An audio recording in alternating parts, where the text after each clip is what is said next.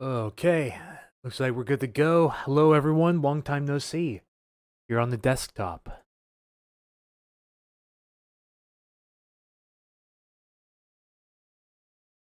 Yeah, I gotta get a few things set up here, and then we can begin our live coverage for today. Welcome in, everyone.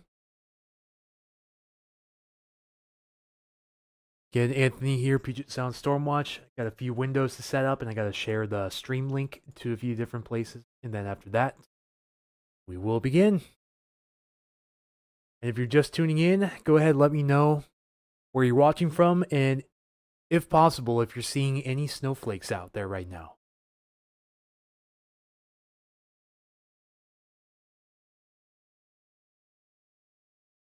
I do need to get this stream link shared to X and Blue Sky real fast. Connor Neely once again first. Hello, good morning.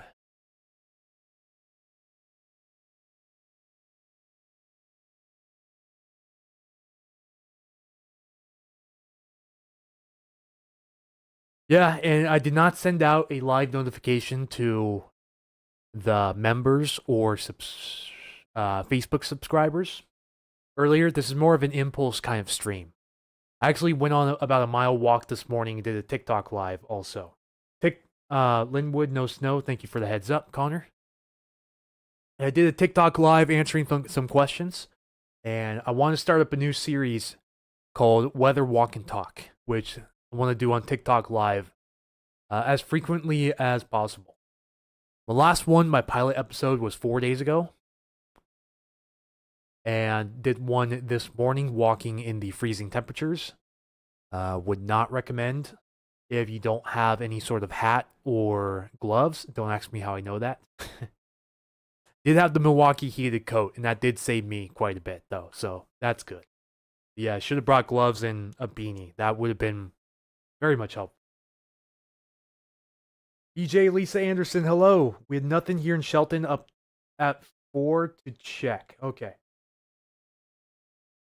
Ashley out of the Roy area. Here just mostly watching on my TV, doing social media stuff or my art page right now. All right, welcome in. Thank you for tuning back in. Diane, nothing in Shoreline. Thank you for the heads up. Ken Moffat, no snow, but cold.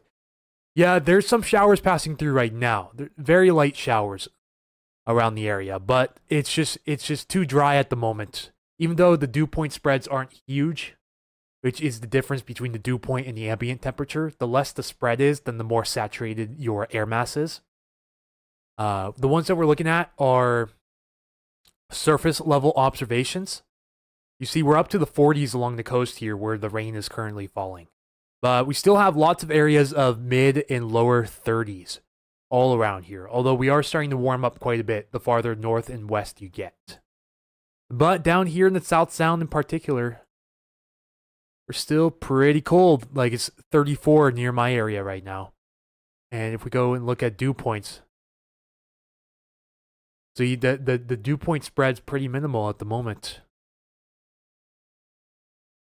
Let's just look at temperature and dew point. So temperature is going to be the black numbers on top here, and the dew point's going to be the blue numbers on the bottom. It might be a little hard to see, so I'm sorry about that. Let's bring up the font size quite a bit. That might be a little better. So you see, we're doing pretty good. We're saturated, but still, I'm seeing a lot of evaporative cooling out there. This station's obviously acting up. It's not a 13-degree dew point. Not a shot. Mountain is mainly bare this year. Not good. We need snow. Yeah, the mountains in general are not doing too hot. That I agree with you.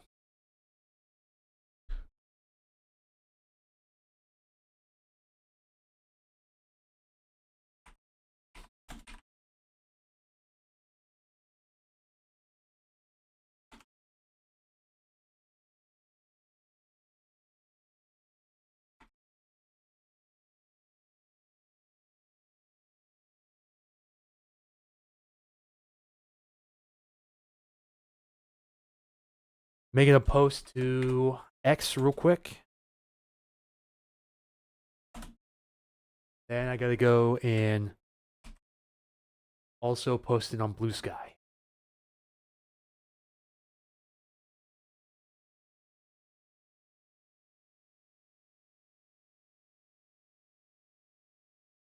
All right, perfect. We are posted.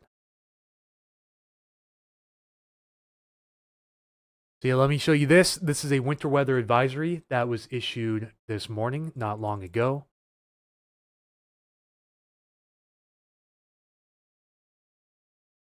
Hang on a moment. There we go. Okay.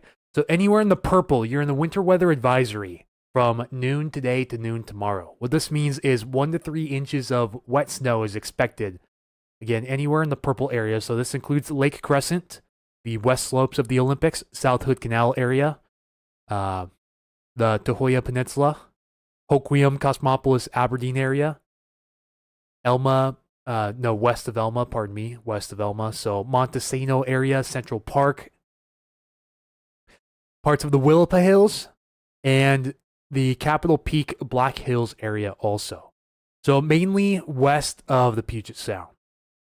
Right now, no advisories in effect for the Puget Sound proper, but just as a heads up, that is again in effect from noon today until noon tomorrow. 1 to 3 inches of wet snow expected for anywhere in the purple. But overall, the air mass is not too dry. You know, it's a little bit different per station, but most dew point spreads are within 2 degrees. Some areas 3 degrees, but a lot of areas are within 2 degrees of the ambient temperature, which means we're not bone dry. You know, there's plenty of frost out there, and even some areas of freezing fog have been reported. So it's not bone dry, but it's just the showers right now are not heavy enough to break through a very shallow dry layer above this. I want to see. It's a really outdated NAM model I'm about to pull up because it's been a couple weeks since I've been on here. So let's reload that one more time. I'm going to see if I can pull up a point sounding to show you guys what I'm talking about here. Coney Jones says hello from the Skagit. Hello from Milton. Again, a small city between Federal Way and Puyallup down here in the South Sound. What am I looking at here? All right, let's go to winter weather, and let's go look at total snowfall Kuchera ratio. Let's zoom in a bit too. This is the NAM 3KM, which should be shut down this year. And you see, actually, it's picking up a few of these very light tracks down here in the South Sound. But again, it keeps a majority of the snow to the higher elevations or the foothills. So including areas like North Bend, Snoqualmie, Tiger Mountain area as well. This is through 8 p.m. tonight. And then early Tuesday morning, it starts to fill in some areas here like the northeast Jefferson County area, Kitsap Peninsula, and areas mainly south and west of Olympia too. So just a couple areas we'll have to be watching here. Hello from Bothell. Thank you for tuning in. What about Coopville? Heard there's supposed to be snow Wednesday night.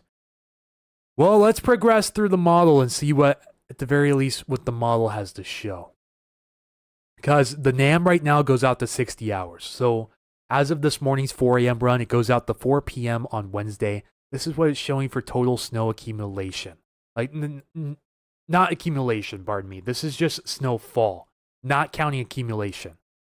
So this is basically predicting how much snow is going to fall, but not how much is going to accumulate. For that, we'll want to go to snow depth. And we'll want to look through each hour because this shows melting and accumulating. You see, actually, Wednesday morning, you start to see we actually melt some areas up here in the mountains too, which is not good. But Wednesday morning and afternoon, it's picking up on some snow here in the higher elevations between Mount Vernon and Bellingham. Like the Alger area, where there's some hills in spots too, through the Sumas Mountains in Whatcom County. This is usually a pretty good, what you would consider a lowland snow spot. Really anywhere that's not up in the mountains, and it's not really picking up as much here in the Cascade foothills as it was prior.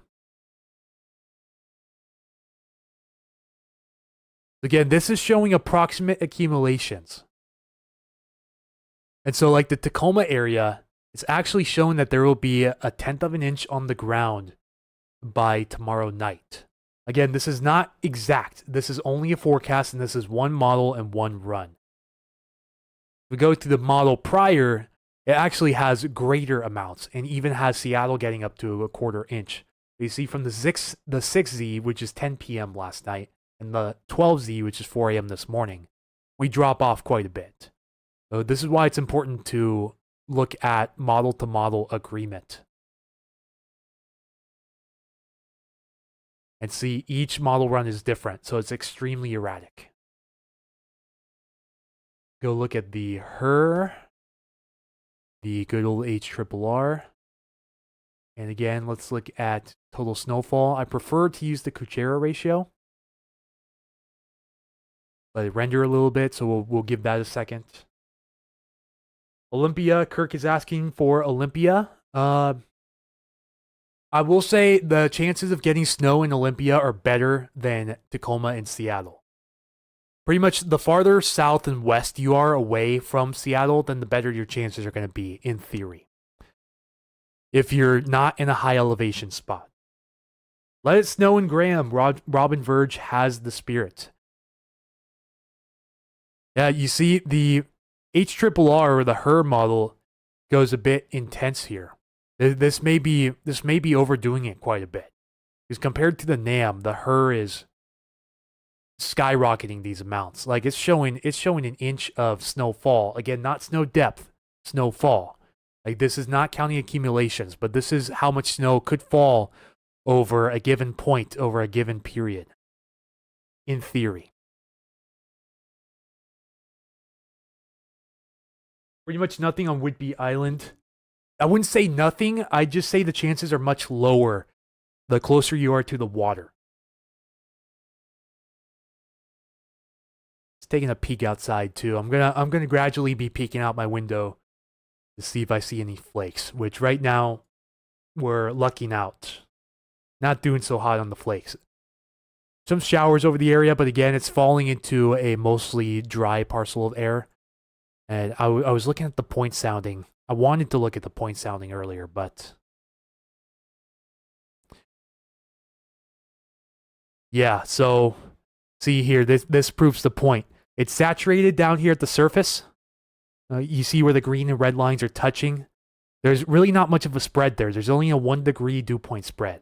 The ambient temperature is below freezing, and the dew point temperature is 30 degrees Fahrenheit. So only a 1 degree spread. That means we're fairly moist down here. But then there's this stubborn inversion right here. This little warm nose. You know, so the blue line right here indicates freezing. And you see how this warm nose is on the right side of this blue line. This is above freezing. So actually, what this sounding is showing is any precipitation that would fall would probably be in the form of sleet or freezing rain. In theory. Kathy Curry, hello. What about Enumclaw? Actively watching those chances right now, although it's not looking fantastic. There's only a marginal chance for most of us to see anything worthwhile. But yeah, you see as you go up in height, the dew point decreases. It goes like off the charts dry. So this is the layer of the atmosphere where we're seeing the virga right now, or the evaporative cooling. So any precipitation that falls into this dry slot right here will evaporate back into the atmosphere. So we need much more potent showers to move through. You see possible hazard type is freeze. You don't see that too often around here. We need heavier rain showers to fall into this much more moist environment down here to be able to get any shot of seeing snowflakes. But this is just a specific point sounding, kind of nitpicking parts of the South Sound here. So again, a very conditional threat of snow. A lot of things have to line up in your favor. So yeah, although it may be moist down here at the surface, it is bone dry. A few thousand feet above the ground. Eastern Hood Canal area. If you're talking about... Let me see if I can pull up the advisories. Okay, there we go. If you're talking about the Tahoya area in general, and parts of the Kitsap Peninsula on the east side of the Hood Canal here, so like Belfair area, then anywhere in the purple, again, you're in a winter weather advisory from noon today till noon tomorrow. So you're in an area, again, anywhere in the purple here has a shot of seeing 1 to 3 inches of wet snow potentially. So just as a heads up to you. Again, this includes the Lake Crescent area, Forks, and really any of the western foothills of the Olympics. So including like the Quinault area, for example, is also included. Hump Tulips area is included. Wishka is included. Aberdeen, Hoquiam, Cosmopolis, Montesano, Central Park. Willapa Hills are included in this. So this is Portland's advisory right here. Western Lewis County, including, I believe PL is included in this as well. And then the South Washington Cascades. This is covered by NWS Portland, however, just a heads up. So anywhere Lewis County northward is covered by the National Weather Service office in Seattle. And see, this includes the Black Hills and Capitol Peak area too. Again, 1 to 3 inches anywhere in the purple shaded area.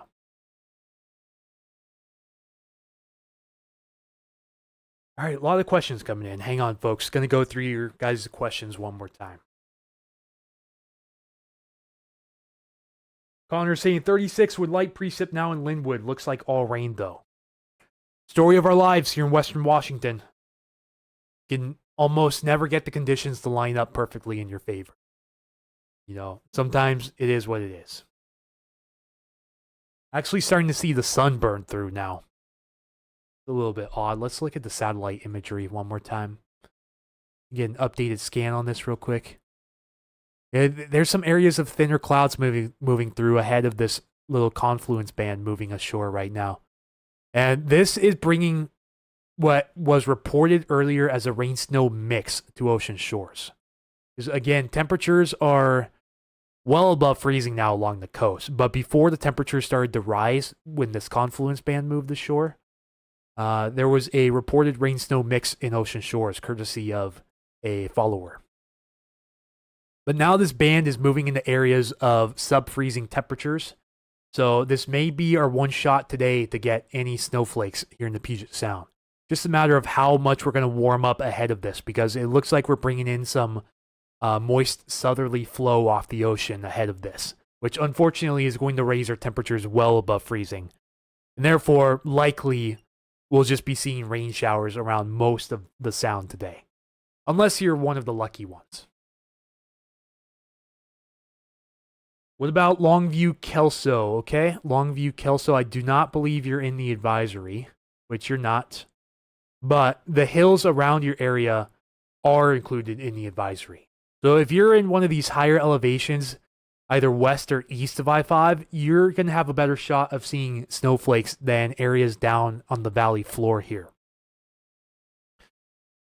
And again, it's just because the temperatures are going to be marginal when the precipitation starts to become more robust as it moves in.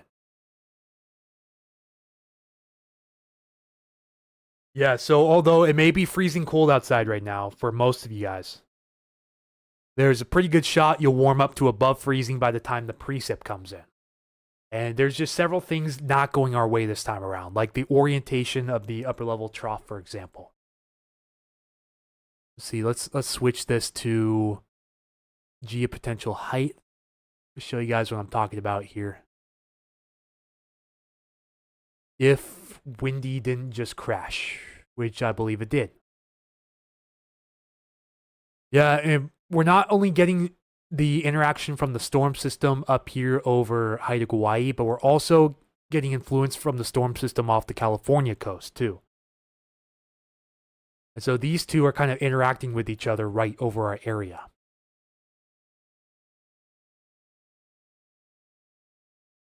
Yeah, so let's play the last hour or so on the loop. Wait for that to load real quick. We'll play the last hour on loop.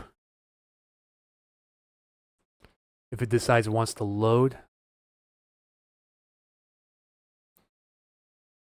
Yeah, so the showers, as you guys can see, the showers are mostly coming in from the west, which means we're bringing in a little too much marine influence for at least the coast right now. But this marine influence is most likely going to start to work its way into the Puget Sound as the morning continues and into the afternoon hours. This band of showers, yes, it's heavy enough to break through that area, that layer of dry air aloft, but it's likely going to warm us up a little too much in the process, unless you're one of the lucky ones that's kind of socked in from the southerly wind and doesn't have much of that marine influence. So that's one of the most troublesome factors of getting snow around here is you just get way too much mild air off the Pacific. You know, most of the time you either get these cold snaps that come out of the north, but they're bone dry and you have no moisture to work with, or you have the moisture to work with and you have no cold air to work with. That's just kind of how it goes around here. Of course, I can list quite a number of times where it has worked out. For example, December 2008, January 2012, February 2019, February 2021, December of 2021, just to name a few dates where we had the cold air and the moisture clash just the right time and just the right area to get these massive snowfall events around here. That is going to be far from the reality this week. This week is going to be extremely marginal. Let's start answering some of these questions because I still see questions, especially on Facebook, flooding in. Kim says, nice to see you. Yes, welcome back. When is this supposed to possibly start? As soon as this precipitation band moves in. We had some light showers ahead of it, but the air is just way too dry, and the showers aren't heavy enough to break through that dry slot.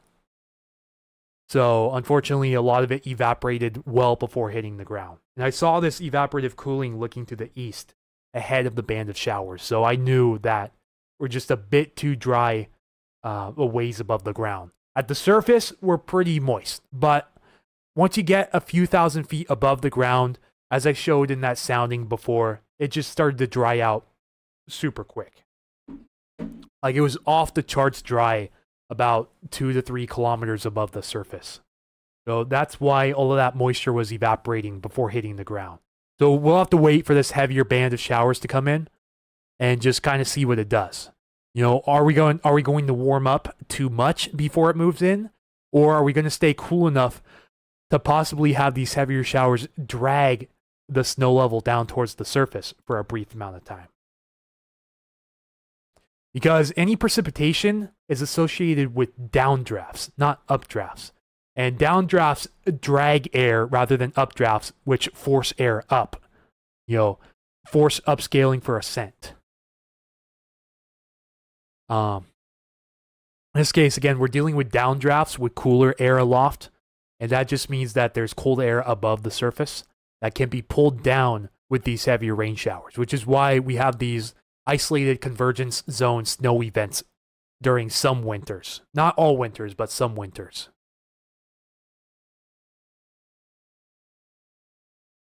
I think a few years ago, there was a pretty good convergence zone snow event. I think it might have been early 2022, if I'm not mistaken, where a convergence zone just set up over the Kingston-Homish County line and just dumped snow over a very localized area. Is Silverdale going to get accumulating snow? Unlikely. Not impossible, but very unlikely. Just watching these surface temps closely, because I see the temps are already beginning to jump pretty quick. So it may not work out in our favor. We're probably going to get too much marine influence for any widespread chance of showers. Snow showers. Snow showers. Again, checking out the air temps. Starting to warm up into the mid to upper 30s the farther west you go. This is not what you want to see for any snow chances. Even some 40s already around the central Puget Sound too.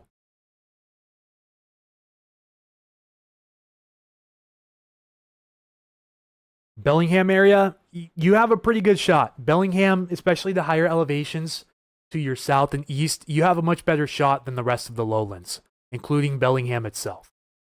Really, again, the farther away you are from the water, the better your shot's going to be at seeing even a few flakes. And Bellingham, you're not included in this winter weather advisory. Like, none of the higher elevations outside of west of Olympia are included in any winter weather advisories, at least not yet. We'll be actively monitoring the situation to see if any winter weather advisories do get issued for any of the mountains, foothills, or in the most unlikely scenario, any portions of the lowlands around the Puget Sound. Again, I'll be on standby for that. I'm gonna make sure I have my site open where I can get the NWS alerts in real time.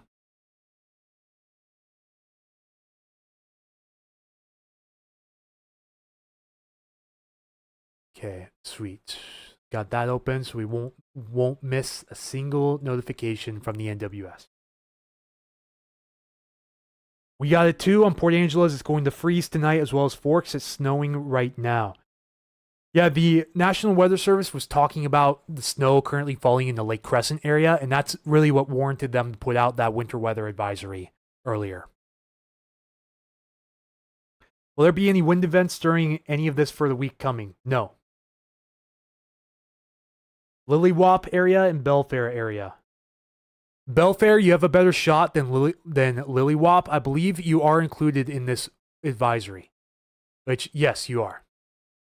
Again, from noon today to noon tomorrow, 1 to 3 inches of wet snow expected, including Belfair. The Hood Canal area is sheltered. It's its own little microclimate along the Hood Canal, so it's a bit more sheltered from the Pacific air than a lot of the surrounding area. So you could easily get some snow directly along the Hood Canal, especially on the lee side of the Olympics. Just realized all of the Hood Canals on the lee side of the Olympics, so scratch that.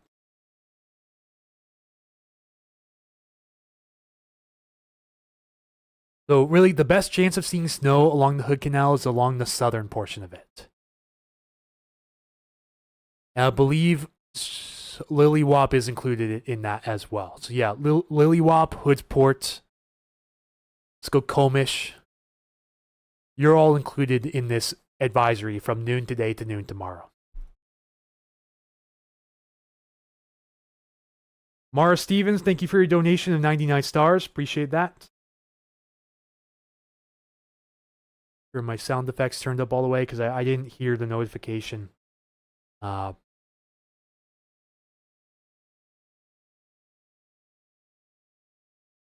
about 615 feet up on the Hood Canal. Yeah, if you're above 500 feet, then you'll have a much better shot than anywhere below 500 feet. Super sorry if I was late to answer your question. Facebook's still catching up a little bit. Karen Stewart, how about Olympia? Yeah, you're not included in the advisory, but Olympia, again, has a better shot of seeing any flakes than Seattle and Tacoma. It's really going to be best shot of anywhere in the lowlands for snow is going to be south and west of the metro area. Cindy says, good morning. Hello, good morning. Better Way area. The higher your elevation, the better off your shot of getting snow is. So Federal Way in particular is starting to heat up pretty quick right now due to that band of Pacific air coming in. The showers coming in off the coast right now are bringing in much warmer air, which could bring us up into the upper 30s or low 40s for much of the Puget Sound by the time it gets here.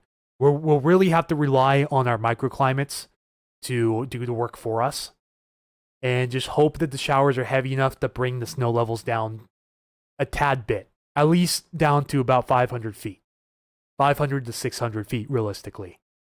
But it may just be too warm by the time it gets here, and that I believe is why the NWS is holding off on putting a more widespread winter weather advisory ahead of this band of showers right now. Again, if we go back and look at windy. moving up the US 12 Highway 8 corridor right now from west to east. We're already up into the 40s along the coast, but we're still in the 30s for most of the Puget Sound area here. But starting to warm up pretty quickly.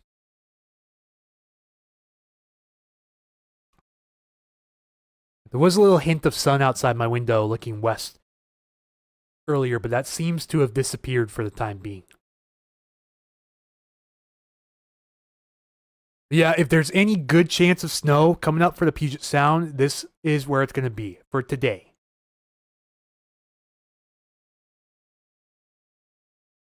But for a lot of us, again, like I mentioned in my post a couple days ago, a lot of people are going to be asking the question, why not me? You know, just because some areas are going to get snow, some areas are going to get zilch. There's a chance of snowfall, Coopville, all week, mix of rain and snow. There's going to be a shot of snow for all of Western Washington, including over the Puget Sound. But it's minuscule at best. Again, if you're in areas really above 500 feet, then your chances are going to be higher than anywhere down near the surface. Down near the surface, it's just above a 0 chance. There's a lot of conditions, again, that need to line up, and it's just not going to line up for most of us, sadly. So there's going to be a lot of disappointed people. I'm 100% sure of it. Forecast for the rest of the week, people are asking. Let's go look at our friend, the European, the new 12Z models rendering. But it's already rendered out to 138 hours, which is perfect. Exactly what we need it for. Unfortunately, this is lower resolution, so we're probably going to have a bit of terrain bleed into the lowlands. What that means is the model confuses the lowlands for some of the mountain areas, and it bleeds off into the Puget Sound because it thinks the Puget Sound is around the same elevation as the mountains, just due to the lower resolution of this. So what you see here, where it shows 1.5 inches for a total snowfall through Saturday, shove this a bit to the east into the foothills, and I believe this is a little more realistic pattern. Again, I think this is overdoing it quite a bit for the lowlands, but I guess we'll see if the high-res models, once we get in the range for later on in the week, shuts me up on this or not. We had 5 minutes of legit snow here in Rochester. Legit snow, I like to hear that. Yeah, again, you were in one of those areas where the Pacific air didn't quite work in time before the precipitation moved in. So as a result, you had this cold air down near the surface, but you had this warmer, moist air above it. And as a result, the precipitation falls into this cool air mass and falls either in the form of a wet snow or sort of a sleet. Yeah, because looking at the soundings around the area right now, we could probably pull a high-res point sounding down there and see what it's showing right now. We'll see what the HRRR is showing for your area in the most recent 17Z run.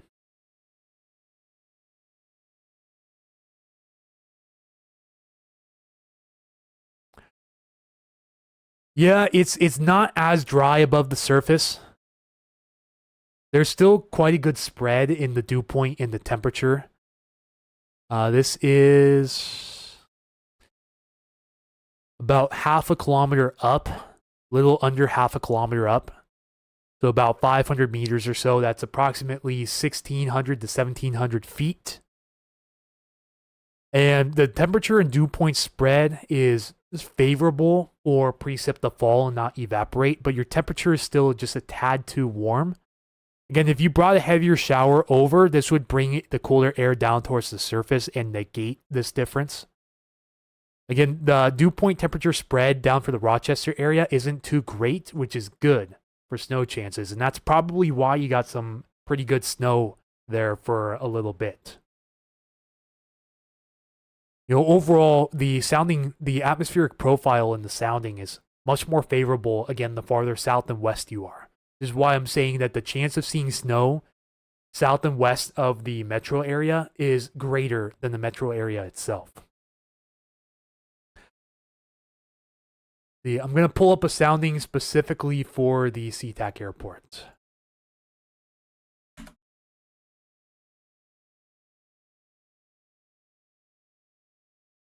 Yeah, at KC, okay. Again, this is a forecast sounding. This is not an observed sounding, so this is only a forecast. Temperature, a little bit too warm, but the dew point is at freezing. A little bit dry here again, a couple thousand feet up. But above that, it's a pretty moist parcel of air above about a kilometer.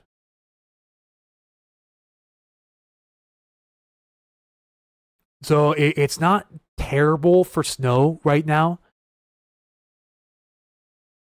But the precip was too light that was coming in earlier, and it just evaporated as soon as it fell into this little dry slot right here. Again, around 1,600 feet or so, 16 to 1,500 feet realistically. That light precip just fell into that dry slot and it evaporated back up into the atmosphere. It did not reach the ground. But we're looking at the 17Z HER, the hourly run, initiating at 10 a.m. Let's see what this shows for the next, so far, 10 hours on the run. And we're going to look at total snowfall on the Kuchera ratio.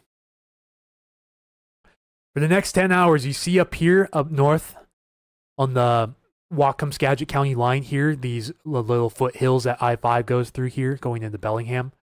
This is picking up on 1 to 2 inches of snow as we go through this afternoon. So just a heads up, if the HER is onto something here, you could definitely see some snow in the Bellingham area. Again, mainly south and east of Bellingham in the higher terrain here. This, I believe, is Sumas Mountain right there. And this shows about 3 inches for the top of Sumas Mountain. And for Mount Baker, it's showing about 6 inches through 7 p.m. We have another hourly run here. So, yeah, you see that? It picks up on an inch of snow over Fidalgo Island now. Interesting. I guess we'll really have to keep tabs on this as we go into the evening and see what happens with this setup. Because it is showing some snow falling. Again, this is not depth. This is just snowfall. So it does not take into account, pardon me, it does not take accumulation into account, unlike snow depth. If we switch it over to snow depth, see, it has much less for the island in Deception Pass area than it does with snowfall. But the snow depth is still upwards of 2 inches at 8 p.m. for the higher elevations of Whatcom County here. So we'll have to check and see if that verifies. And as we go on throughout the day, see, show some light snow moving up the Hood Canal area too. Very light snow. And this again is showing accumulations, not just snow that's falling, but snow that could likely accumulate on surfaces. Best chance for any accumulation again is going to be on non-cement, asphalt, concrete surfaces. So like grass, roofs, cars, bushes, trees, for example, anything that doesn't repel heat, like concrete and asphalt.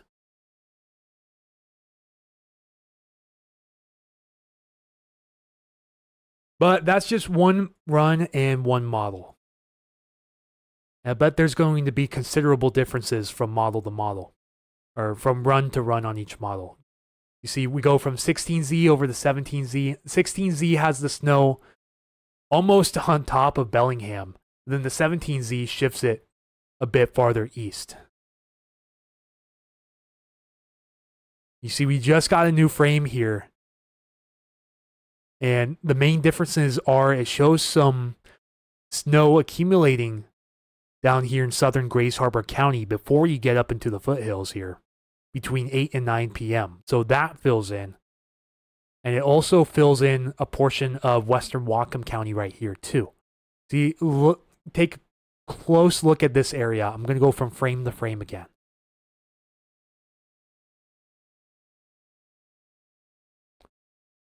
It's a good sign for what's coming up. If you want snow along I-5, like the Ferndale, Custer area, from Blaine all the way down to the Whatcom County line up here, your chances of snow tonight are, I will say, better than zero. Let me refresh the chat, make sure I'm not missing anything. I'm not good. Okay, perfect. Let's go look at the old reliable European model again and see what it shows for precipitation over the next few days. Again, resolution is going to be an issue here, so we won't be able to see precisely where these showers are going to be setting up and exactly which precipitation type it's going to be and at what time. So this is showing it in 3-hour increments. So the Euro is showing some snow over the Tacoma area, even a mix down here in Olympia. And the red is actually freezing rain, which is ice accumulation, but I doubt we're going to have any crazy issues with that. This is showing between 1 and 4 a.m. tomorrow, it could be snowing in Tacoma.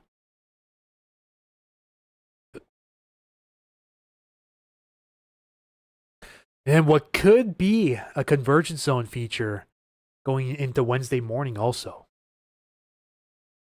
How's it looking for the Tri-Cities? We can take a look at that too. Tri-Cities right down here.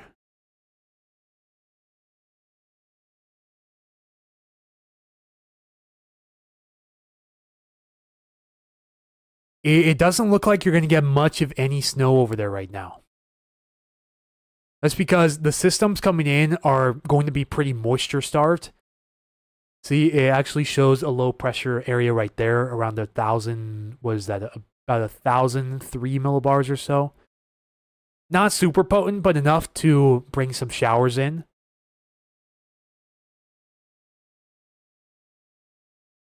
And you see over the next few days, we're definitely going to have several chances of at least seeing some snowflakes here west of the Cascades. Of course, chances are going to be much better to the east, but how much of this moisture is going to make it over to the east is the big question. As of right now, it doesn't show much of it making its way into the Tri-Cities. And really, eastern Washington is going to be pretty moisture starved overall until about, as of right now, Monday of next week, in which most of it is likely going to be in the form of rain.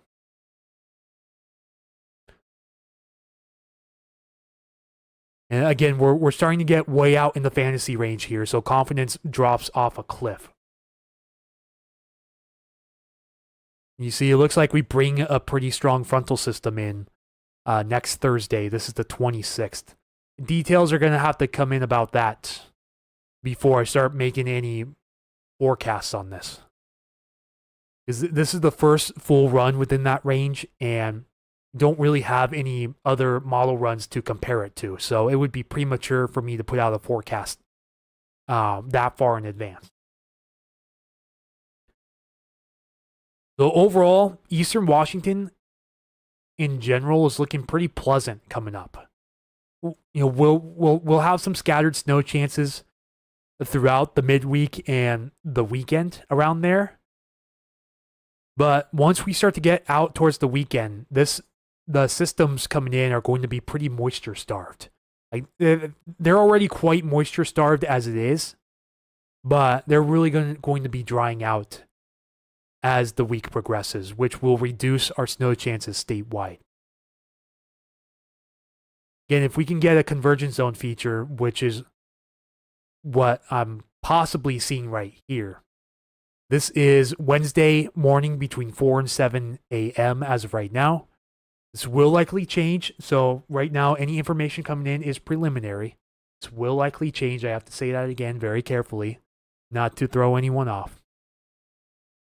But potential for some convergence zone snow showers comes up Wednesday morning here around the Puget Sound area,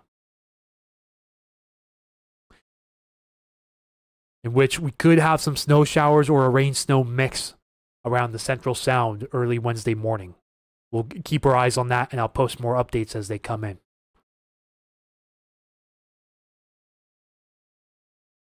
You see a lot of areas where you see the green too. That is just cold rain. So chances again for snow are going to be extremely hit or miss. It's just going to depend exactly where you are and when you are there. But it's going to be a nowcast situation. It almost always is a nowcast situation with these setups, which just means we're going to be staring at the radar and waiting for real-time reports and observations to come in and then make our forecasts that way.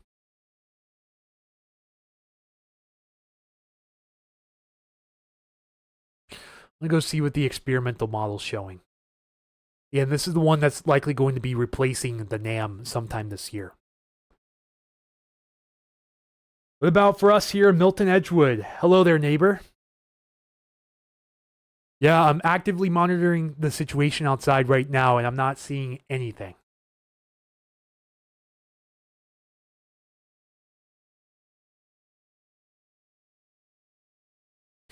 Shower activity is moving up towards the I-5 corridor right now from west to east. But the temperatures continue to go up, and there's already a few stations hitting 40 around here. This is the warmer, moist Pacific air moving in ahead of that band of showers, which is going to upset a lot of people today, realistically. So just a heads up, as the showers get closer, the chance of snow is actually going down. So the difference, the thing that could really save us here is if we have these pockets of colder air as the showers are moving over. And therefore, we could have the downdrafts associated with the showers drag the snow level down briefly and potentially get some light accumulations, or at the very least, see some flakes. But again, this is going to be very spotty and conditional. So a lot of people are going to be disappointed. I'm completely ready to get absolutely flamed by people for saying it was going to snow, which is not true. It said it might snow, and it's not going to happen, or it doesn't happen. Just the way it is when you're a forecaster here in the Pacific Northwest. Of course, we might miss it. Yes. Yeah, the first round of light showers that came through this morning, we missed. I think everyone missed it just because the air was too dry. Like anywhere between 1,000 to 2,000 feet above the ground, the air is bone dry. But down here at the surface, it's pretty moist. So that's why you saw frost accumulation this morning on the ground. You know, I went on a TikTok live walk this morning, and if any of you guys tuned into that, it's just frost everywhere. So the moisture is good here near the surface, but as soon as you start climbing into that dry slot above the ground, everything that falls through that isn't heavy rain is going to evaporate. And with radar echoes that were just barely showing up on the radar as it is, it's a recipe for disappointment. I could literally see the precipitation evaporating back into the atmosphere, looking off to the east earlier. And I showed that on the stream as well, where you see those little streaky clouds that looks like cirrus clouds falling down towards the ground. It's a cloud type called Virga, V-I-R-G-A, and it indicates evaporative cooling, which again is an endothermic process. So evaporation is an endothermic process. That means it takes in heat. So it cools because it removes heat energy from the atmosphere. The opposite can be said for condensation. Condensation produces heat energy. It releases heat. It's an exothermic process. Is there a possibility Everett will get a little snow this week? Definitely a possibility, but I'm not going to say it's high. You know, I'm going to keep mentioning the word conditional throughout this whole week because the threat of snow, again, is marginal at best. You really have to be in the right spot at the right time. That's just the reality of it. And if you're up north, pray for a convergence zone to set up. Let's see, most of the Seattle area is already in the 40s. So,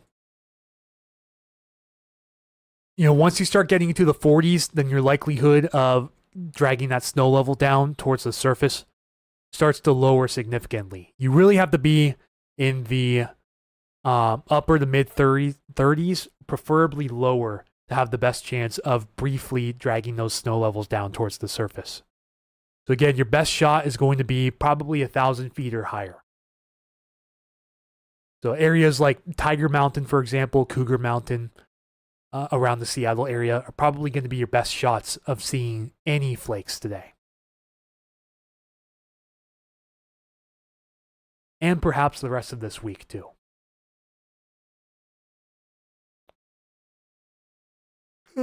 Hey, let's see if I can get radar scope open here, which it looks like we can. Switch it to single panel mode. Again, heavier showers moving on the coast right now.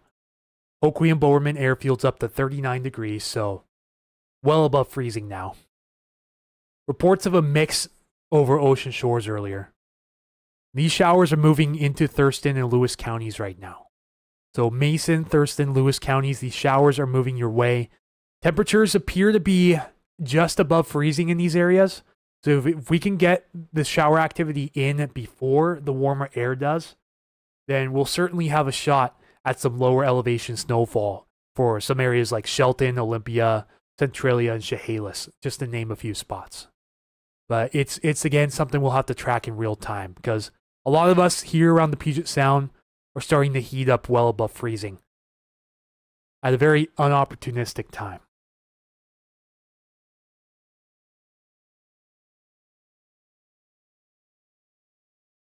Ooh, Environment Canada has an advisory out. Wonder if this is for snow chances. Yep. Environment Canada special weather statement, possible snow over higher elevations. So Metro, Vancouver, Fraser Valley, Abbotsford, Mission, Sunshine Coast, etc. today and tonight. For anyone in the lower mainland that's watching right now, special weather statement for a good majority of the lower mainland of western BC, including Vancouver, the entire Vancouver metro area, for the potential for some light snow showers today and tomorrow.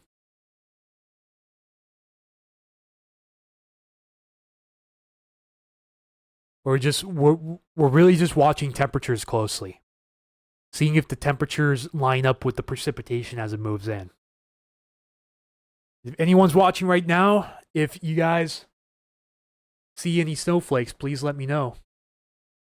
More than happy to listen to your guys' reports. Not sure how long I'll be live today either. So, hoping to stay live for as long as possible, but only time will tell.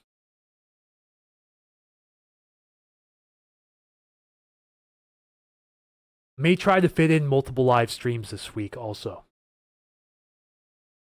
to cover the shots of snow.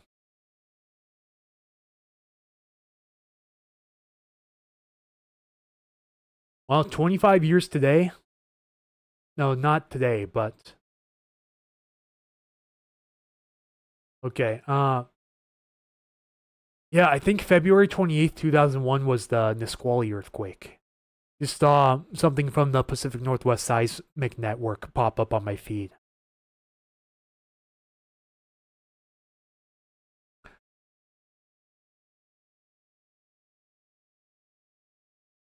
Okay, guys, we're going to take a water break, so I'm going to play some ads for you guys real fast here on YouTube. William Gatlin, hello. Been a while. Good to see you. Yes, good to see you too. Welcome back. Still sunny in Oso. Soak up that sun while you have it.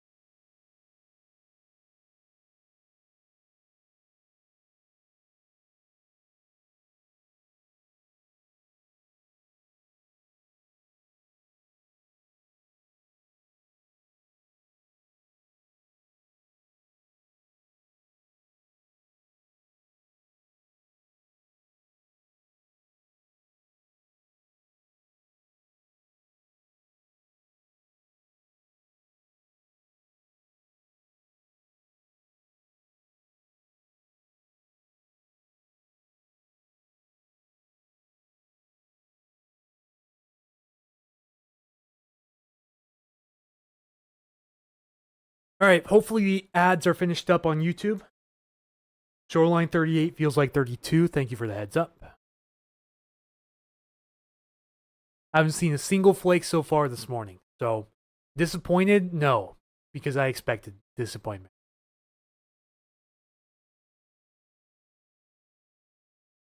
uBlock Origin works 100% on YouTube. Twitch is the only one that's hard to block ads on. Yeah, I've considered also moving the platform over to Twitch too. And maybe even Kick, which is a new Twitch competitor, a newer Twitch competitor. But most of the audience is on Facebook and YouTube, and I'm not sure how many people would be on Twitch. You know what I'm saying? But again, if you want to support the creator, either consider keeping the ads or signing up for a YouTube Premium membership, because YouTube Premium users also send a portion of their subscription to. Hang on, let me rephrase that. YouTube Premium users also send ad revenue too, although it's not direct. A portion of their subscription, I believe, goes towards ad revenue. If Sonia was here right now, she'd probably explain it a little better because she's a YouTube Premium user. Maybe Dabu, hello, welcome in.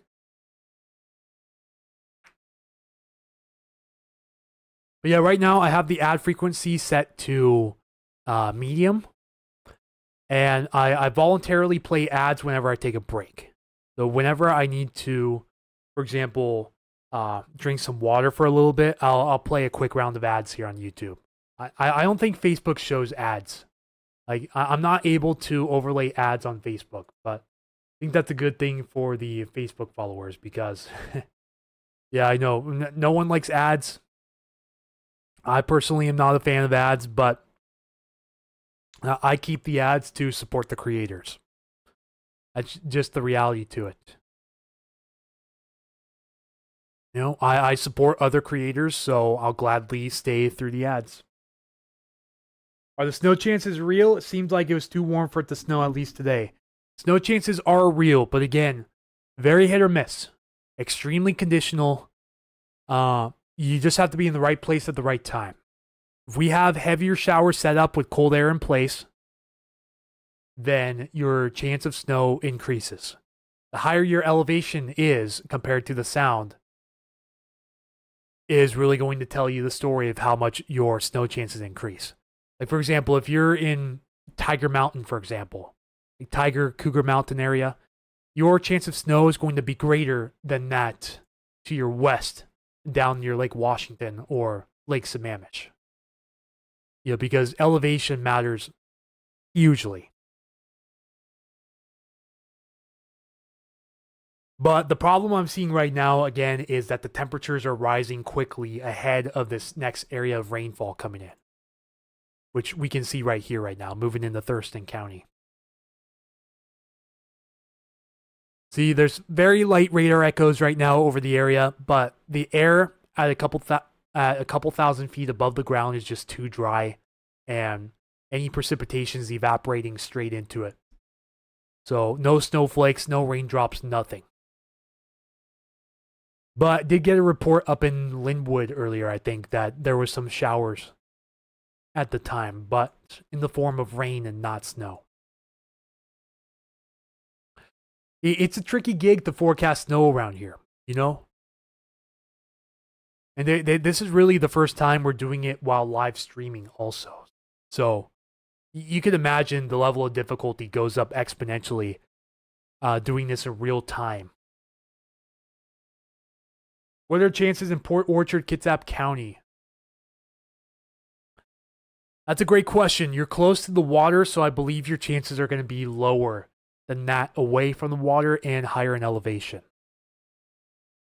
You know, right now, again, with the showers coming on shore, it's a very mild, warmer air mass than what we have in place right now.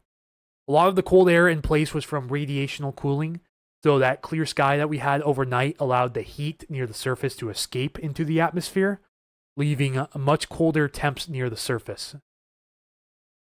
And so as a result of this next system coming in, which is much more mild than the air mass that's in place, this is displacing all of the cold air, displacing it with a warmer Pacific air mass, which again is much more mild than an Arctic air mass, which is also still well to our north too. You know, the Arctic air coming in is a whole different story. That could definitely change things. Right now, and we'll go look at this on models too, looks like most of the Arctic air is going to stay bottled up in British Columbia and points to the east. Let's go back to the European, and I'll show you guys some upper level air maps here. Let's go to 5,000 foot temperature anomalies. This is the Arctic air I'm talking about right there. Again, we've been having trouble the entire winter getting this Arctic air to stay west of the Rockies. It always wants to leak east to the other side of the Rockies. And by far, this is our best chance all season of getting any Arctic air intrusion into the Pacific Northwest.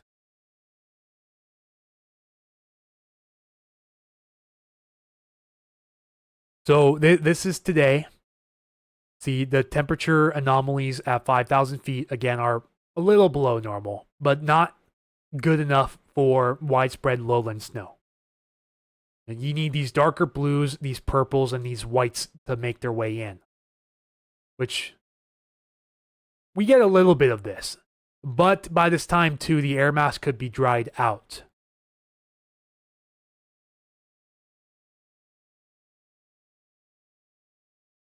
So see, that Arctic air begins to seep southward across BC and Alberta. It's being dragged south by this little shortwave upper level trough right there. But the trough placement is not great to get this much farther south than where it's being hung up right now. You know, you could get some of this modified Arctic air in the eastern Washington via the Okanagan outflow. But I'm not seeing any good conditions for Fraser River outflow to work this into the Puget Sound. At least not initially. So yeah, chillier air will be on the way as a result. But we likely won't have enough moisture for any widespread snow chances in the near period. Really, remember, after this comes through too, once we go into the weekend and beyond, we start to warm up again. Noted by all the oranges and the reds here. All the Arctic air stays bottled up way north of us.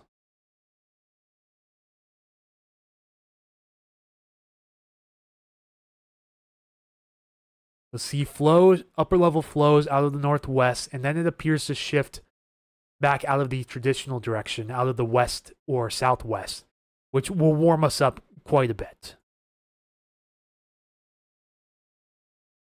Then after that, over the next 15 days, I'm not seeing any signs that we return to northwesterly or northerly flow, which again is the direction that the air is coming from, not the direction where it's moving to.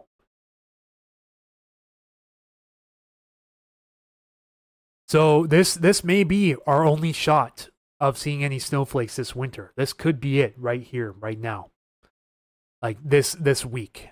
From today all the way through potentially Friday.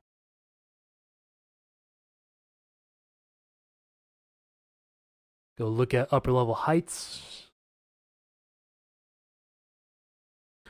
Waiting for this to load all the way. Yeah, here's this upper level trough, this area of low pressure that's dragging in the cold air right now, giving us a cooler air mass with a chance of showers. Both of these lining up could result in some snowflakes, but the widespread confidence again is very low. See, then that troughing hangs around through about Friday or so. Then we'll be on polar lobe watch after that. Because this is another polar lobe swinging out from the north. But we're way off in the fantasy land too, just a heads up. So take this all with a grain of salt. See, we definitely have a cooler air mass there, 100%. It would be much cooler than what's coming up after that. See, because after that, we're above average again for our temperature anomaly.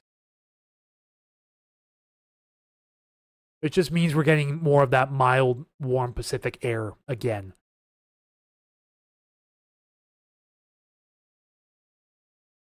Yeah, this is our shot right here. this is going to be our shot this week. Because after that, I'm not seeing any more good indications that we'll have any snow chances coming up, really, for the rest of the winter.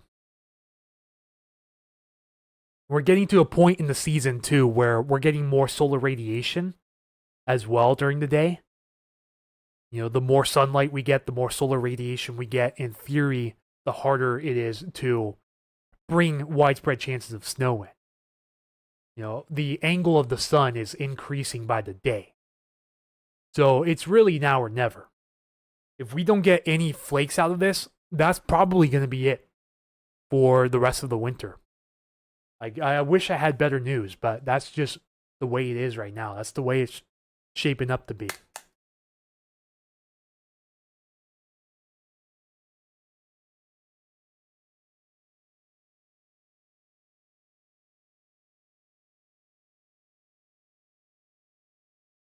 Lacey says, bring the snow, please. I'll see what I can do, but no guarantees.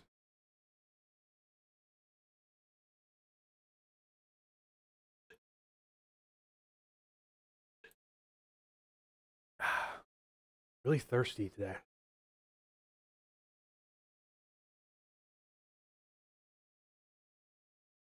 There going to be any in Tacoma?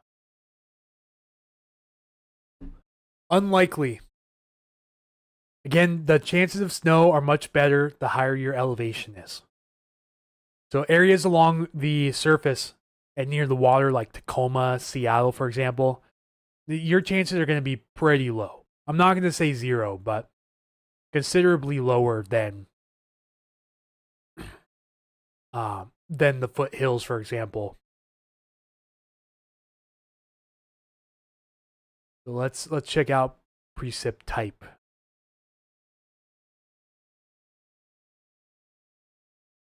This is again what the experimental model is showing, the high-res experimental model for this afternoon. It shows just plain rain over Tacoma. But as we go into the evening time, could cool down just enough to maybe get a quick flurry over some parts of the Puget Sound. Again, you just have to be in the right place at the right time. So this is why I can't say the chance is zero for seeing snow. But snow chances right now, according to high-res imagery, look better tomorrow morning than they do today. Today's just one of maybe 4 days where we have an okay chance of snow around here. Not great, but okay, which is better than nothing. Are chances of snow high for Shelton? No, they are not. They are higher north of Shelton along the Hood Canal and near the Olympics, which again, that winter weather advisory is in effect for over there. We're starting to warm up into the 40s here pretty quick. So Shelton itself, again, is not in that advisory for winter weather. But the Black Hills, Capitol Peak area, and South Hood Canal region are included in that advisory from noon today to noon tomorrow. 1 to 3 inches of snow possible.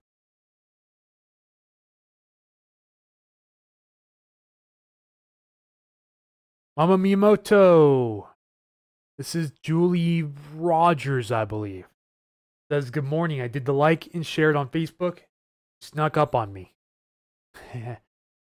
Yeah, normally I send out that live stream notification early, but I decided to impulsively jump on today. So, yeah, again, most of the time, but not all of the time. If you are a subscriber on Facebook, a patron, or a member on YouTube, I'll normally send you early live stream notifications, usually a couple hours before. But that is for regularly scheduled 5 p.m. live streams typically.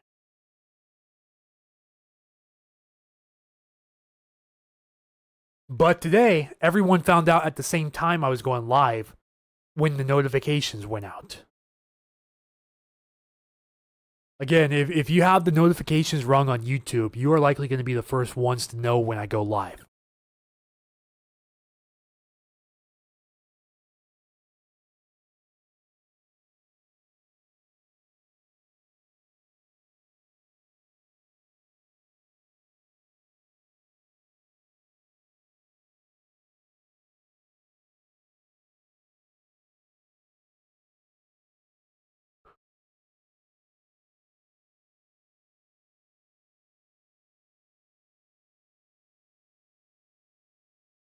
Okay. Bear with me, guys. Hang on just one moment.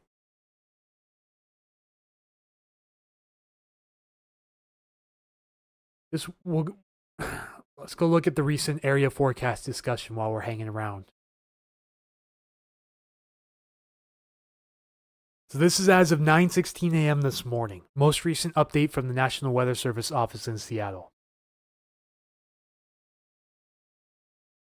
I heard about snowflake possibilities. I looked, and there you were. Looking at my Eagle cams.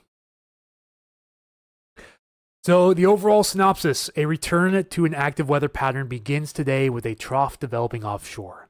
Again, a trough is an area of low pressure, which is normally associated with much more unstable and active weather. Opposite of a ridge, which is an area of high pressure associated with much more pleasant and calm weather conditions. A few fronts associated with this trough will keep precipitation chances in the forecast through the week, including snow in the mountains. Temperatures this week will also be a couple degrees cooler, with highs in the 40s and low around freezing for much of the week. As of 8:45 a.m. this morning, snow had begun falling around US 101 west of Lake Crescent. The main update this morning is an expansion of the area of potential snowfall today through Tuesday morning. The latest high-res guidance from both the high-resolution ensemble forecasts and REFS models indicate at least a 50% chance of 1 inch of snow between now and noon Tuesday from near Lake Crescent southward along the western slopes of the Olympics down to Grace Harbor, the Willapa Hills, and even sneaking into the Hood Canal. Given temperatures in the low to mid 30s, it will be difficult for widespread snow accumulations to develop. Big asterisk on that. However, with the convective nature of this precipitation, which means pop-up showers basically, like they're literally, I call them popcorn showers because they pop up and then they die out. They pop up and they die out. Heavier showers could result in quick snowfall accumulations and rapidly deteriorating road conditions. In general, the snowfall threat will begin in the northern Olympic Peninsula during the day today, then shift southward tonight into Tuesday morning.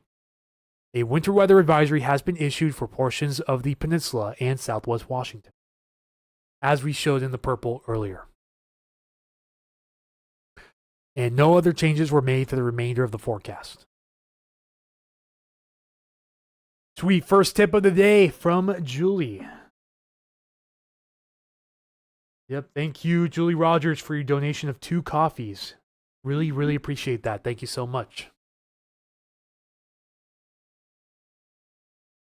So, it starts out with the short-term forecast by saying it is mostly dry this morning across western Washington. But that is quickly changing. As we can see on radar, let's go look at that again real quick. Shower activity is beginning to move into Olympia at the moment. The latest temperature at the Olympia Regional Airport, at least according to this, is 35 degrees. Let's go back and refresh this real quick. That is no longer true. It is now up to 37. Which hopefully, for you snow lovers down there, best case scenario is going to be these showers are heavy enough to drag that snow level down and reduce the temperature quite a bit, which would hopefully at least bring some snowflakes into the picture. Hopefully.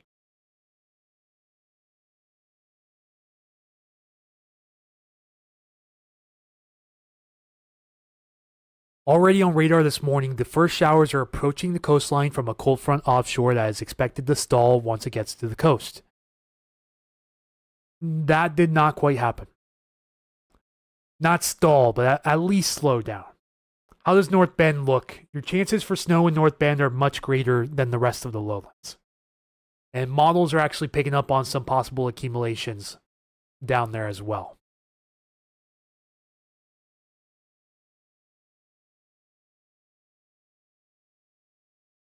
But yeah, right now it's looking like the best chances of precipitation are going to be Tuesday morning and early Thursday morning. Best chances of snowfall. With right now, according to experimental model guidance, again, experimental model guidance, showing the best chance of some snow here in the lowlands between about 4 and 7 a.m. tomorrow. But we will be actively monitoring this as time goes on.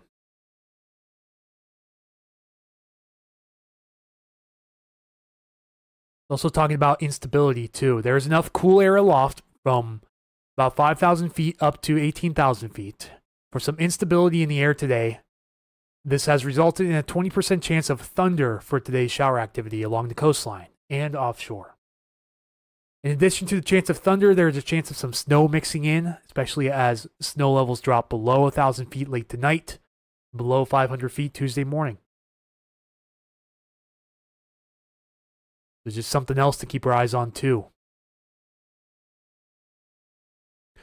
There remains some uncertainty. I'm going to put a big asterisk on this. There remains some uncertainty as to if warmer air from the onshore flow may disrupt some of the cool air down at the surface, causing flakes to melt, which is right now what appears to be the case.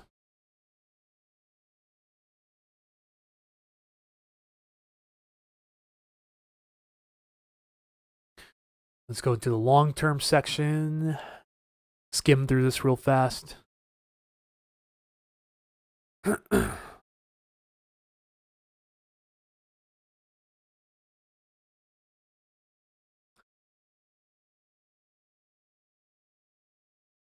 There are split ensemble solutions as to what replaces the previously mentioned trough moving inland.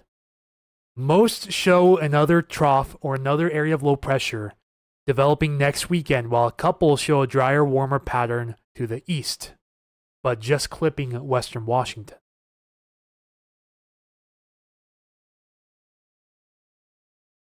It says if a trough does develop, ooh, what's this?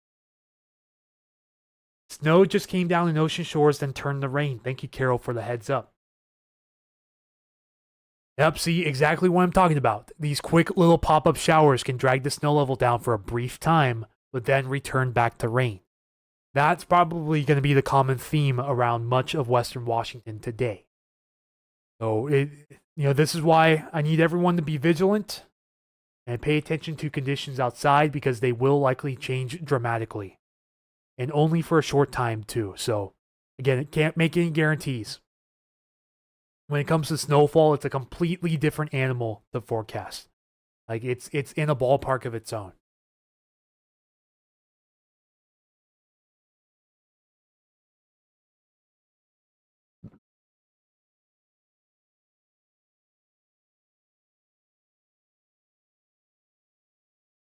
Good news, too. Hydrology section. No river flooding is expected over the next 7 days. Hoorah.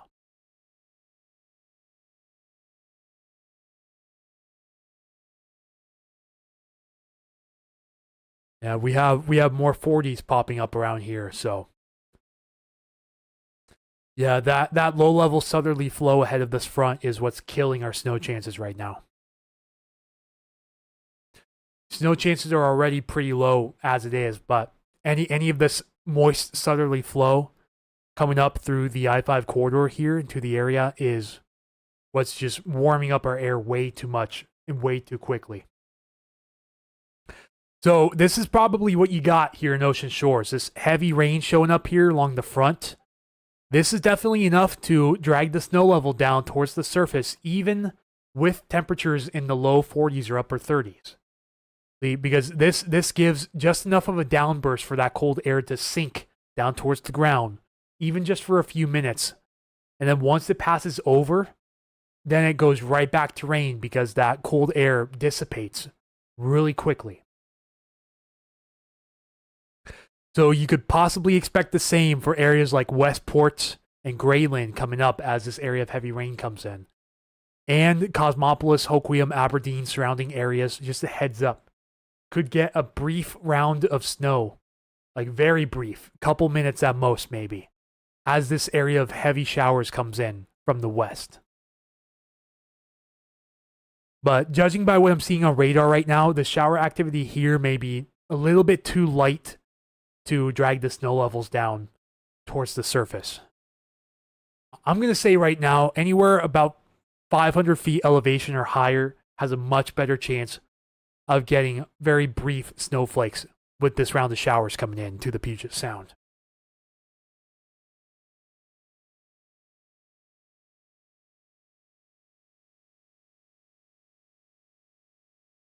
Yeah, see, this is why I really appreciate the real-time reports, so thank you so much for sending those in. It makes real-time forecasting a much less of a hassle. You see here at Ocean Shores, the temperature is in the 40s already.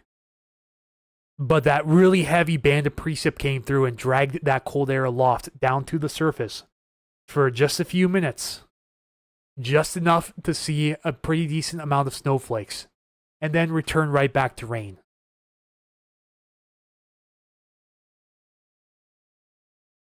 That winter weather advisory goes into effect in an hour from now. Again, for areas in the purple here.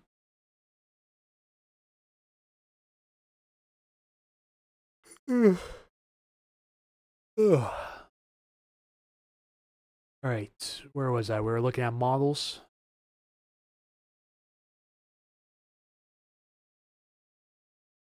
Yeah, 6Z or RFS showing the same thing. Even the 0Z was picking up on it too.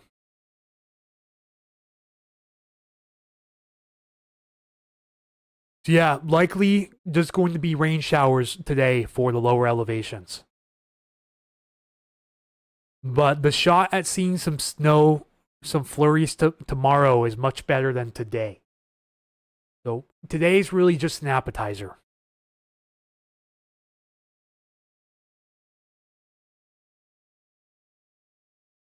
And then it's probably going to dry out a bit Wednesday.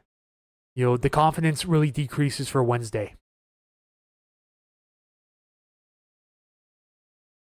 And Thursday, definitely have a shot in the morning time. I see Wednesday, we could get some snow down in Olympia on Wednesday, potentially Wednesday morning. But you see, it sends it right back to rain for most of the Puget Sound by Wednesday afternoon. But it is picking up on the chance of some snow showers in very isolated parts of the Puget Sound here as we go into Thursday morning. So after today, it's definitely not over. It is far from over after today. We've got about 3 more days after today of any good snow chances. Then I don't see any sign of lowland snow coming up for the rest of the winter after this week.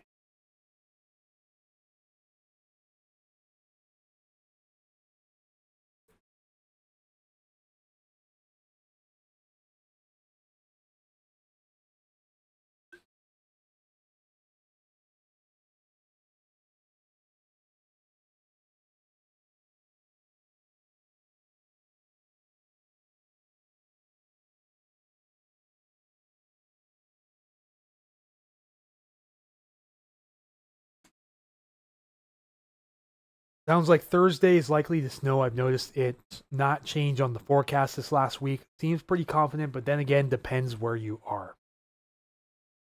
Yeah, where exactly you are is going to be huge. It's going to be the make or break for who sees, who even sees flakes.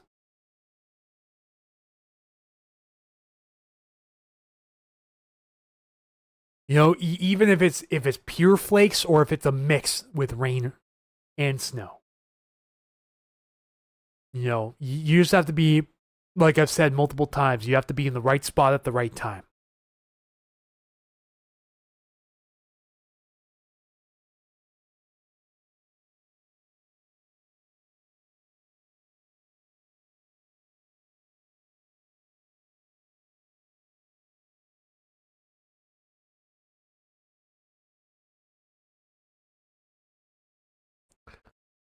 Okay, here.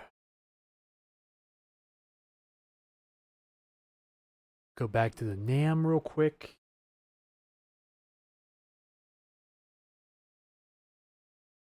Yeah, so both the NAM and the RRFS models show rain for the SeaTac Metro today once that front comes through. But then, chance for some snow showers, isolated snow showers behind that front as a much cooler air mass comes in right behind it.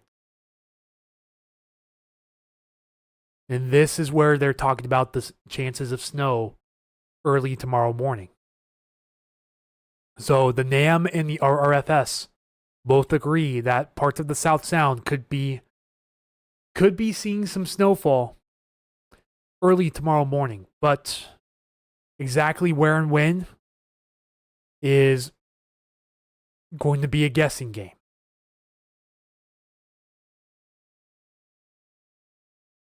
But I do like this signal here.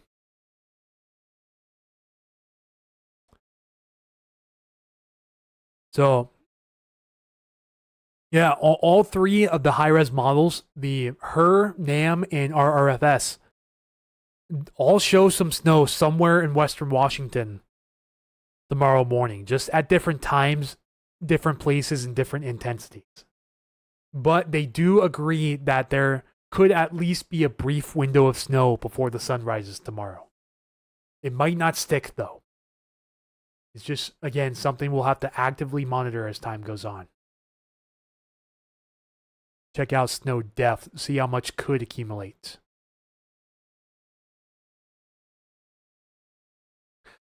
Can't zoom in any farther than this on the high-res maps. You see some of this light gray right here. That's actual accumulated snowfall according to this model.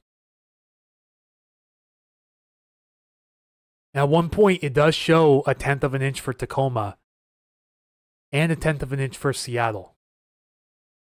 All of this before the sun even rises tomorrow. So it may be a very early morning tomorrow. We'll just have to wait and see.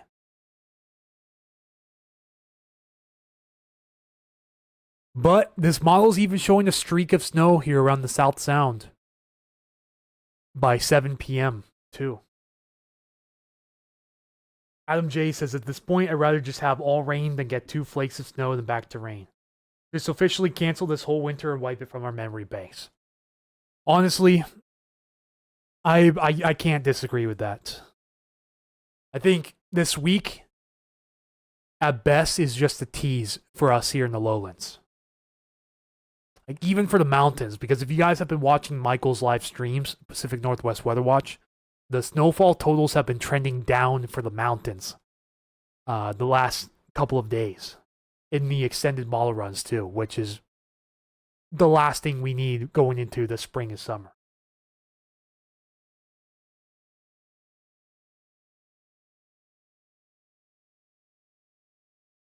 As you see, we'll get beneficial snowfall for sure in the North Cascades, especially. We'll definitely get beneficial snowfall, but it's most likely gonna be too far too late to get back up to average for the year.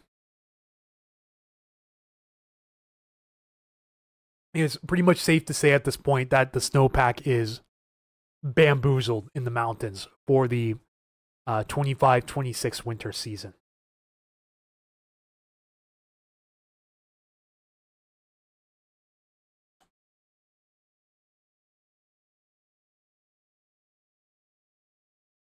And this is such a tease, really.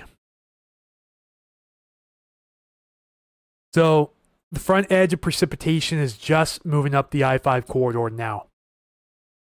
And again, the heaviest showers with this front are moving into Hoquiam here very shortly. So if I have any viewers in the Westport area right now or just west of Hoquiam, please let me know what you're seeing out there.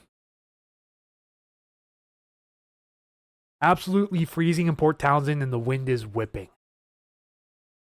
Yeah, funny enough, if you guys saw my post on Facebook, and I don't know if I posted it to Patreon, but I posted it to Facebook, X, and Blue Sky at the very least. Where I posted a screenshot where it showed a full wind barb, like a super long wind barb at the Jefferson County Airport, and it showed a steady wind of 768 miles per hour, which is faster than sound, but a wind gust of only 6 miles per hour. Definitely one of the funnier weather station mishaps I've seen around this area. So I even asked people, I was like, is anyone still alive out there after that? And you guys really answered. Like, you guys really came back with the responses. You know, the responses were golden. People saying, we will rebuild, and it's a war zone out here, and we just survived a nuclear bomb. You know, this station right here was going absolutely bonkers yesterday. Like, the wind barb was 3 times as long as this, and it had all triangles on it. It was absolutely insane.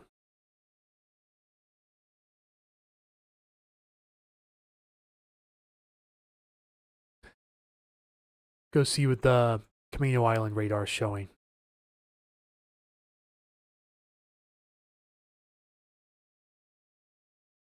Yeah, see, again, very light radar echoes around the Puget Sound right now, but the air a few thousand feet above the ground is just too dry. It's all evaporating before it gets even close to the ground. But we definitely have a better shot with what's coming in right behind it. But the big wild card is, can we drag the snow level down far enough to briefly see some snowflakes in the lowlands when this band of rain comes in? I think that's probably the number one question.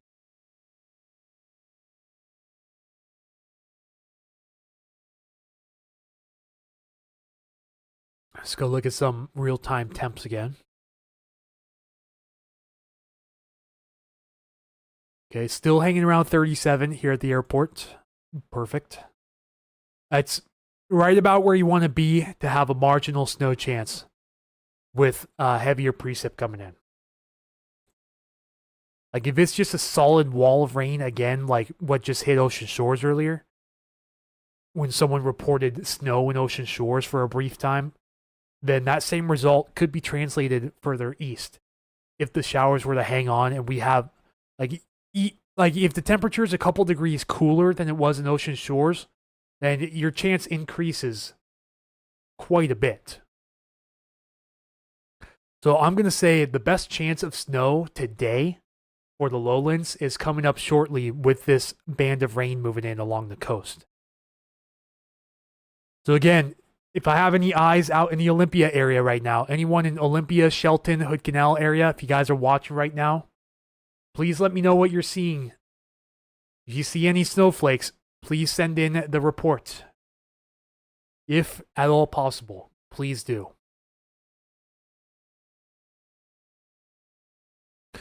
Because, again, it looks like the best window for snow right now is a couple hours out.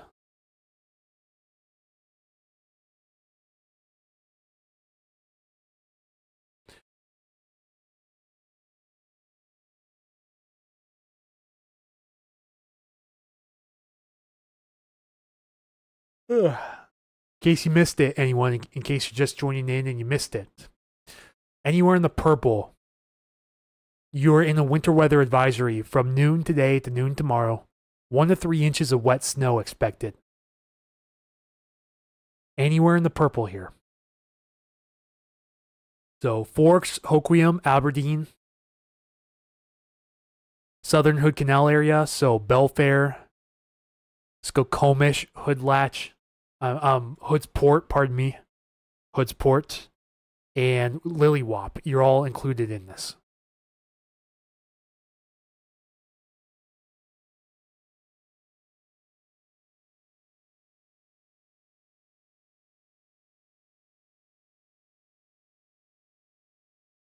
Now we're really just playing the waiting game, waiting for reports to come in.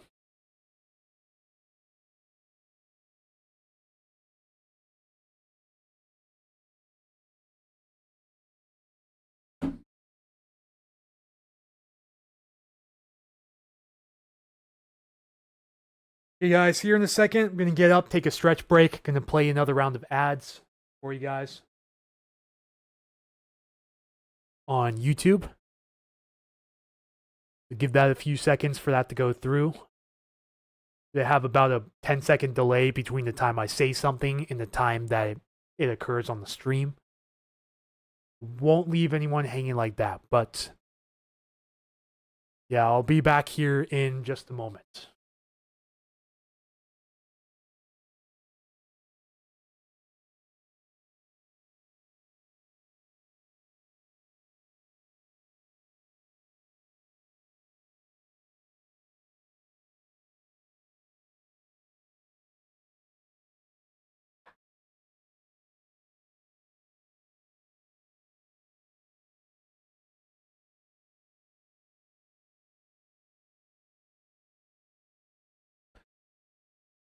Snowing in eastern Washington. Yeah, actually, a couple of weather guys are up there right now for a Bible camp. Benjamin Yurkovich, Jonathan Poley. So Washington Weather Chasers and Whidbey Island Weather are up in the Leavenworth area right now, and they're saying it's snowing pretty good. Yeah, you can just barely see some of those echoes on the radar here in eastern Washington. Yeah, definitely snowing good in some areas like, again, Leavenworth, possibly Cle Elum as well, down in the Yakima County.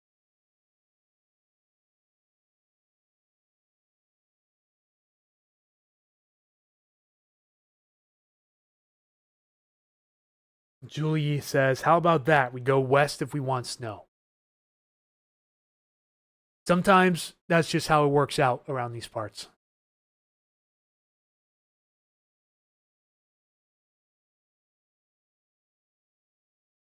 Yeah, instead of going east, you go west.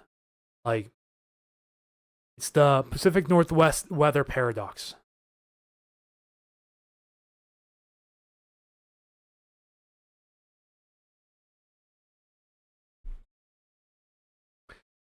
Now we anxiously wait for these showers to move into the Puget Sound. Will it be cold enough for snow, or will it be too warm and we just get cold rain? Stay tuned and find out.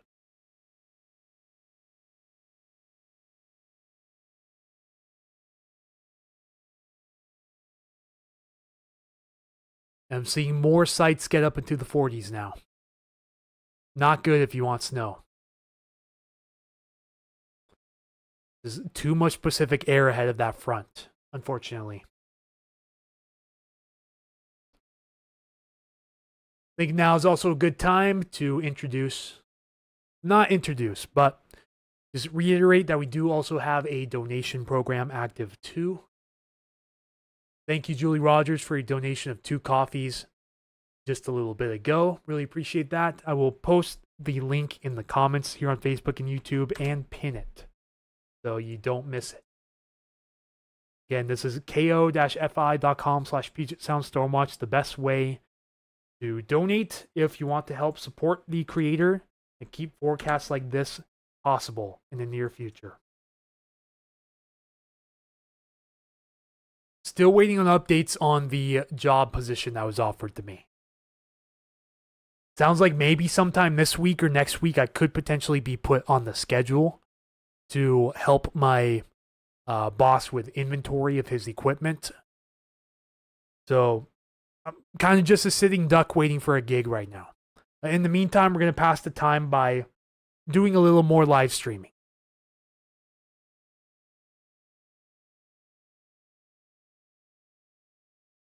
Appreciate all the support, everyone. Thank you all for your consideration, at the very least. It's not much, but it means a lot. Yeah, see, the north side of the front's also moving towards the San Juan Islands right now.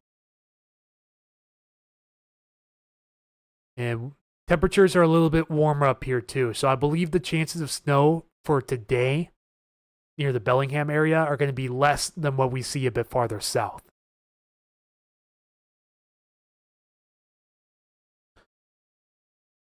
Which is a little bit odd because the Pacific air is coming from south to north, which means, in theory, the south should be warmer than the north at the moment. But it's not quite working out that way, is it? Yeah, it's warmer up here over the northwest inland waters than it is over the coast and the South Puget Sound area. Cheryl Spurgeon says, we are in Napavine, no snow or rain. Thank you for the heads up. Yeah, you're right on the southern edge here of this complex. Let's see if the Portland radar shows it any better. Yeah, I think right now the precipitation is just too light at the moment, and it's drying up before it hits the ground. So, although it shows it's raining on radar, shows it's either raining or snowing on radar, it's falling to an area of dry air that allows it to evaporate back into the atmosphere, a process called evaporative cooling.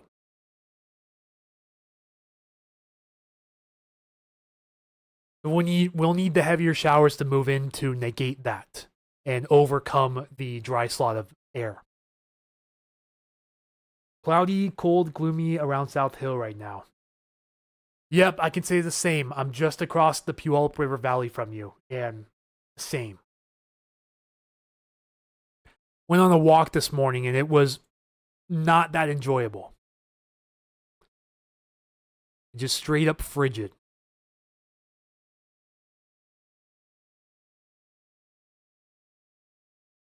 Let's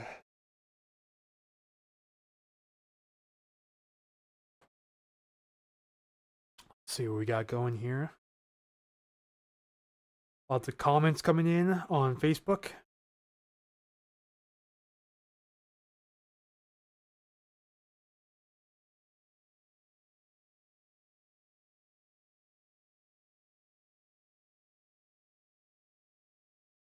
And again, guys, if you guys see any snowflakes, let me know. It makes forecasting these events much more efficient.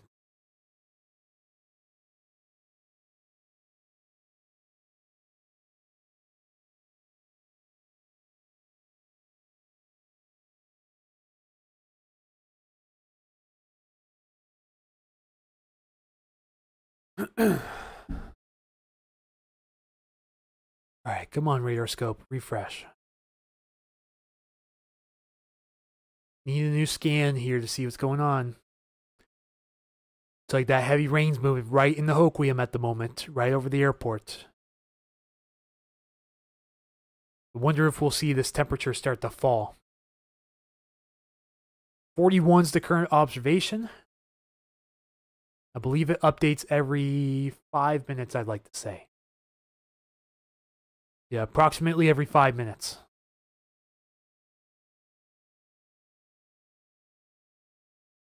Again, since early this morning, the temperature's only gone up the entire time.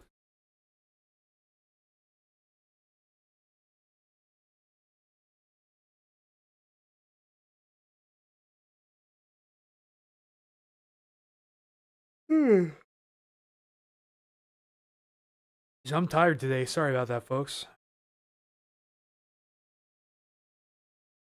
I slept pretty good, but guess I could have done better.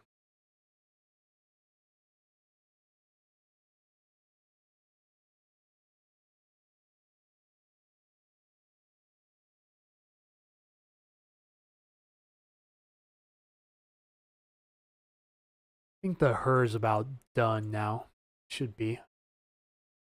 We still got a little ways to go. Go look at what the HER says for snow depth coming up.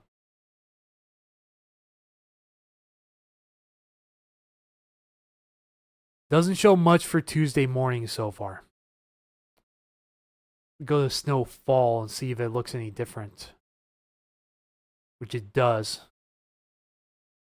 So this isn't showing up on the snow depth map, and that's likely because the snow is a bit too wet and slushy. It probably won't accumulate. So we could see snowflakes in the Tacoma area tomorrow morning, but it probably will not accumulate. As a matter of fact, it's actually showing that for about 3 to 4 p.m. this afternoon on the most recent 18Z HER model right here. Just have to actively watch that area closely.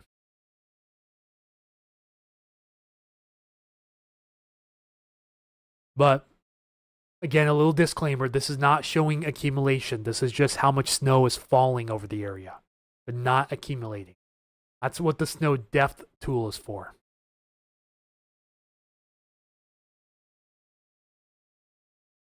You see, actually, it does show a little bit of snow accumulating along I-5 here in southwest Pierce County at around the same time, but the rest of the Tacoma area does not show any accumulations.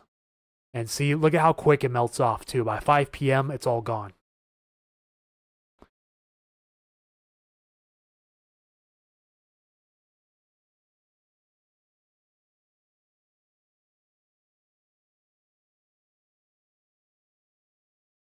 Looking at the Hoquiam area right now. Hoquiam area, if this model is correct, you guys could be waking up to over an inch of snow tomorrow by the time the sun rises. Again, if this model is correct, then the coast is going to get it pretty good.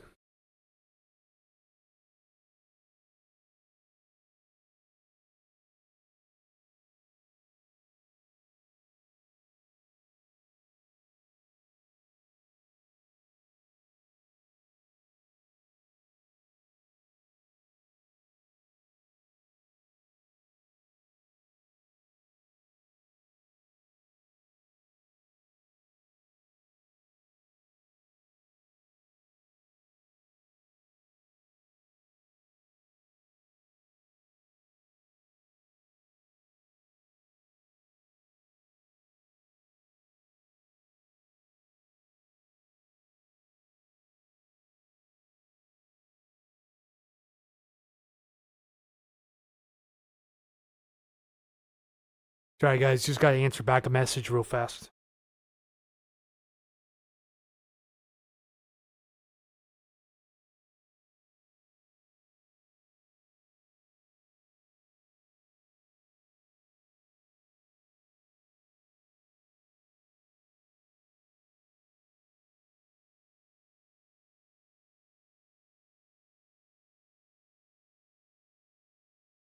Okay, back to it.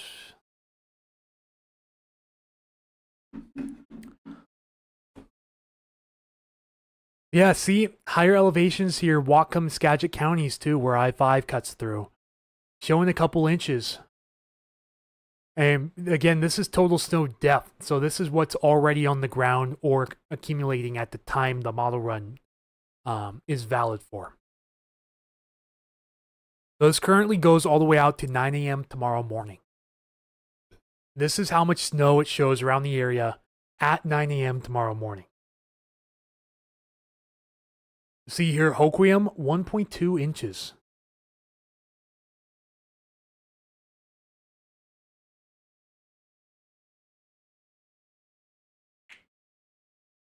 It's just something we'll have to keep tabs on in real time.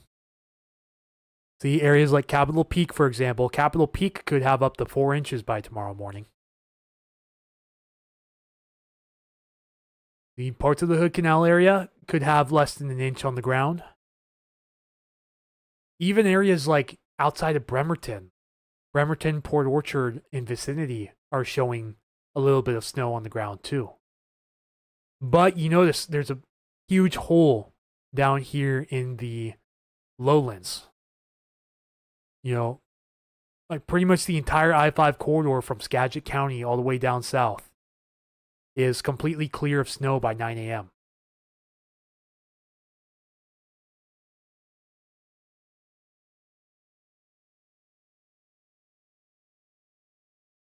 Let me just animate this real quick again.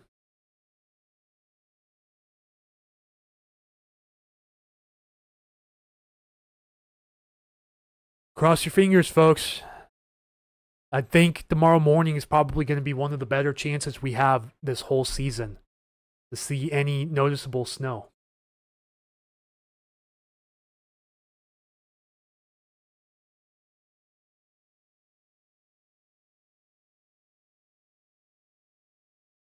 Gonna be interesting.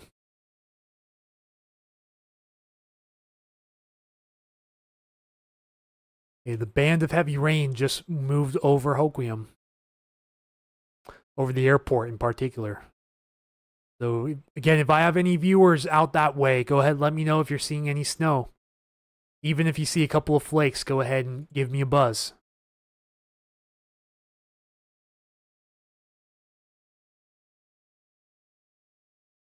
Now, showers over Olympia, but not looking super heavy, so this may be evaporating before it gets close to the ground. But do I have anyone in Olympia with eyes on the sky that can tune in for a report real quick?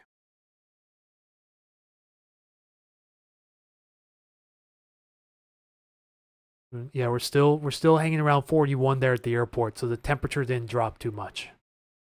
It didn't drop at all. I mean,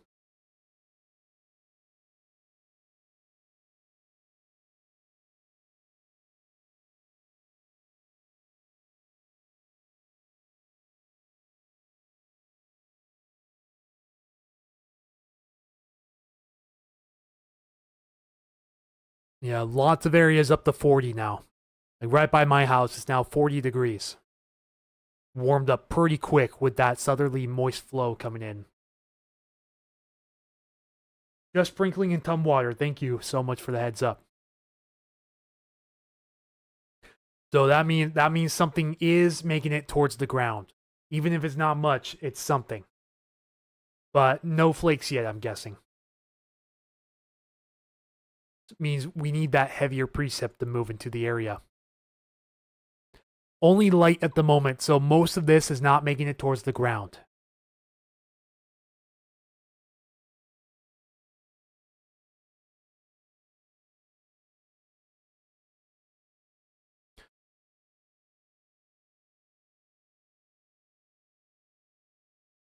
I'm gonna pull up a sounding from down there for noon. Not super dry, but pretty warm. Interestingly enough, it's even showing an instability profile too.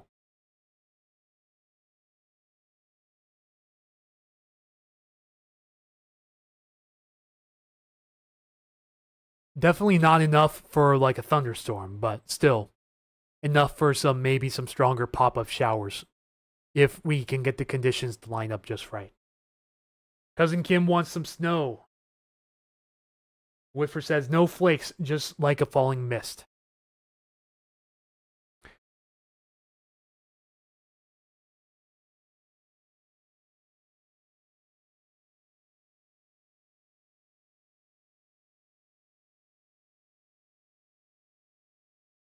Yeah,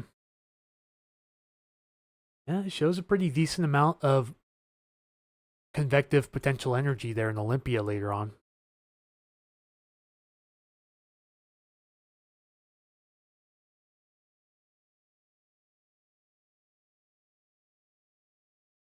So look at the her all the way through.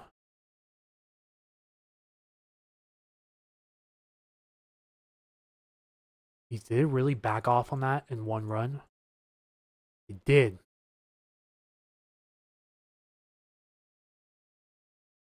'17 to 18Z, considerable differences. This is for 2 a.m. tomorrow. 17Z had snow over Tacoma. 18Z puts it all the way back along the coast. And keeps Tacoma pretty much precipitation free tomorrow. That's kind of a bummer. Hopefully it doesn't verify. Matty Jack says, great job here. Thank you for the kind words. It's not super interesting. We're really just waiting until this line of showers moves up to the Puget Sound area. which case then it could get a little more interesting. It just depends how much precipitation reaches the ground, and will it reach the ground in the form of snow, a mix, or rain. It's a big if at the moment. A huge, huge if. Julie says that is a bummer. Yeah, it would be a bummer if we get so close and it's just a rug pull the day of.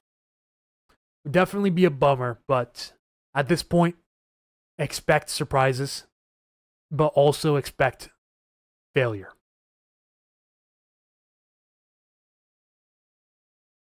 You know, you can't be disappointed if you expect disappointment.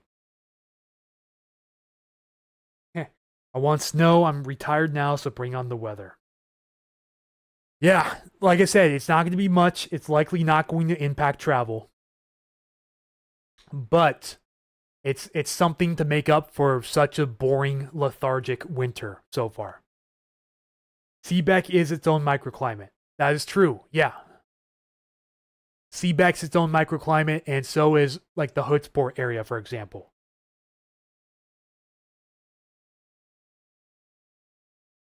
You know, even Belfair is its own microclimate. And all of them are within 30 miles of each other or so. Maybe a little more.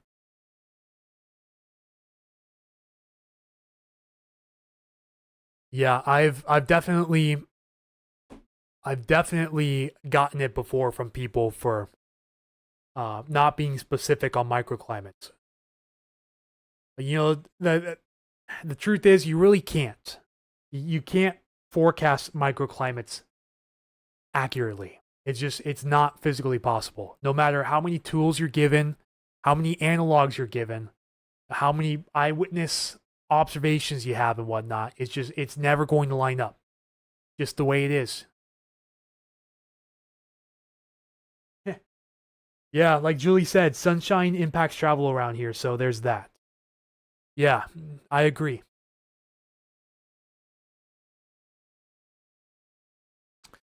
Looking off to the west to see if I see anything, but so far, nothing. Yeah, temperatures still pretty marginal around here, but we're warming up pretty quick. Look, we already have a station at 43 here in East Side Tacoma. Not sure how accurate that is, but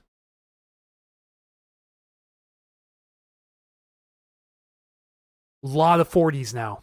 See a lot of 40s lighting up this map.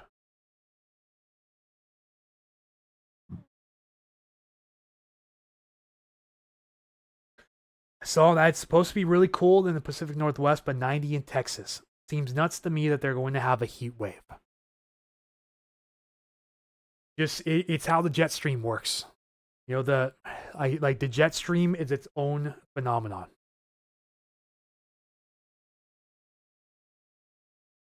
It's an incredible phenomenon at that. You see if I can show you guys what I mean.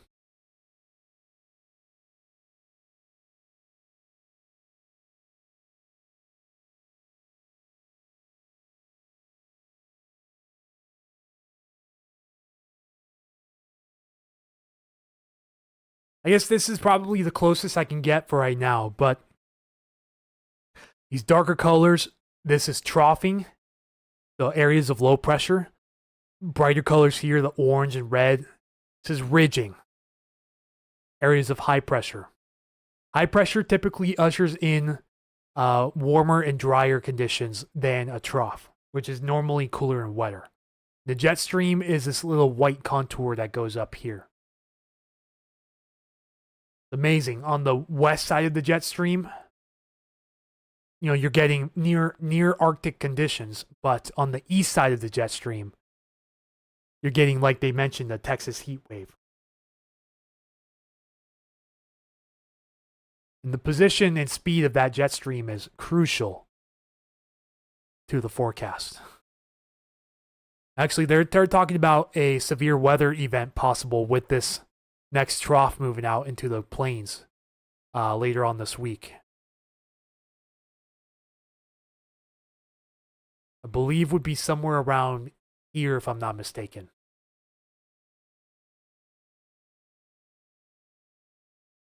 But the trough geometry itself doesn't look really favorable. It's a really strong jet streak, yes. But the trough geometry, you really need this thing to kick from northwest to southeast to give it that extra punch. But it looks like it's a neutrally balanced or slightly positive tilted trough. So I think this could be an easy bust for the severe weather event if it does come to fruition. This would be quite interesting right here, though, for California. Nice long jet streak down over SoCal as this trough moves through. Could be interesting to look at. Very strong upper level southwesterly flow off the Pacific.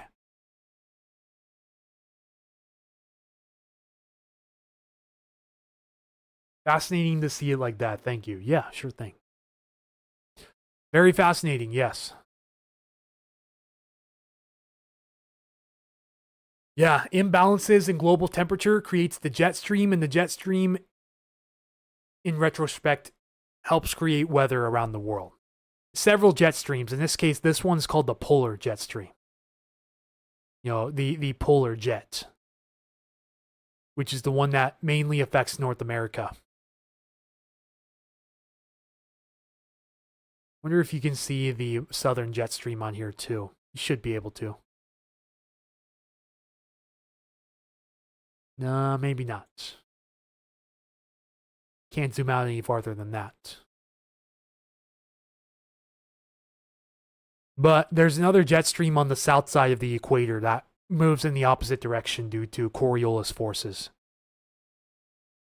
Basically a force that the Earth's rotation exerts on the weather and really anything that moves. This is why weather systems spin a certain direction in the North Hemisphere. They spin the opposite direction in the Southern Hemisphere. It's all because of Earth's rotation, the Coriolis effect.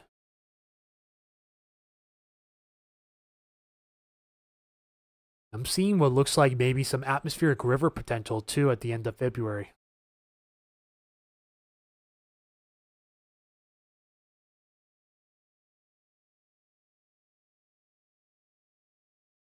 Yeah, maybe. But it's Fantasyland. Not a great signal, but it's good enough to say, hey, we're going to have to keep an eye on that.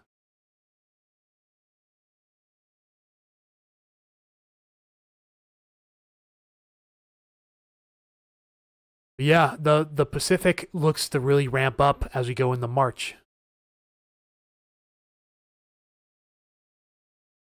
It hopefully helps us make up this snowpack deficit in the mountains before we start really entering the driest part of the year.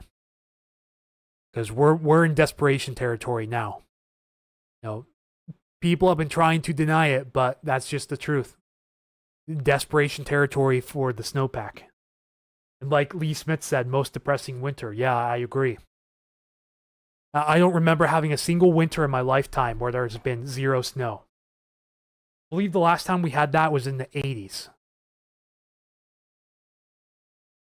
It's been around 40 years, as far as I know, since we last had our winter where we've had zero lowland snow.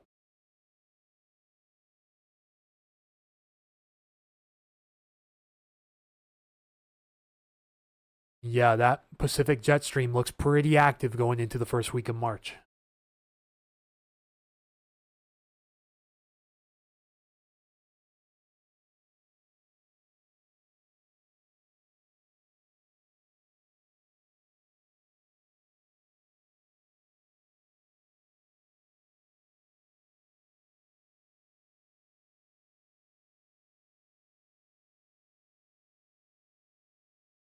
Yeah, this is the system that's bringing in our moisture the next few days. And once that moves out, then we should really start to dry out for a while before that next system decides it wants to clip us.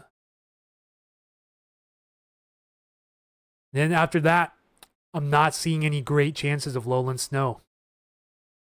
This could be something to watch, but again, that's over 12 days in the forecast, and even then, it looks marginal for the Puget Sound lowlands.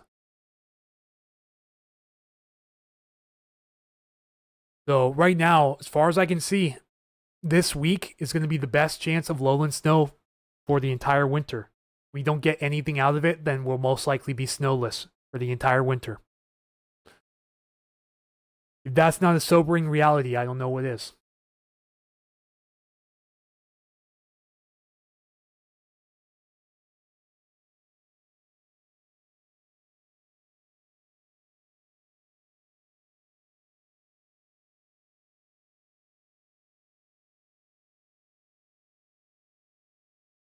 Check to see where our precip is right now. Temperatures.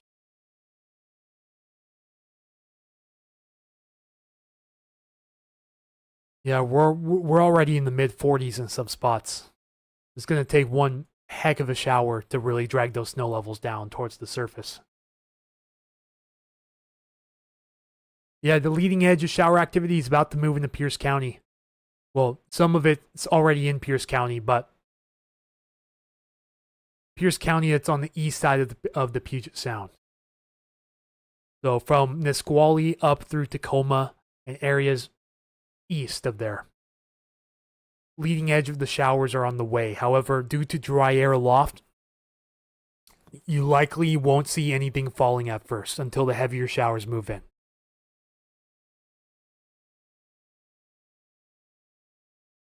We're gusting a bit out here now. Gusting to 21 out of the northwest at Hoquiam. So that frontal system certainly passed. That'll kick up the wind chill quite a bit. Let me check the temperature again. Yeah, the temperature dropped to 39 behind that. So it dropped 2 degrees behind it. So not a super strong front, but just enough to milk out a little bit of snow before it turned back to rain. Then we'll really just have to watch where these heavier showers pop up, if they do. Because that could briefly drag the snow level down, again with the heavier showers. So just keep your head on the swivel today, be alert in case it turns to snow. Probably won't turn to snow for long, but if it does, then enjoy it while it lasts. Because that's probably going to be it once it happens. Keith, hello, there you are. Welcome in.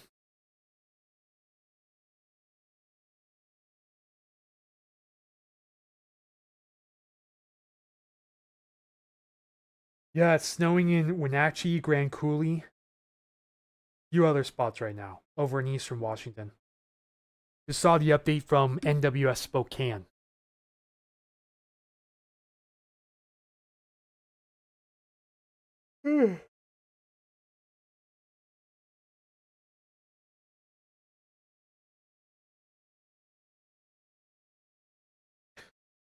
I see the hype is real in the comments on my previous posts. Sun is trying to make an appearance here in Ferndale.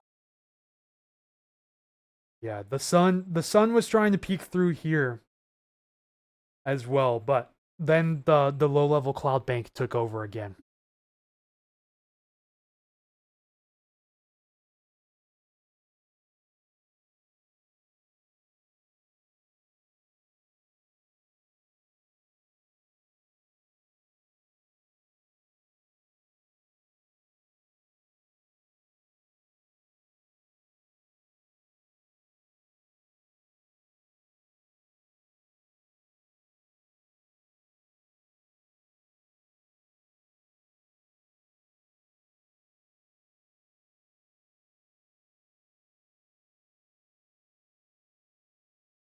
Right. Just a waiting game now, folks. So if you guys want to put the stream on in the background, feel free. It's not going to be too eventful from this point on. Just really going to be keeping my eyes and ears open for any eyewitness reports. Again, if you guys see any snow where you're at, go ahead and let me know. I will relay it to the stream. Keith moved recently. He has a nice view of Mount Baker and some nice pictures of steam venting from Mount Baker. Congrats on the move, Keith.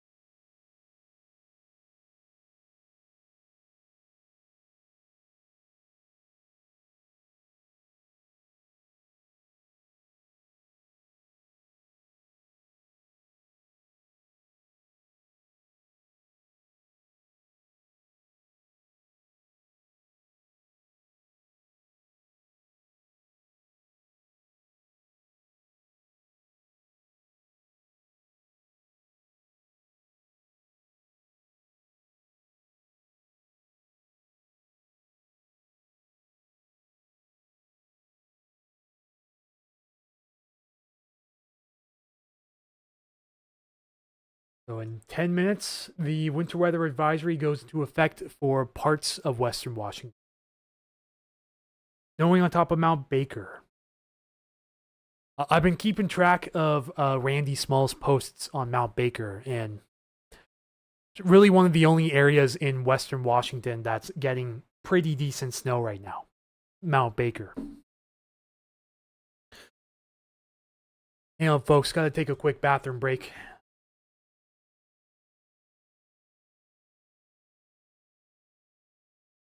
So I'm going to roll ads one more time. Should be back in a few minutes. When you gotta go, you gotta go.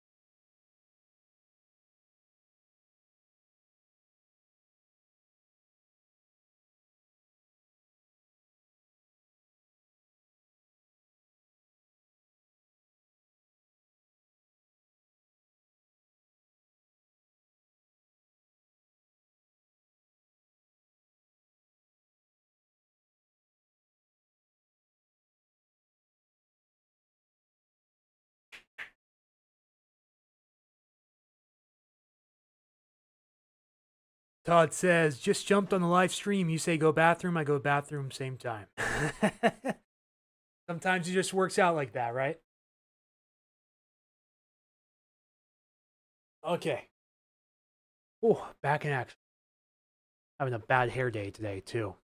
I think tomorrow's going to be time for a haircut.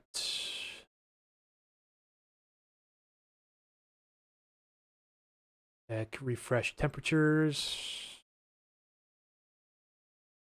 Yeah, we've warmed up quite a bit around the Puget Sound. That's definitely what I was afraid of.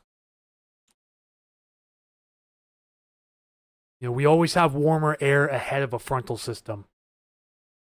And that warm air is working its way up from the south, so very mild Pacific air ahead of this.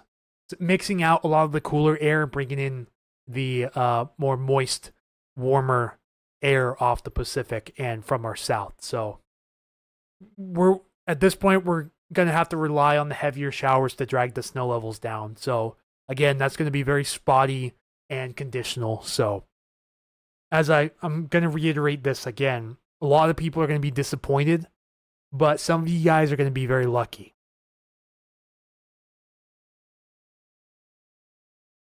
But just keep your head on the swivel for snow today. If it happens, it may be very brief, maybe a few minutes. Could be upwards of 10 minutes if you're extremely lucky. If you're like in the top 1% of lucky, maybe you'll get a little accumulation before it melts off. But even that is less than a 1% chance of happening. Just to keep it real with you guys.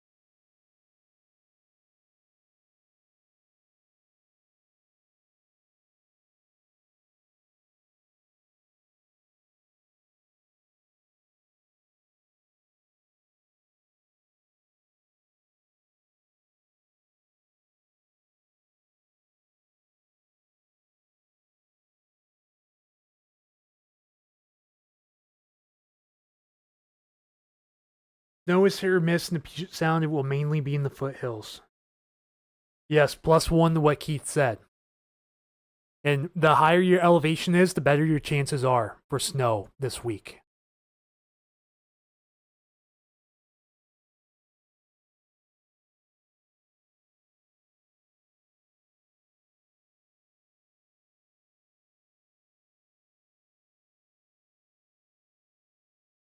Okay.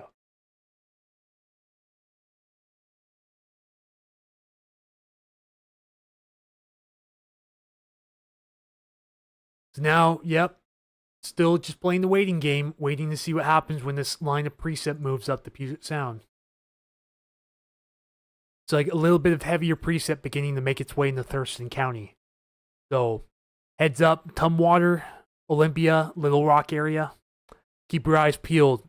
This round of precip coming through could briefly drag the snow level down a bit. Christy says, the snow can skip Marysville, I won't complain. Hey, fair enough. That is 100% fair. Trust me when I say this is a zero judgment zone, so to each their own on their opinions. Doesn't bother me.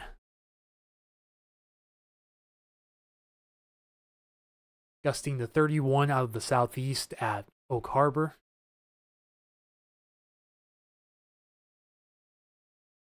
Okay, Sumner down through Buckley. If I have anyone watching from here, do you have any precip falling at the moment? I'm almost certain the answer is going to be no, and radar scope just crashed. Almost certain the answer is going to be no, but it's worth taking a gamble to see if at least any sprinkles falling in this area. Randy's going to help me set up OBS Studio. That sounds awesome, Keith. Are you going to be posting video briefings? Oh, sorry, not anything against you. Yeah, don't worry. I wasn't saying it was against me. I'm just saying that just a summer girl. Yeah, it's all good. Yeah, it wasn't anything against you or anybody here. I was just saying it in general that this is a zero judgment zone. So I respect everyone's opinions here, and if you want to say them, feel free. Keith says yes. All right, sweet. I'll be on the lookout for those, Keith. I'll be watching your page closely.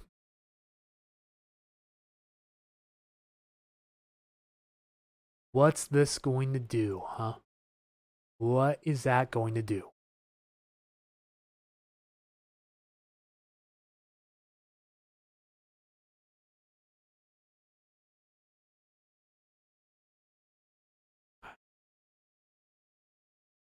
Do I have any eyes in the Little Rock, Maytown area right now?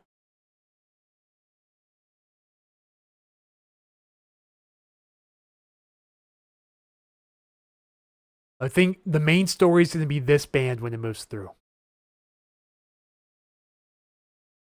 For sure, when this one moves through, if it maintains its current intensity, that's likely going to bring the snow levels down quite a bit.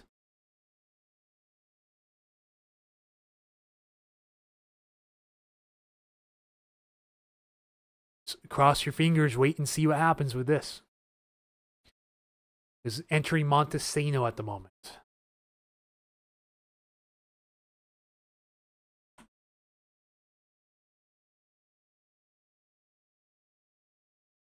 Yeah, you can definitely tell where the embedded frontal boundary is on here. Somewhere in there. You can tell just by the wind shift here on velocity.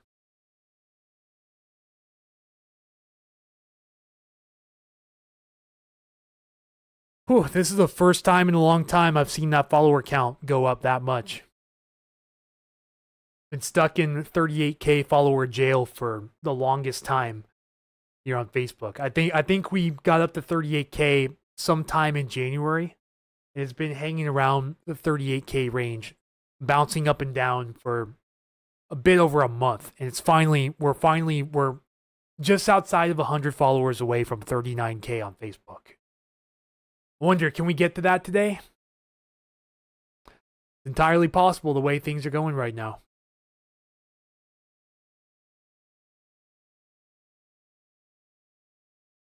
All right, eyes are on the sky now. Let's see if I can pull up the sounding here. No, it's only observed soundings on radar scope. I have to pull up a point sounding. And yeah, let's pull up a high res point sounding for this area and see what it says. Dana Tarrant, any snow for Olympia? I want snow and lots of it. One thing I know for certain is you're not getting lots of it. One thing I don't know for certain is if you're getting any snow at all. I know for sure if you do get snow, it's not going to be a lot. It's going to be just a little appetizer at best. Okay, let's view sounding for the South Sound.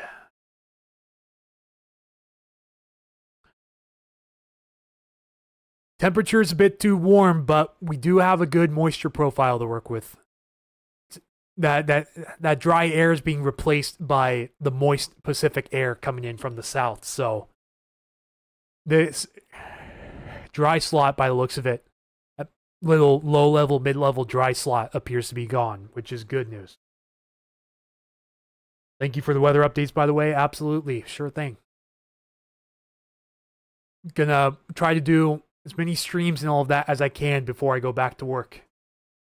It's practically certain at this point, and unfortunately, probably going to be moving out of my apartment here in the next month too, because time's running out, funds are running out. This being a full-time gig was an experiment, but I dragged it on for a bit longer than it should have been, and now it's going to cost me. But don't feel bad for me. It's my fault. I took a gamble and had fun for the most part doing it. Which is why I made several posts, or at least one post a couple of weeks ago talking about PSSW stepping away from full-time work, possibly in March. I'd like to still do live streams and all that coverage as much as possible. Although timing on it and availability is going to be much more limited. Sending prayers your way. Oh, don't worry, that's okay. I promise I don't need prayers. If you want to pray, feel free. I won't tell you don't pray, but I'm not religious, honestly, so I don't pray myself. But if you want to pray, feel free. I have nothing against that.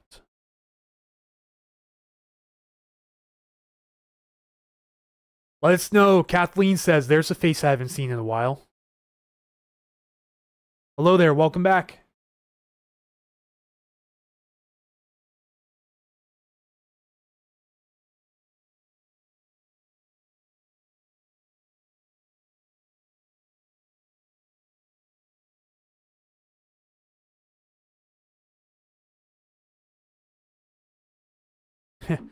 Kathleen says hiya. Okay, back to radar.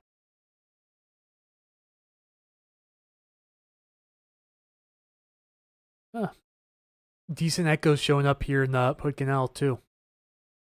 Maybe that could yield something. Again, the winter weather advisory for this area went into effect 5 minutes ago. For this area, I mean this area of the Hood Canal here.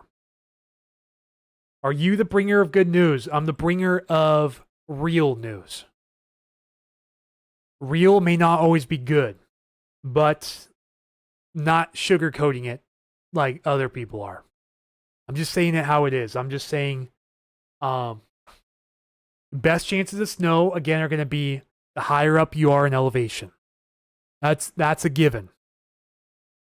But I'm saying there's a chance that when these heavier bands of showers come through, like this frontal system, for example, that this could be enough to bring the snow level down to near the surface or even to the surface for parts of the Puget Sound as it moves through.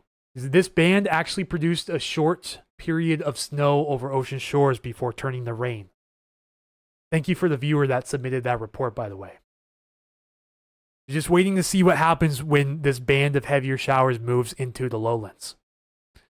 Really, so we're just on standby, kind of hanging around waiting for that at the moment. There's some of these showers popping up now between King and Pierce counties. Des Moines so close to the water. Yeah, again, close to the water too is going to hurt your chances also. But looking at forecast soundings in this area, it looks like most of the dry air has been replaced by moist Pacific air. So we shouldn't have as many problems this time around with evaporative cooling, which basically means the precipitation evaporates back into the atmosphere before reaching the ground because it hits an area of dry air. Which is why when the showers came through earlier, we didn't get squat in the Puget Sound. It was bone dry. Like, not bone dry at the surface because we had frost. So it's moist at the surface, and then it dries up, and then it becomes moist again. It's a little area in the atmosphere called a dry slot.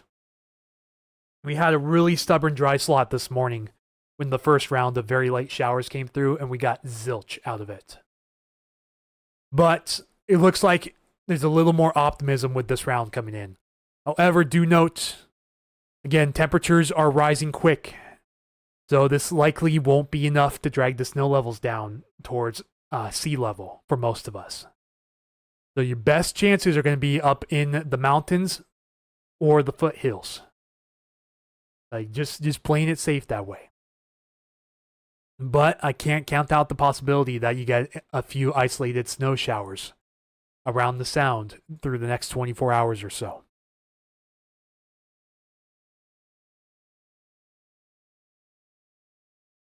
Hasn't even felt like winter at all. That is true. There's a lot of flowers blooming right now, and I even saw what looked like a bee at the Seahawks parade also. There's either a slow fly or some sort of bee outside.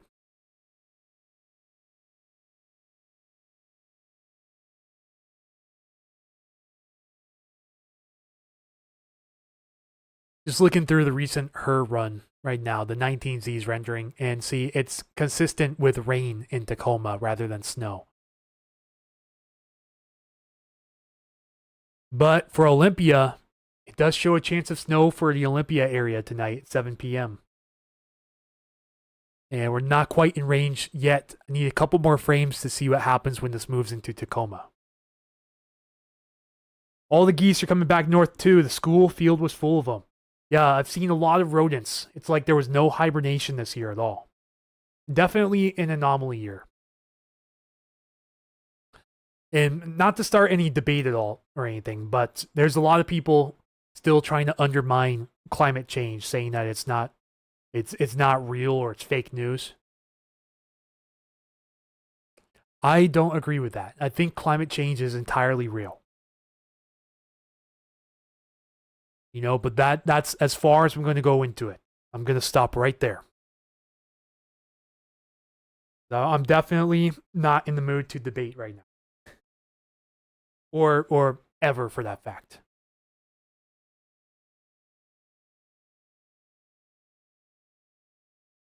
Starting to get a little breezy as that front comes in. All right, so it's almost here.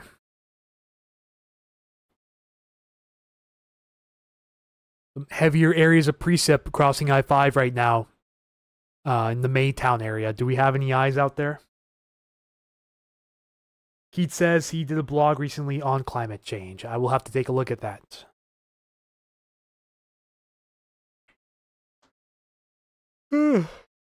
Yeah, this winter could have been the year without winter. Or a lot of people call it the false spring too, because we do have a lot of false springs, but not to this extent. And with the snowpack being as low as it is right now, I'm not excited to see how this fire season is gonna turn out. I think it's going to be a long summer for us. Wildfires, water conservation due to drought, and so on. You know, watersheds running low. I remember we had to deal with something like that a few years back.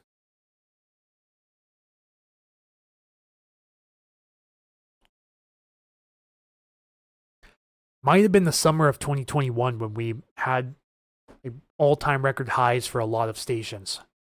My house here in Milton I think it hit 109 degrees that one day in June of 21. It made me buy AC right after that. For sure. I did not play around after that heat wave. The thing, that was a La Nina year also. That was not an El Nino summer. That was a La Nina summer. Which also reiterates the fact that the Enzo oscillation, the El Nino Southern oscillation, doesn't have a huge effect on our weather up here in the Pacific Northwest. We're more so looking at other observations like the MJO and the PNA, for example. You know, Madden-Julian oscillation and the Pacific North American oscillation matter much more up here than they do the Enzo oscillation. Which, Keith, that might be an idea for a blog, is talking about the effect of oscillations on Pacific Northwest weather, potentially. If you want an idea from me, that would be a great one to do.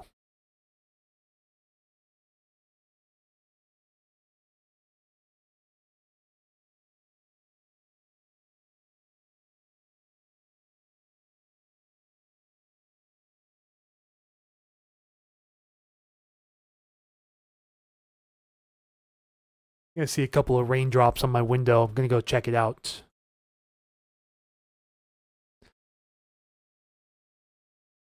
Yeah, I'm going to go investigate it, so I'm going to run another round of ads for you guys, and I'll be back here shortly. Hang on, I just got to let the stream catch up.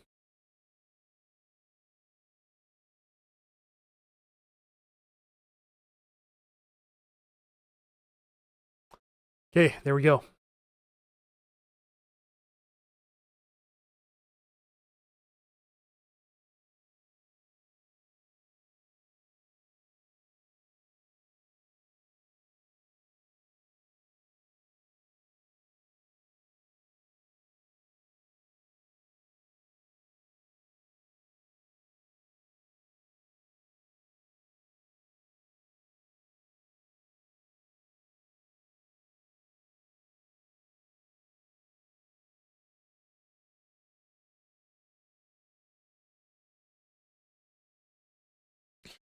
Give you guys a moment for the ads to finish up.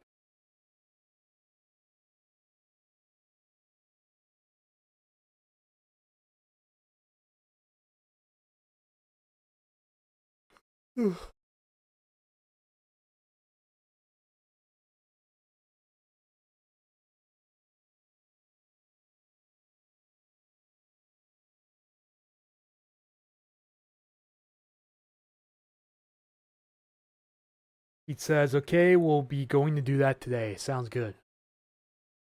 Yeah, I checked. There's a couple raindrops on the window. So whatever precipitation is falling at the moment is falling in the form of rain, just as I figured. Might be a little different when that front comes through, if that front's still holding together, because it's starting to fall apart and become a little more sloppy as time goes on.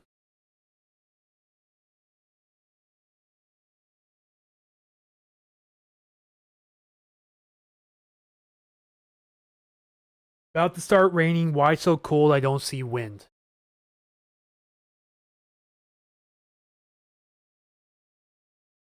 Yeah, any cold that's left over is quickly being replaced by a mild Pacific Ocean air. Like the cold itself was from radiational cooling due to very little cloud cover overnight. Like by the time I got back home from my dad's last night around 9 o'clock p.m., the sky was clear and there was already frost forming. It was already at or slightly below freezing. And that again is because there's no clouds to hold the warm air down towards the ground. So it freely escapes into the atmosphere, and as a result, freezing cold air is left near the ground.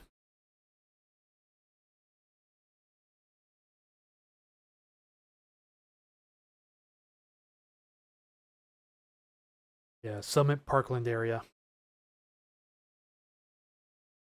I figured that's where you were still, Julie.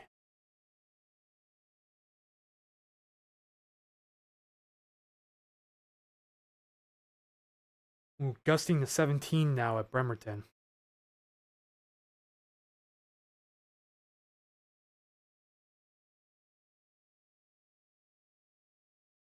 Gonna make a blog update real fast.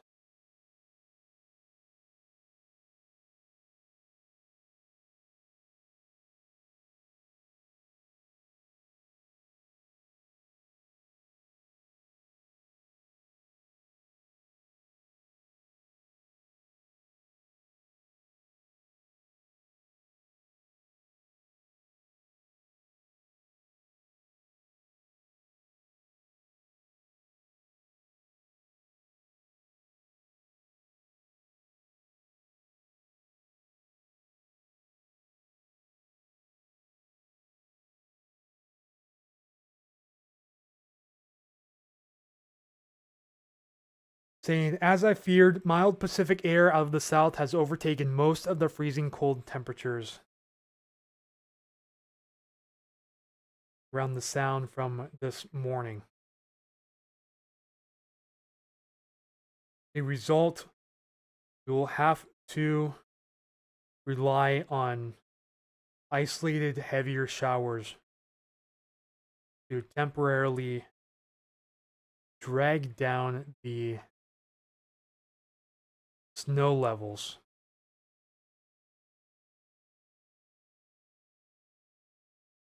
But these will be extremely hit or miss.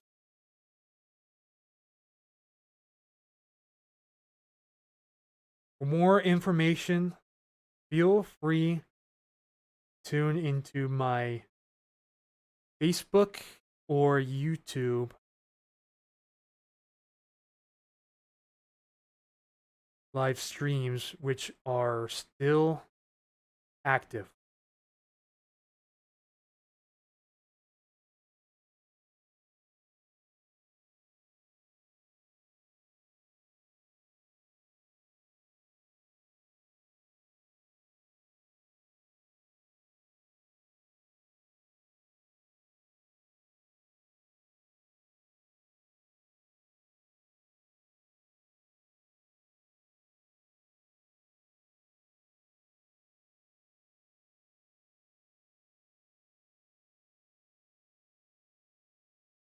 Yeah, I think that is good.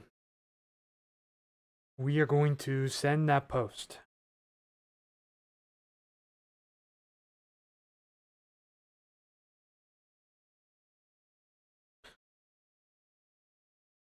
All right, so let's refresh.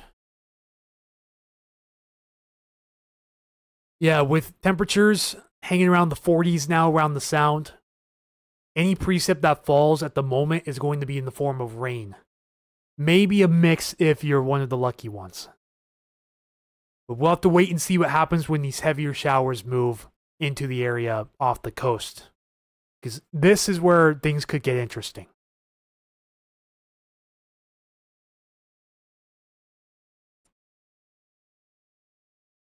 Big difference in actual and feels like temps. Yes, that is true.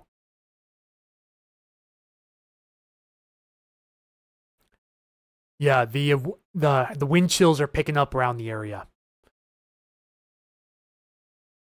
So it'll feel like it's below freezing with the wind, but but in actuality, the actual ambient temperature is higher than the feels like temperature. And I don't believe the wind chill factor has an effect on snow potential. I believe that more so matters based on the ambient temperature, and again, not the feels like temperature. It very well could, but I haven't seen any notable examples of the wind chill factor affecting precipitation type.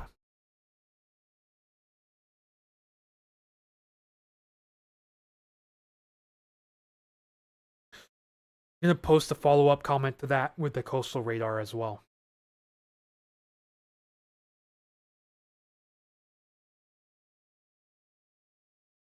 Just to add some more context.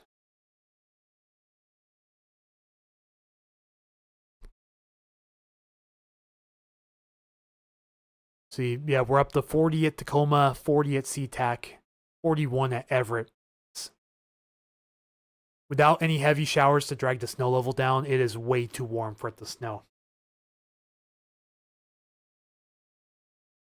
Pretty much exactly what I feared was going to happen.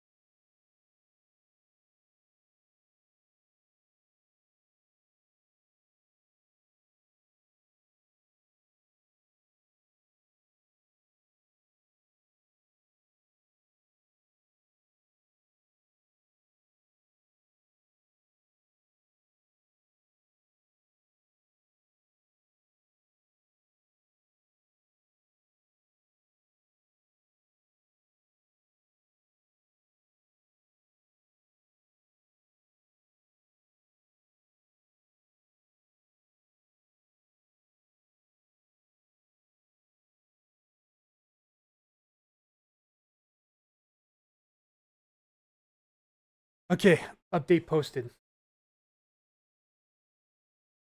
Does wind chill affect frost or icy spots? I don't believe so.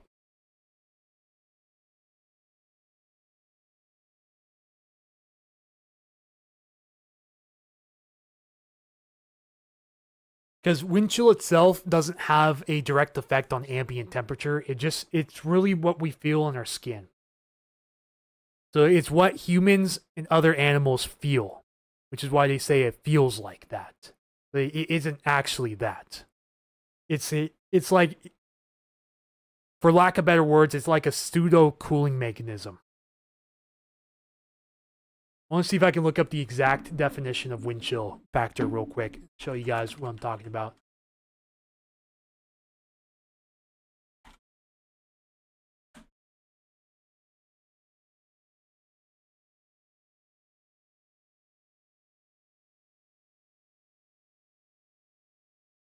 Hang on a second. I need to get out of the radar scope. Okay, there we go.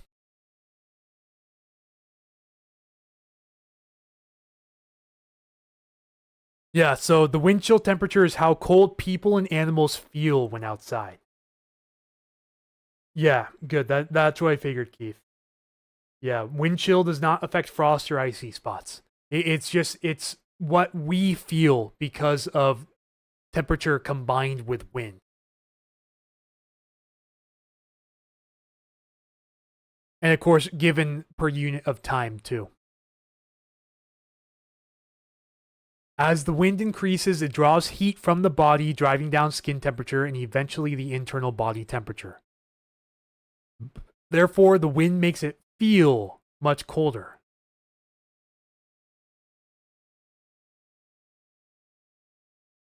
So yeah, wind chill in at least in a micro scale like this should not have any effects on the ambient weather around it, just on what humans and animals feel.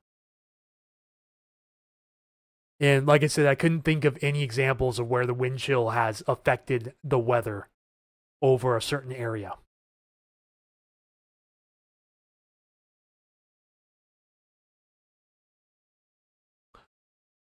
Temperatures appear to be cooling a bit in the Olympia area. A couple of these 40s are gone. But as you guys can see, most, if not all, of the Puget Sound area is well into the 40s now. Some areas even getting up towards 50 already. And this is why it's troublesome to get widespread snow during the winter. Extremely troublesome. It's a battle between air masses around here, and if one overpowers the other, especially this late in the season, when we're getting more and more solar radiation reaching the ground due to the sun angle increasing, then you're not getting squat. If we were earlier in January or later in December, then there are factors that could probably help negate this, and snow chances would increase as a result, such as lower sun angle, for example, being a huge one.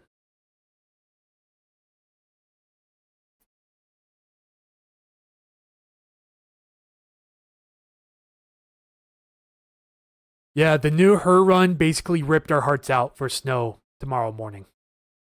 If you're down here in the South Sound, looks pretty good for the Bellingham area and very isolated parts of Olympia, south and westward. Even along the Kitsap Peninsula early in the morning, like we're talking 2 or 3 a.m. in the morning, we have a better chance of snow than we did before. Even off to my east, directly to my east at 4 a.m., going up into the foothills, mainly east 5405, there's definitely chances out there. Even along the coast. But yeah, as you can see, there's a huge spread in precipitation type over small areas.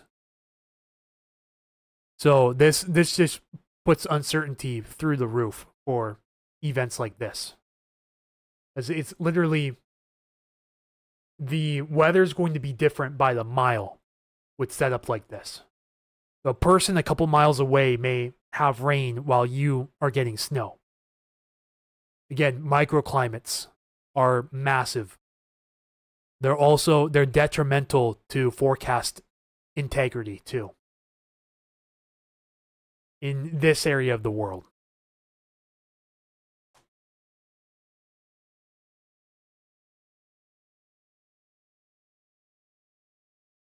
Not seeing any more precip at the moment.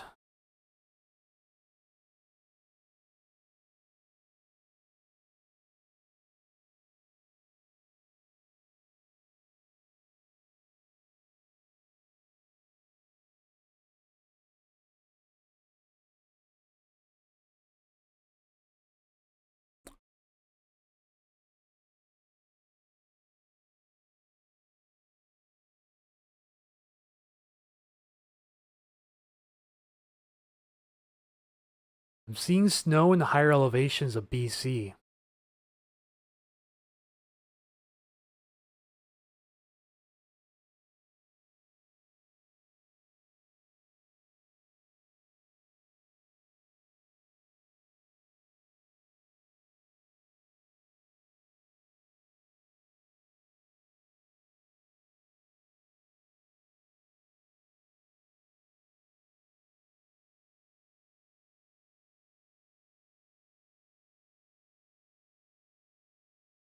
Just checking the comments again.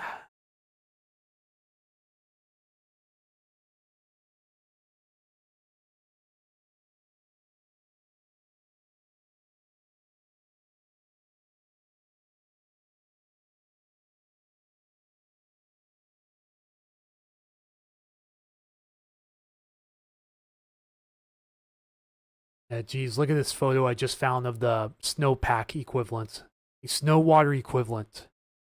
This is again based on a 30-year average for the year to date.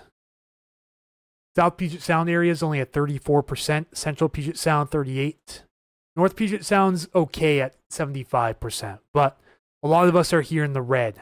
Anything under 50% for this time of the year is in desperation territory. This is not what you want to see this time of the year. Especially with the potential El Nino coming up this summer, too.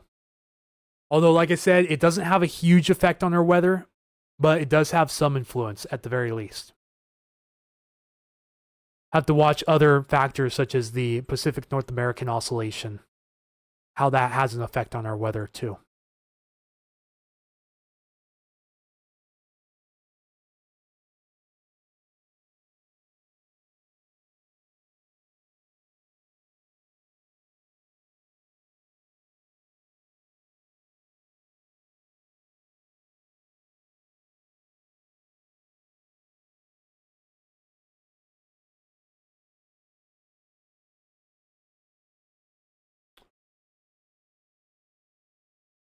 All right, come on, temperatures, go down, go down.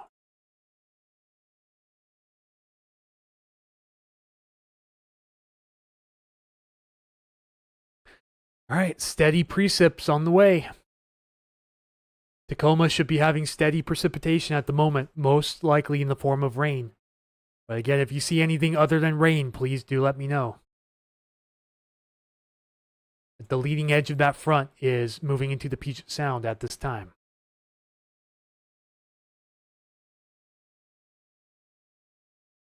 With temperatures still way too warm for anything really to come to fruition. See, a lot of 40s. Don't want to see that. Jennifer says, trying to snow in Olympia. Okay, that's a good start. Still have a long ways to go, but it's a start. Just wait and see what happens when this blob of heavier rain moves into Olympia. Could get interesting then.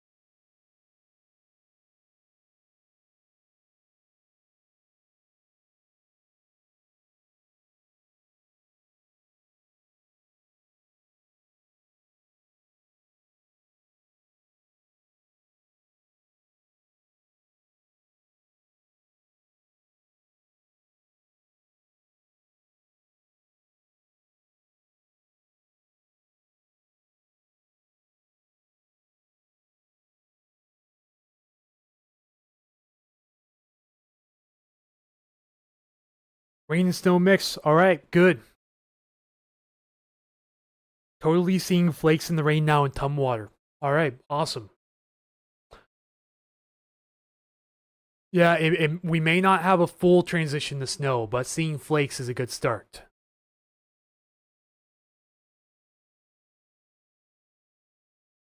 It is a good start. Karen says hello from Bothell. Hello from Milton. Small town Milton between Federal Way and Puyallup. Yeah, not too much going on the stream right now. We're just hanging around, waiting for what we see when this band of precipitation moves into the Puget Sound. I'm really just staying active for any eyewitness reports that come in from the ground.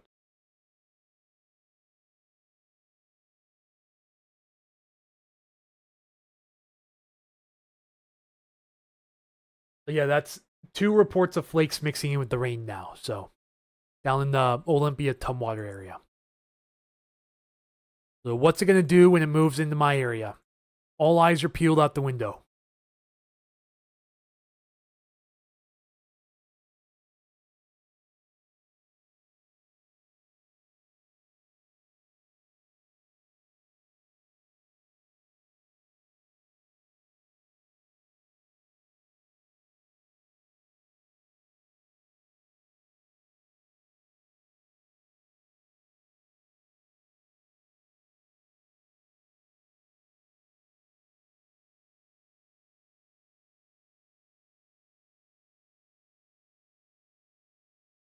It's another round of solid precip making landfall along the coast.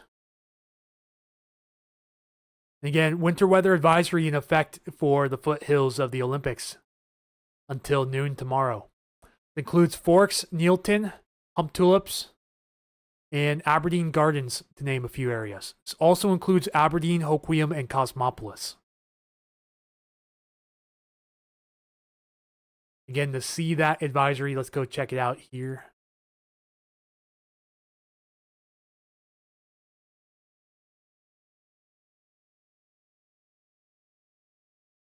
Anywhere in the purple.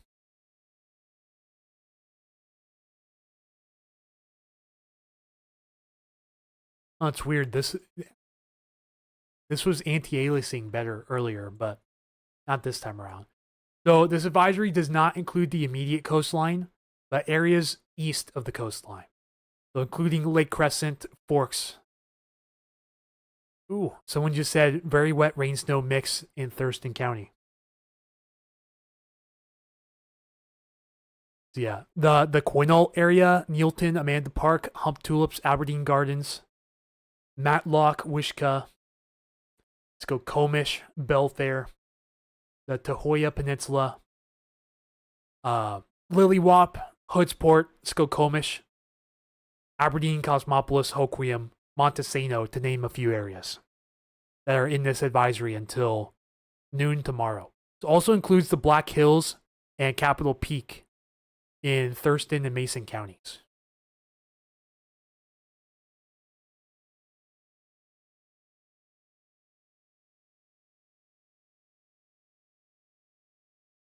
Yeah, that's all we got for advisories so far. It's something. It's better than nothing, but still, like, come on, man.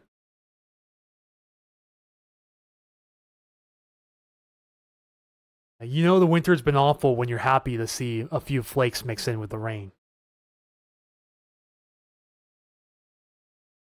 Just waiting for my turn now.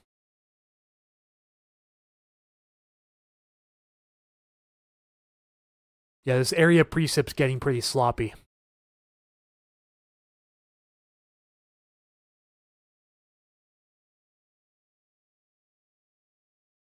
Ugh. Excuse me.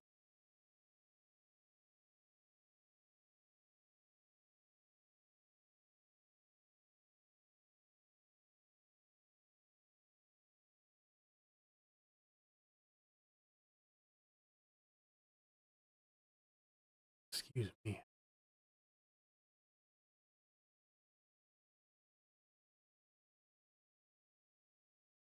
Like, precipitation should be a few minutes away for my area. Is there anyone watching in the vicinity of Tacoma? Flakes are getting lighter rather than heavy. Yeah, that just means the snow level's going back up because the showers are beginning to decrease in intensity. So the amount of flakes you're going to see are likely going to drop as time goes on. We still have a pretty heavy area of rain crossing over Capitol Peak here shortly. Just a matter of will it stay together enough to bring in some more flakes. Keith says, looks like light rain showing up at my place. Yeah, I think the only areas seeing snow at the moment are along the coastal areas and up through Capitol Peak in the Black Hills. That's really about it.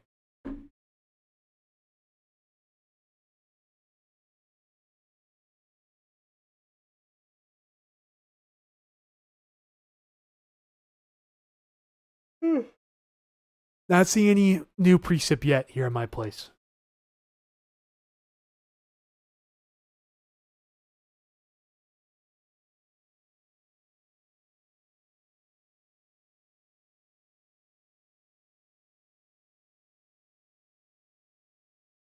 Where are you? I am in Milton. So I zoom in a little bit.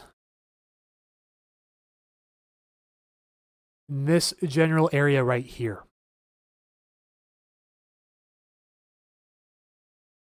See, just east of Tacoma, south of Federal Way, north of Puyallup.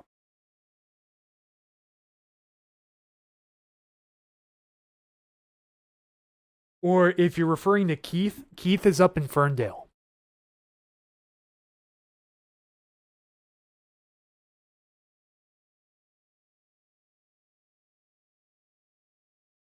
I can see some of that very light precip popping up in the Ferndale area now. But it looks like steadier precip's on the way.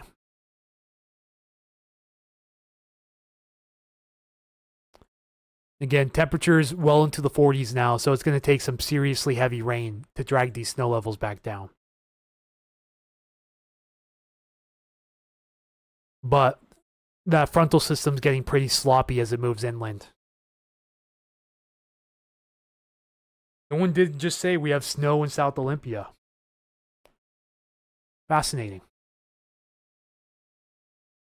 I'll have to go out and verify that report shortly. As in, like, go and talk to the person that said that, not drive all the way down to Olympia for a little bit.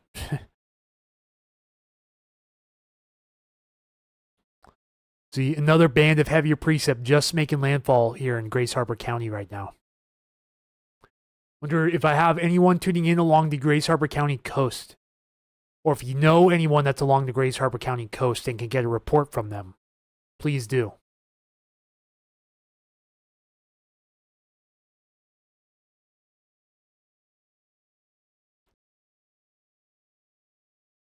Yeah, this is the area of interest right here that I'm watching as it moves off to the east-northeast. How will this affect the marginal temperatures here in Olympia?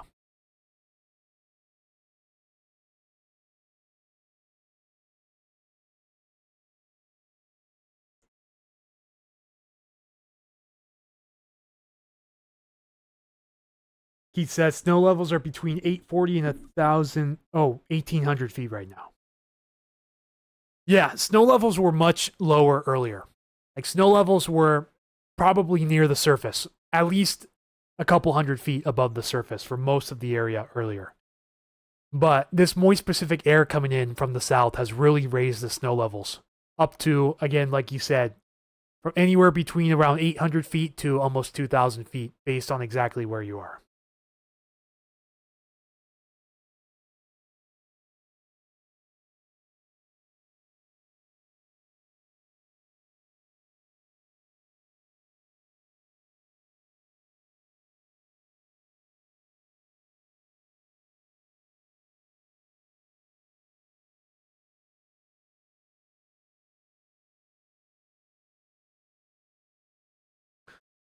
So now it's the waiting game.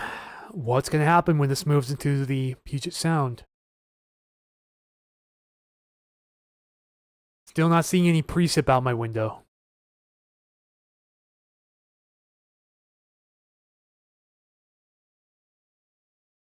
With this moist air coming in from the south, the moisture profiles in the atmosphere are much better for snow than they were before. You know, we've pretty much eliminated that dry slot a few thousand feet above the ground where the evaporation has been taking place. But as a byproduct of that, we've raised the temperature well above snowfall threshold. We'll have to rely on big downbursts of precipitation to bring that back down, which can't make any guarantees. This area precip that's crossing into Thurston County here very soon is just showing up on the radar, and it's not looking super impressive on the KATX radar, aka the Camino Island radar. Of course, proximity to the radar and the radar beam angle make it appear to be much stronger than it does on this radar. Again, differences in elevation of the radar beam as well as distance from the radar can really affect what you're seeing based on which station you're watching. So it can appear to be stronger on one radar, but then be a dud on another one. All about perspective.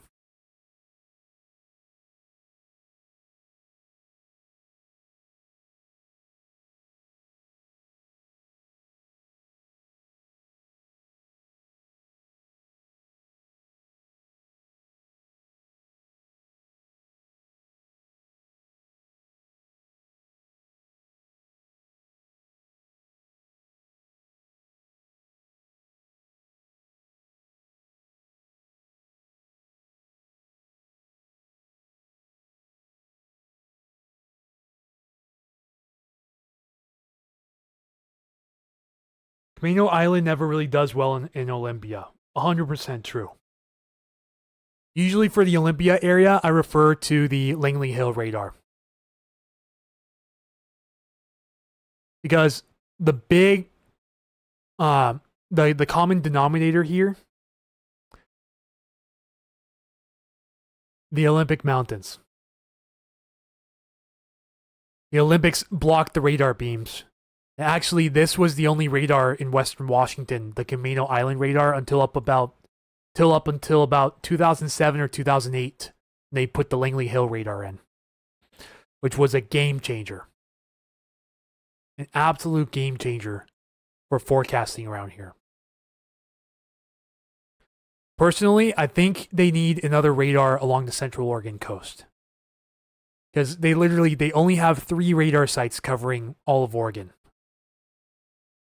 And if you want to count the Boise radar site, then 4. They seriously need a radar along the Central Oregon coast. And maybe another one down here in Eastern Oregon too. If we're being brutally honest about that.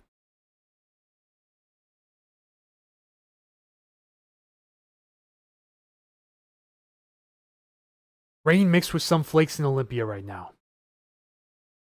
And rain and snow mix in Lacey. Thank you guys for the reports. I appreciate it.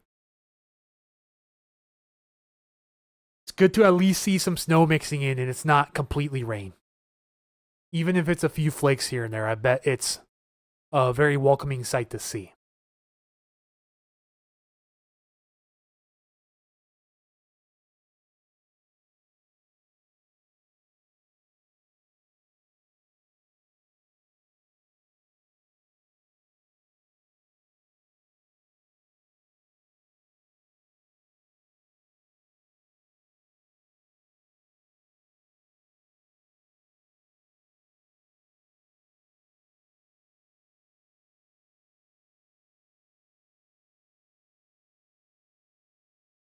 It says the radar I use is Half Moon Peak in Vancouver, Canada. I didn't know how long we didn't have the coast radar. That's insane. Yeah, during the Hanukkah Eve windstorm, we didn't have a coastal radar. Yeah, we didn't have any coastal radar. Let me see if I can figure out the exact date of when the Langley Hill radar was put in.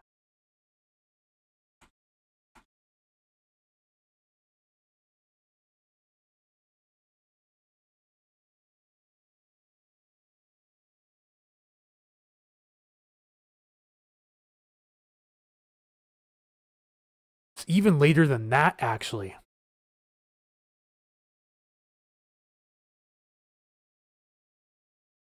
There's an article all the way back in May of 2011.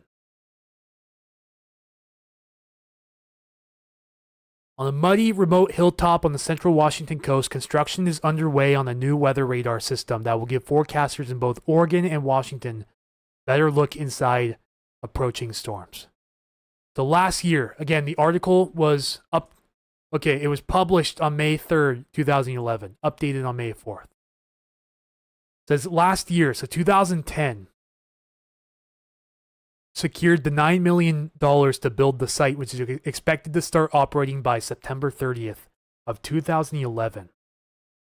It said in 2007, Maria Cantwell commissioned a study to look at the gaps in Washington's radar coverage.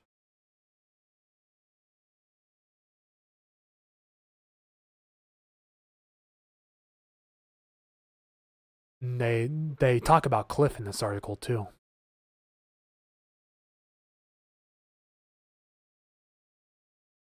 But yeah, crazy to think we didn't even have a radar site on the coast until 2011. Even I thought it was much sooner than that. Something especially for this winter, as a weather enthusiast, has been such a boring winter after the fall windstorms and the flooding. Yeah, and I do this, I do this online work full time too, and it's been so terrible that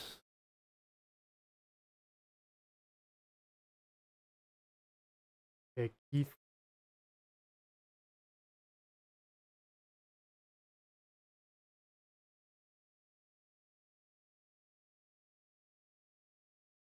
All right, Keith, I left my email in the comments for you. Something especially for this winter. Yeah, but it's been so slow that I'm literally going to be forced to move out of my apartment because of it. Uh, Coming out of December, going into January, the new year, I had really high hopes. And I mean, as soon as January was done, I just thought, wow, I made a grave mistake. Made a huge, huge, huge mistake. And February right now, the way it's looking at the moment is going to be even worse than January. So I'm cutting my losses. I don't want any debt. And I'm going back to work. And eventually going to be moving back in with the family. So just how it's going to go. That's real life and it's not easy. What's Snohomish weather this week? Chances of snow, not great, but chances of snow throughout the week. Looks like the best chance right now is going to be probably early tomorrow morning. Early tomorrow morning or early Thursday morning. Like today and Wednesday look even less than marginal around here. But at the very least, likely going to be cloudy with passing showers. Just depends on if they're rain showers or snow showers, or a mix of both. But likely going to be rain showers for you up in Snohomish County. If you're in the lower elevations, that is.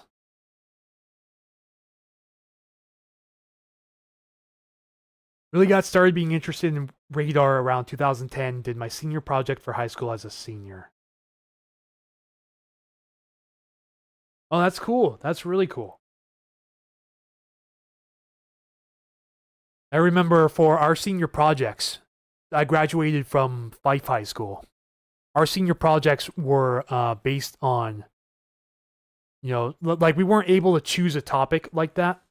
Like I had to choose my career, what college I was going to go to, how I was going to pay for it, how I was going to commute, and so on. And looking back at it now, I can't believe how unrealistic I was with it. Like I'm actually amazed that I passed that senior presentation. I think they probably just passed me out of spite. I was saying like, okay, I'm going to go to University of Washington to get a bachelor's in atmospheric sciences. I'm going to drive myself to and from every day. I'm not going to do room and board.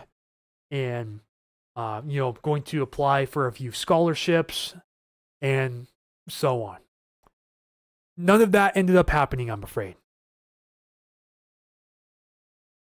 Okay. Yep. Keith just got your email. Thank you so much. Someone just said they got snow pellets in Federal Way briefly about an hour ago. I didn't see it in my parts.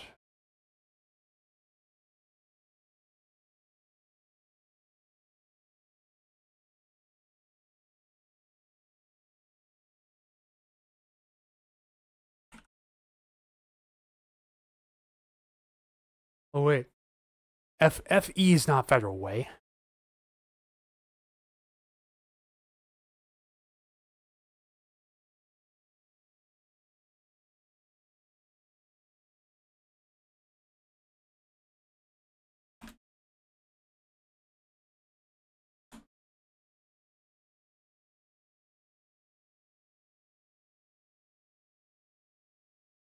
Yeah, Keith, I just got the notification about your email. Thank you for sending that.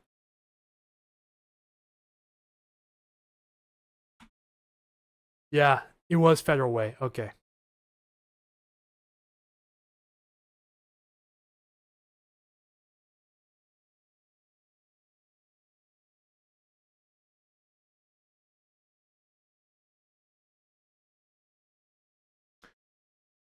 So, did the latest European take away the better chances of snow we were seeing Wednesday, Thursday?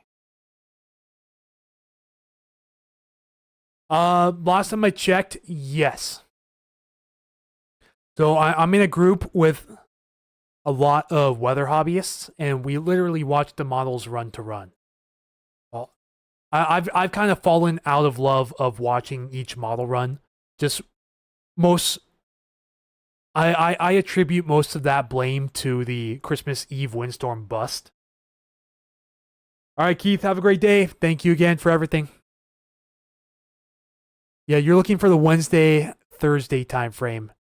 Yeah, it is definitely downtrended.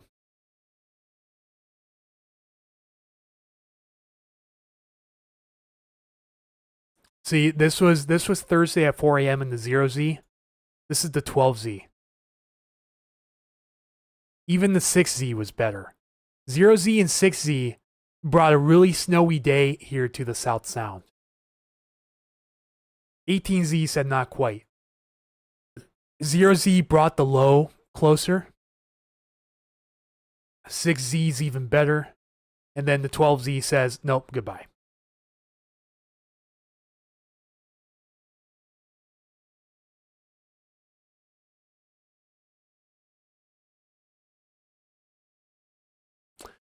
Yeah, so someone reported snow pellets, which is the same as grapple in Federal Way.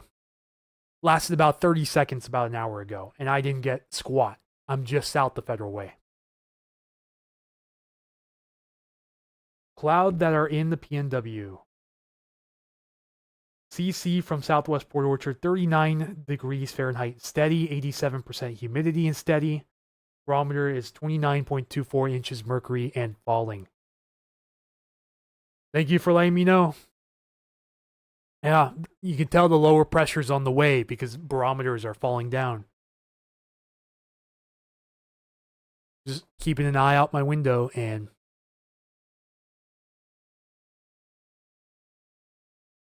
ooh yeah, they had brief wet snow in southeast Thurston County not long ago. Just got a report in from somebody.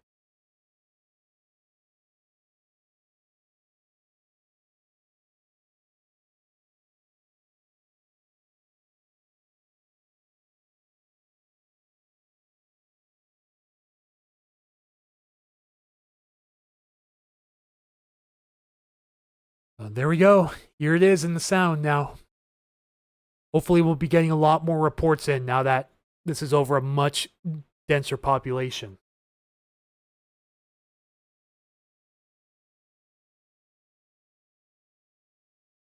Yeah, again, I'll show you what the European was showing. The 6Z for 4 a.m. Thursday to the 12Z for 4 a.m. Thursday, and it just wiped it all out. Like it was there, and then the magical rug pull of all rug pulls happened.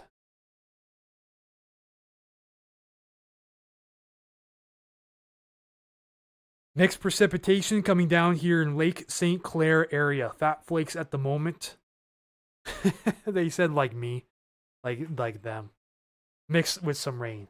Ah, that's funny.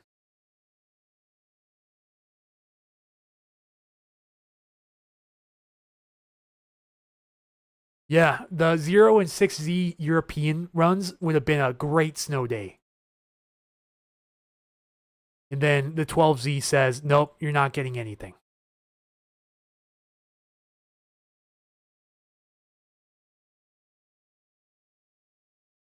And by the time we go through next week, it's a mixed bag.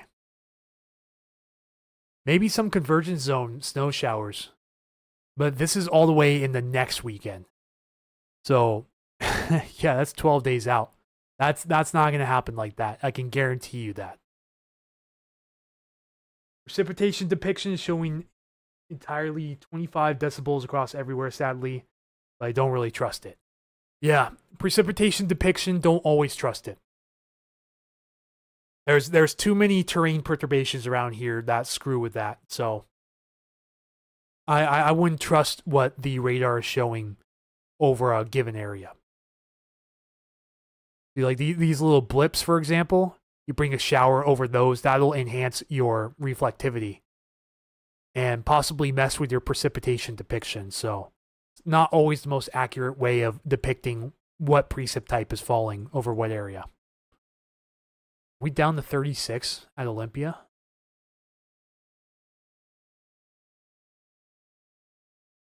We're actually down to 35. A good sign. That's a really good sign, actually.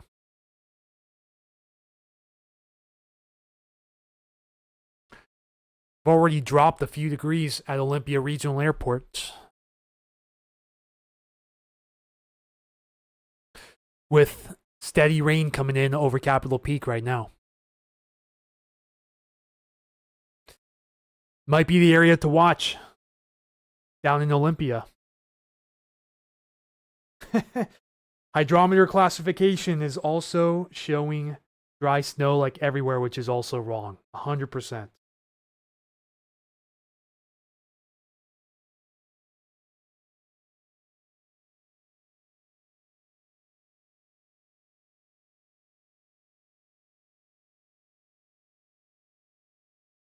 Yeah, I don't even bother to look at hydrometer classification because it's always inaccurate. Always.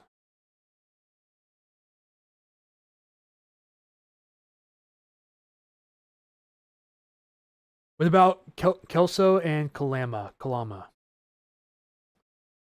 You're not included in the advisory, just a heads up. So we're not expecting snow down there. Again, it's really going to be conditional. If we can get showers the right place at the right time with cool enough temperatures, then anything is possible. It was gusting to 37 out of Astoria right now, out of the west. And that wind chill's got to be absolutely unreal along the Oregon coast right now. Yeah, right now, at least for today, I'm pretty much going to count out Kelso Longview. You'll likely have a better chance tomorrow morning or Thursday morning. Was just snowing with big flakes in Olympia. Now it's more of a mix. Thank you, Lisa Power, for your report. Appreciate that. Ashlyn says, thank you. Yeah, absolutely. Oh, boy. Come on, people. Don't start fights in my comments, please. There's people arguing about wanting snow versus not wanting snow. I'm just like, oh boy, don't get me started on this, please. Yeah, winds are picking up as that front moves in. We're gusting to 23 now here at Tacoma Narrows, gusting to 21 out of Gray Army Airfield. Pressure still falling too.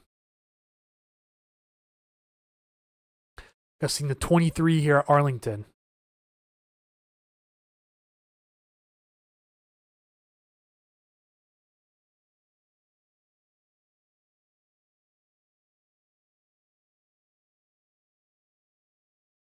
We'll see what happens with this band of rain too when it passes through the Olympics. Luckily, it's not going to be in the highest terrain of the Olympics, so this band of rain should hold its own, crossing at least the foothills.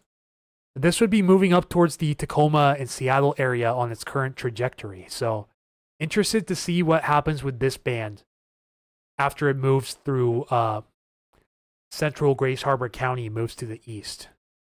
So that could get interesting too. Yeah, temperatures falling here pretty good at Olympia Regional with steadier precip just to the west. So we could certainly get something going here in the next hour or so.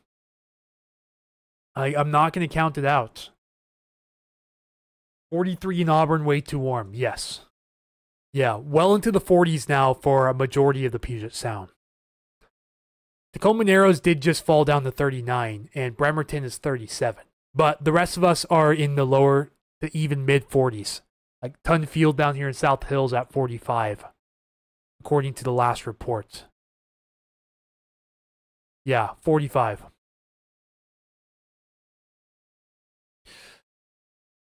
Yeah, lower elevations, we're probably going to get a nothing burger out of this, unless you're in the Olympia area. Which, again, Olympia's transitioning, it sounds like, to a rain snow mix. And temperatures starting to go up just a tad bit, too. Yeah, minimum temp 24 since midnight, maximum 38. They're at Olympia Regional.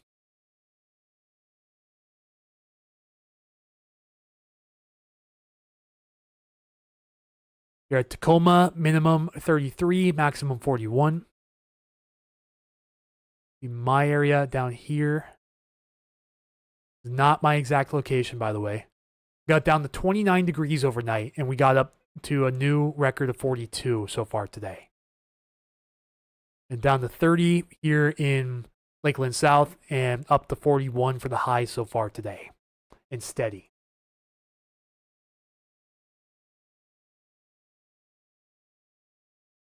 .42 in Oak Harbor, but when the wind blows, it feels like 27. And that, my friend, is the wind chill factor. But it doesn't have any effect on snow. So even though it feels like it's below freezing, it's actually still above freezing. The ambient temperature is still above freezing, so it's not going to snow.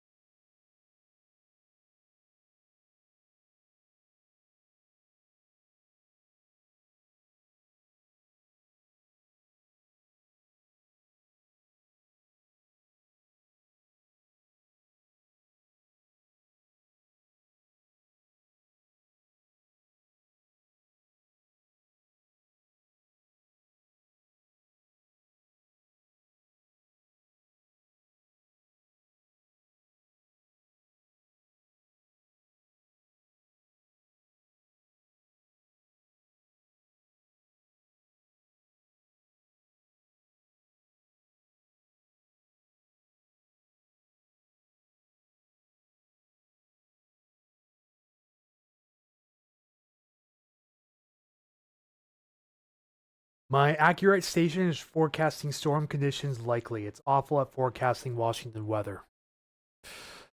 Valid. Very valid.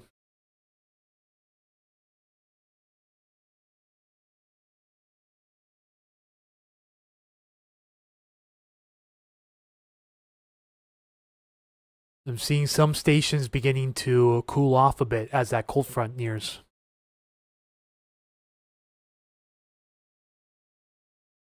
Oquium is back up to 42, though.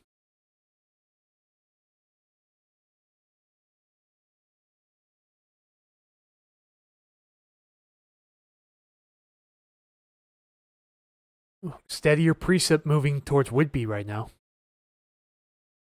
But temperature is still quite a ways too warm up there.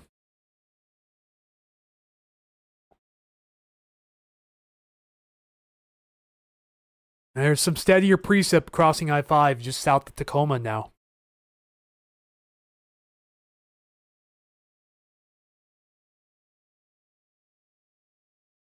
Well, unfortunately, I just looked out the window and it's raining. Bravo.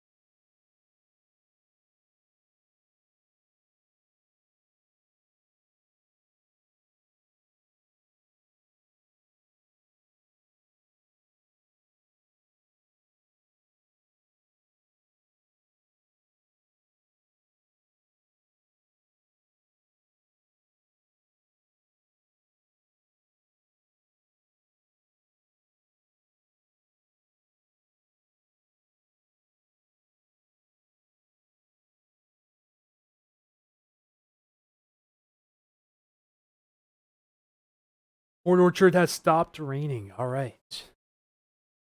It has just started showering a little bit here in Milton. Temperatures still in the 40s as of the last update.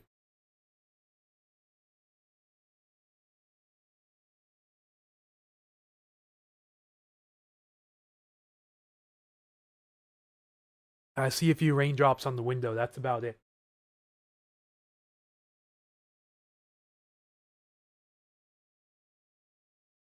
Yeah, Kansas B, I agree. It is a bummer we didn't see any snow this winter when other states got so much snow and we got nothing. But remember, winter's not over yet. It's not over till it's over. But as of now, yes, it is. It has been a bummer fest. I agree with you on that. Really, after this week, that's it. As far as I can see, after this week, it's donezo.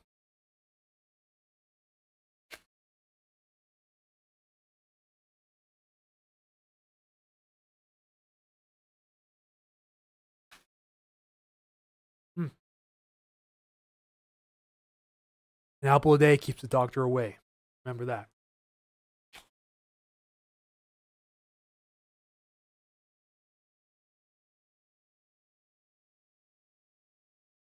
Go back to radar.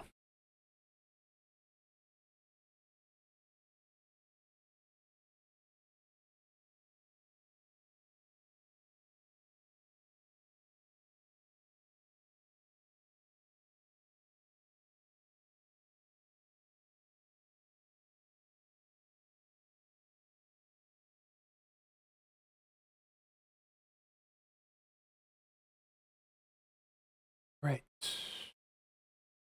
Jeez, has it really been 3.5 hours already? Madness. What's your favorite long-term model for overall use? Anything on the European forecast. Like the European is superior in all aspects, and it's really not even close. Like the American is garbage, the Canadian is garbage. Don't even get me started on the international models like the German, the Japanese, and the UK Met, for example. Maybe those are okay for their respective regions, but not for international use. It's not even close.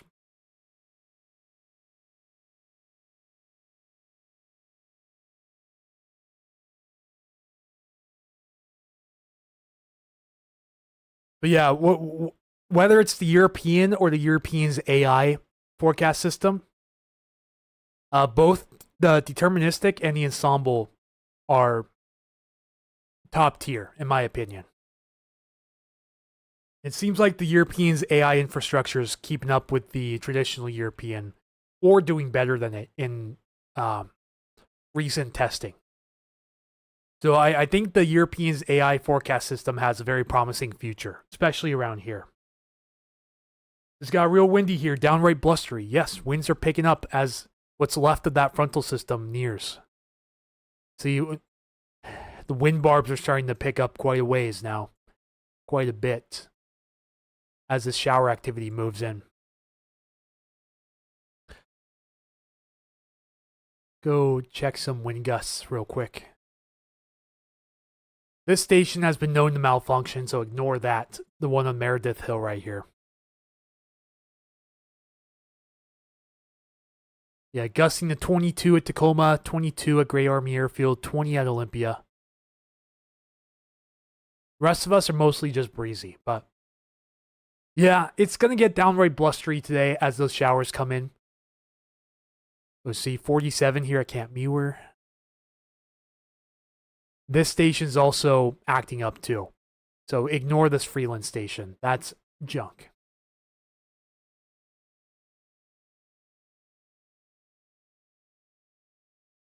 Yeah, nothing too insane, but definitely noticeably windy.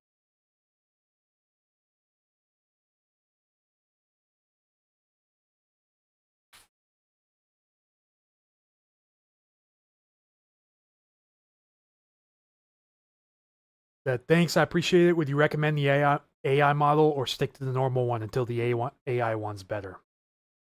Use both of them and constantly compare them. I would say keep both the European and its AI counterpart in your arsenal, and don't really lean towards one or the other. Just use them both for comparison purposes and see what differentiations they have between one another. And then you can really use that in real life after an event happens to see which one was the more accurate model, because it seems like they're both pretty close. If you really want to talk to someone who knows about this stuff like to a T, then I would suggest you head over to the Pacific Northwest Weather Watch channel. Michael Snyder is a huge model buff when it comes to the European AI model. Like, he's the one that's really praising it. And I mean, I see where he's coming from. I just kind of have a hunch to lean more towards the traditional just because it's been around much longer and it has more of a uh it it has a better reputation.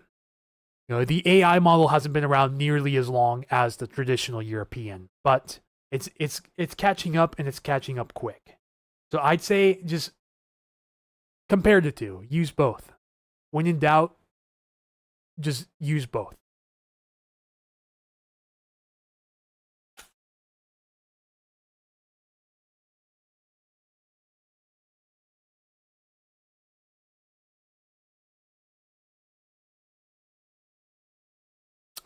Rain's starting to pick up here a little bit.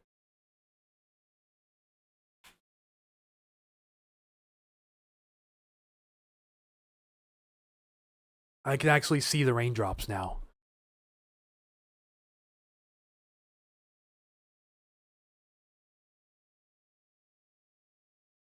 Yeah, if the temperatures were still in the upper 30s, we may have a case here, but they're in the lower to mid 40s right now, and it's just no, it's gonna cut it too close. At least with this first round coming in. Yeah, this is going to disappoint a lot of people, break a lot of hearts for the snow lovers. Snow lovers. But welcome to our world.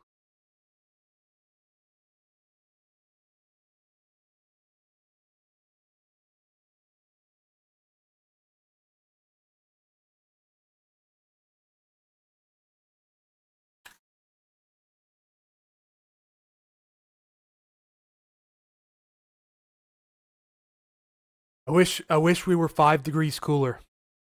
We were 5 degrees cooler. This would be a whole different ballpark right now.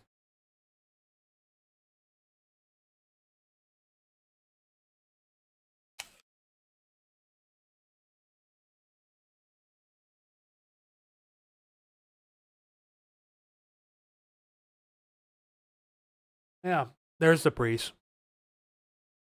Breeze just fired up here in Milton.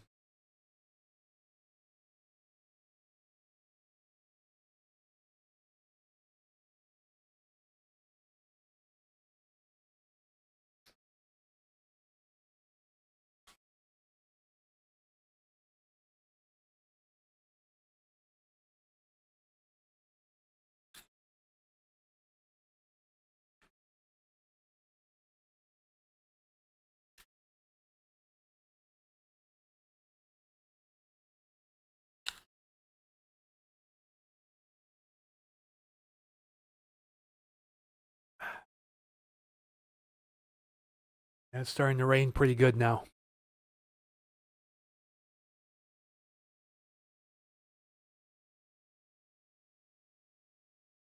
Right.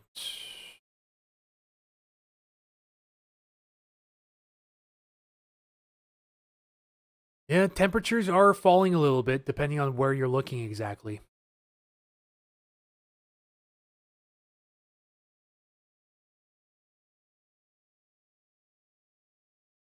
Like Olympia Regional's back down to 35 right now. A lot of 35 to 37 here in central Thurston County. Some areas getting down to around 38 degrees down here in the South Sound too. But again, a lot of us mostly in the mid to low 40s right now, which is just not going to be good if you want snow.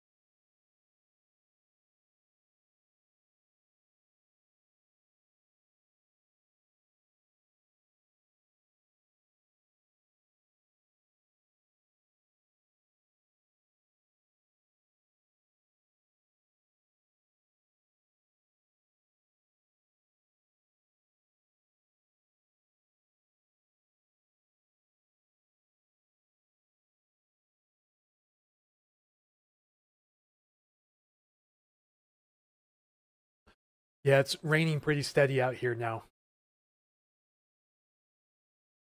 Expected disappointment, so it's not unimaginable, but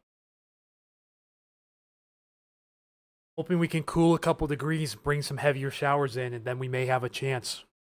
I haven't seen a single flake fall yet.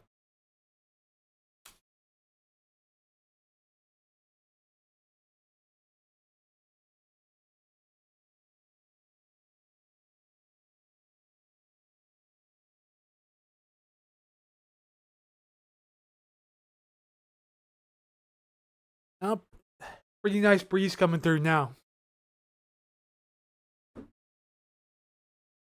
I estimate around 15 to 20 miles per hour, probably.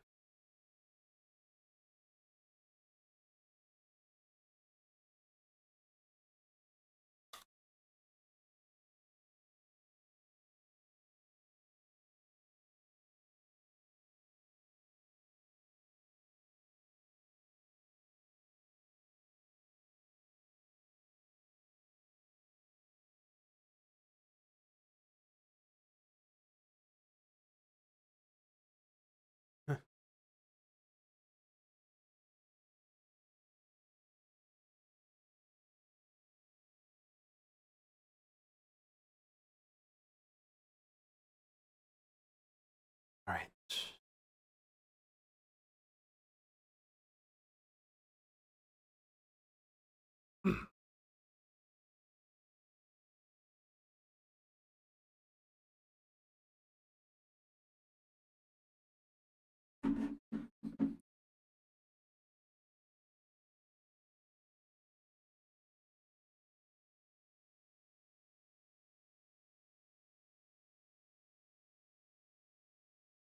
I see temperatures coming down a little bit here in the Tacoma area now.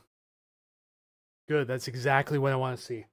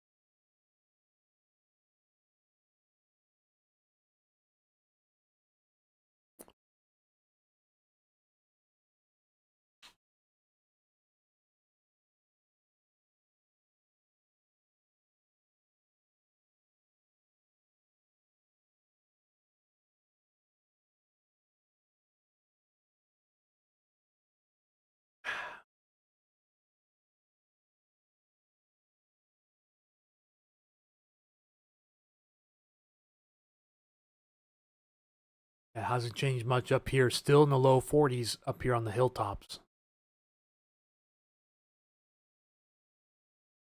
38 near TCC, 38 at the airport.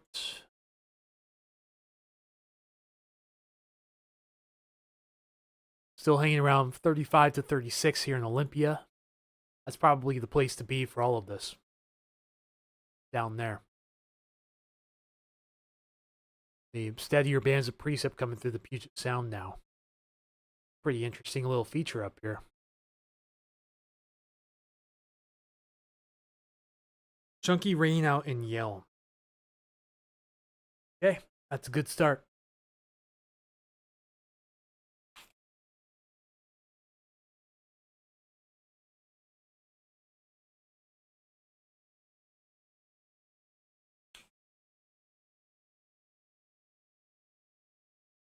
I'm amazed people are still using the term chunky rain as often as they are. It throws a lot of people off too.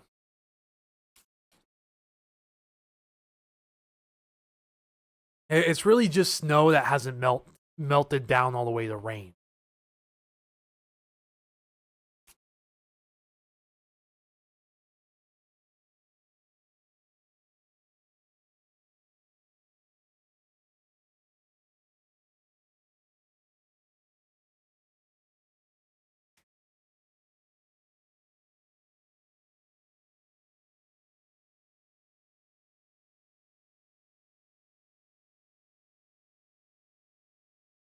All right. The apple a day is finished.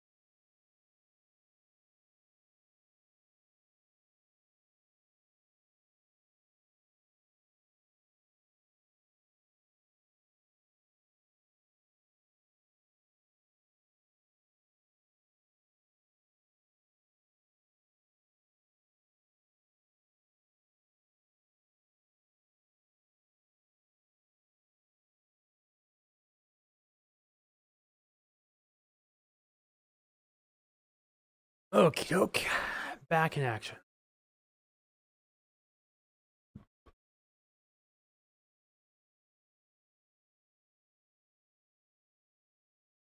Yeah, temperatures are holding steady.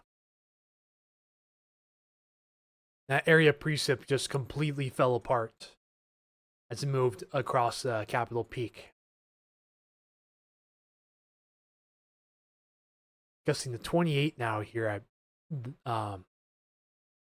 the Tacoma Narrows Airport as this band of showers comes through.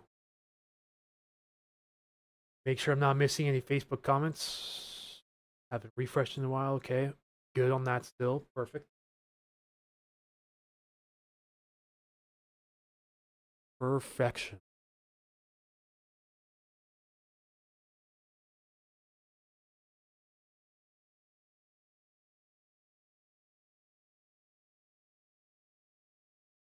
Starting to see some isolated cells off the coast too. Those could definitely drag the snow level down as they move on to the coast. They're much more hit or miss than the shower activity that's moving on to the coast right now. These bands.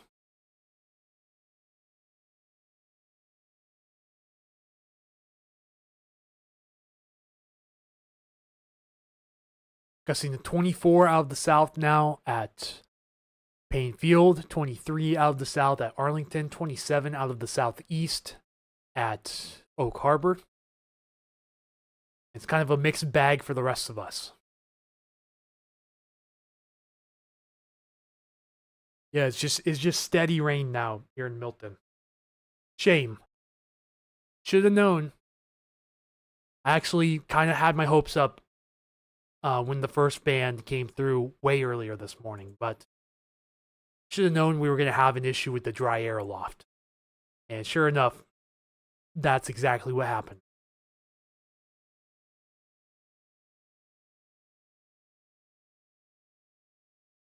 Yeah, recent report says chunky rain out in Yelm. Really just partially melted snow.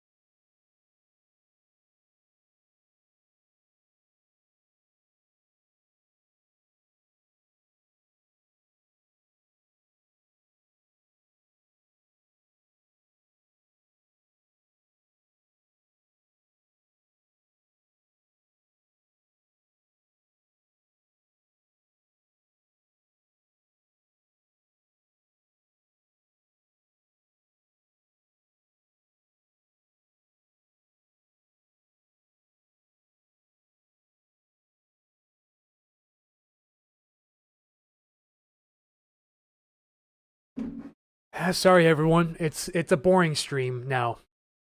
Really has been a boring stream. I really just want to see what happens with this band of precip as it moves in. After that, there's really not much to look at. So once that comes in, we'll probably be ending. We're down to 37 now here at Tacoma, so Temperatures are dropping out there. We even dropped pardon me on that. We even dropped a degree down here in South Federal Way too.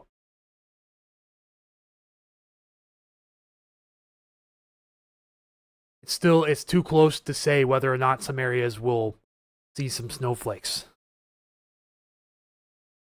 I'm looking outside right now here in Milton, looking to the northwest, and it's just solid rain hitting out window right now.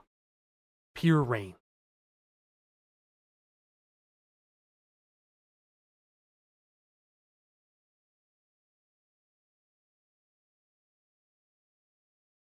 But temperatures are going down slowly.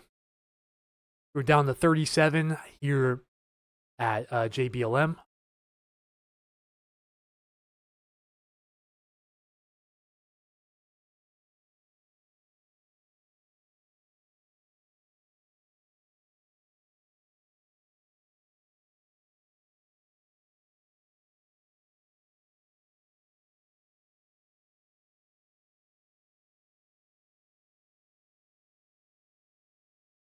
Thank you for sharing your passion and knowledge. Yeah, absolutely.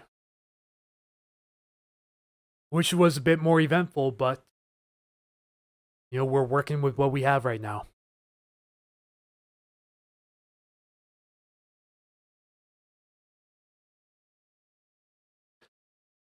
Yeah, SeaTac just went under 40 degrees.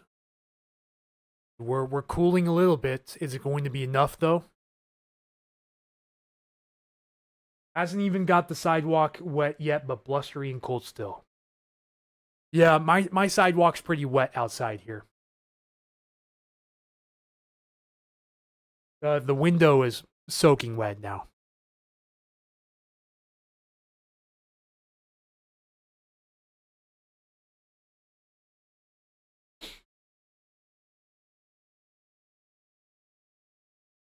So let's go look at some high-res model runs while we're burning some time.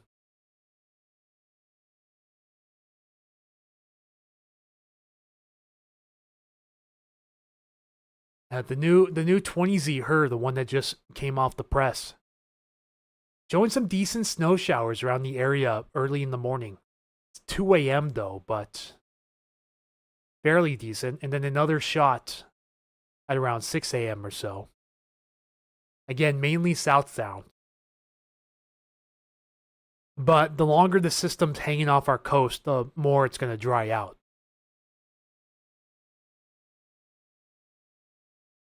Our flow is still pretty much out of the south, so they're going to be, it's going to be marginal again at best. The air is probably going to be a bit too warm because, again, like I said, the flow is coming out of the southerly direction. See, low-level flow is mostly out of the south here. You really want this to be out of the northwest for your best shot. To have much cooler air and shower activity line up around the same time. But with onshore flow prevailing out of the south, there's not much you can do about that. Really not much you can do.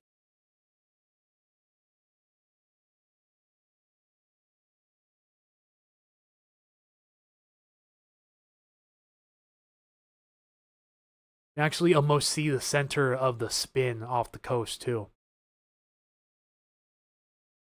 Right about there.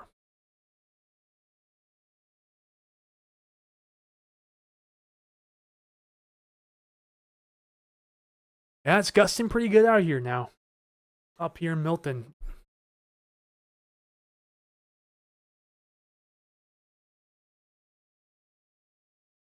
It's raining in Coopville. Yeah, I hate to be the bearer of bad news. Way too warm up there in Coopville right now. Even with these heavier showers, it's not going to do much. You may see a mix at best, but outside of that,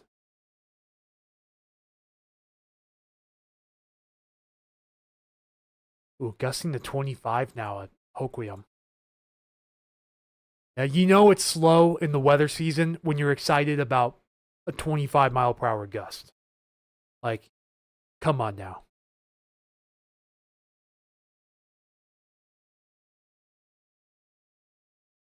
That's how you know this season has been lethargic. think I chose the wrong time of the year to go full time.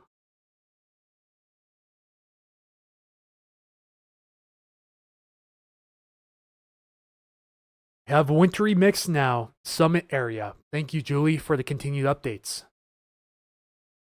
Could we be in for something very soon?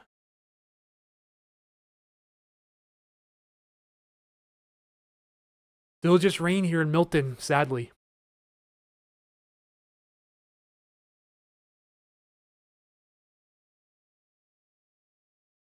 You know, you're not far away from me, so maybe I'll get some of that wintry mix here in the next few minutes.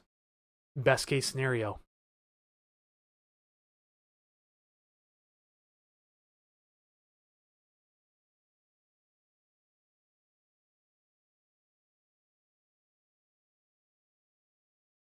Eyes are peeled.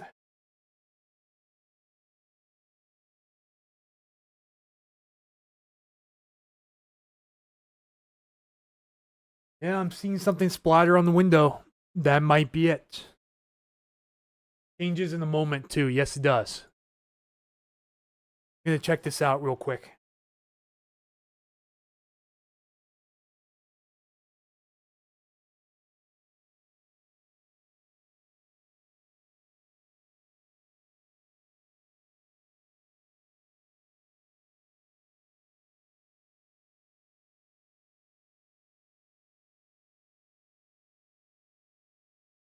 Yeah, sure enough. Finally got a few flakes. Raining pretty good, UP. We do have a few ice crystals mixed in, but not much. Yeah, finally seeing my first flakes. Hallelujah. God bless.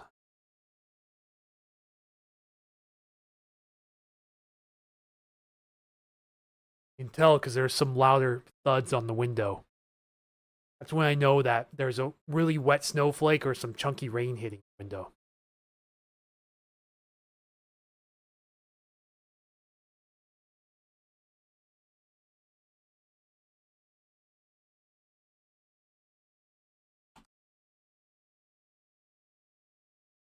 First time seeing snowflakes since last February, I think, where we actually got pretty close to an inch last February here at the apartment in Milton.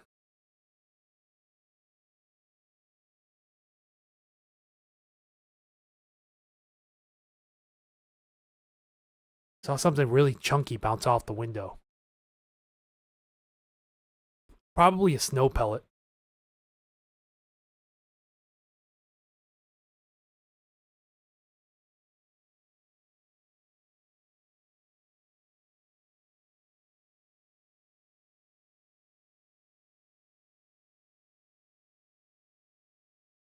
Yeah, I can tell. I got a few louder thuds hitting the window.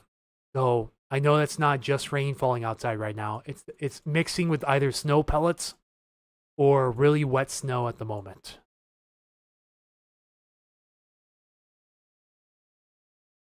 We have reports of snow now up in Bothell. We just got that report in.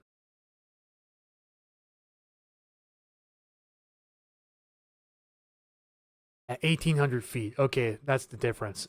It's way up there. I get it. Remember working at St. Joe's one year and it was snowing on the 10th, 14th floors, but rain at the other. Everyone ran up to see the snow. Yeah, that's how conditional it is. Like it could be a matter of a couple of floors. You know, that's the difference maker.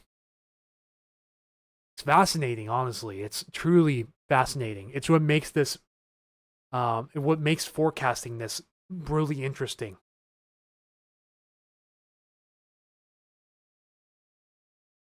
Even if it doesn't always work out in your favor.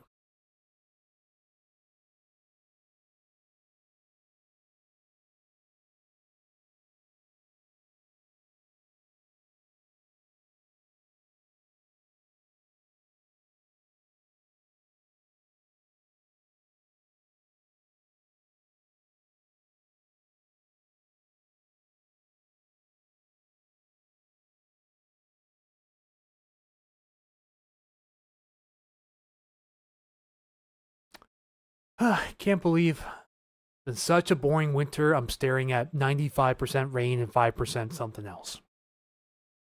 Even that's being pretty generous on the ratio.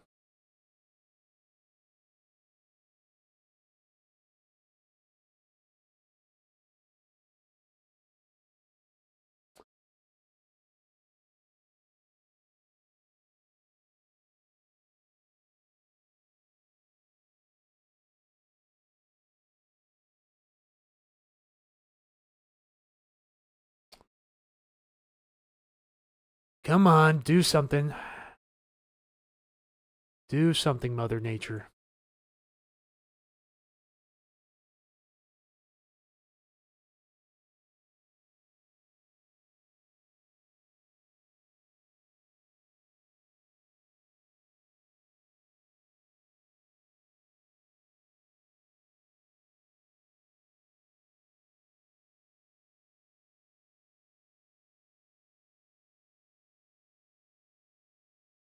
Yeah, that model run is done. Look what the 18Z NAM shows. I don't think we showed this yet. 18Z NAM's a bit more optimistic here for the South Sound. Tomorrow morning, around 7 a.m., it has snowfall. 7 to 8 a.m., it has snowfall, even for SeaTac.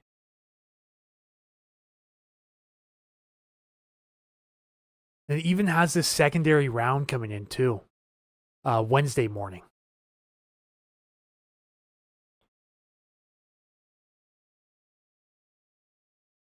See, there's one area of spin right here, like a meso low. And then the main area of low pressure spins up down here on the northern Oregon coast. And I really hope the NAM is right coming up. Honestly, but if the NAM's right, then we're not going to see more than a rain-snow mix really anywhere in the lowlands today. But also, if the NAM's right, we have a better chance tomorrow morning and Wednesday morning of seeing widespread flurries. If this verifies Wednesday morning, that's going to be pretty good snowfall rates for SeaTac for a short time. Accumulation is going to be a different story, but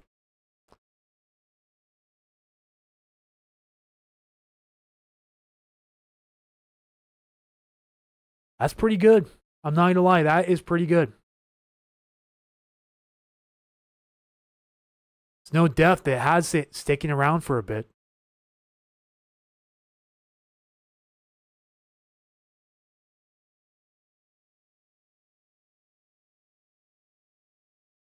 Again, this is snow depth, so this is factoring in accumulation.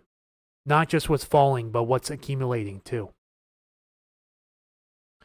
It could get close to a 1/4 inch for Tacoma and vicinity by noon on Wednesday.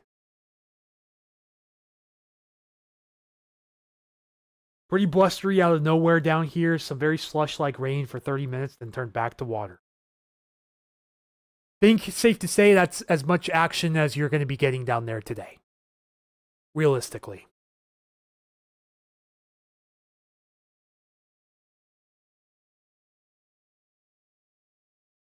Yeah, I really like the signal that the NAM is showing for Wednesday morning. Wednesday morning and Wednesday afternoon.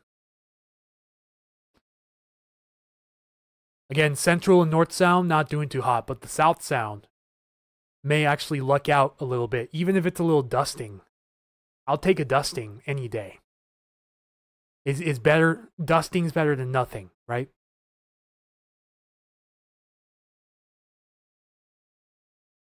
Ooh, dropping off quick down here in the South Sound now. Down another 2 degrees here in South Federal Way, Milton area.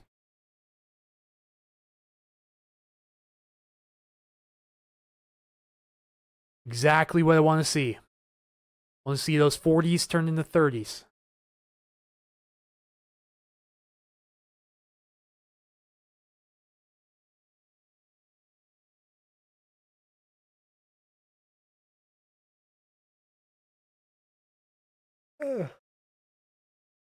And again, if anyone watching right now has any snow reports, please send them in.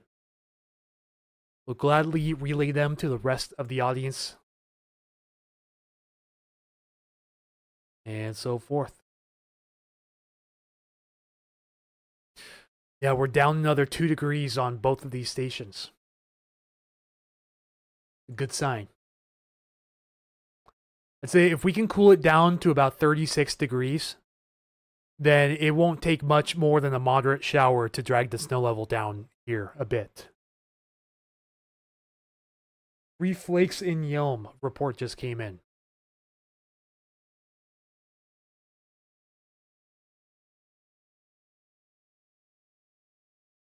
For anyone just tuning in, anyone in the purple here is in a winter weather advisory. 1 to 3 inches of wet snow through tomorrow at noon. So anywhere in the purple here.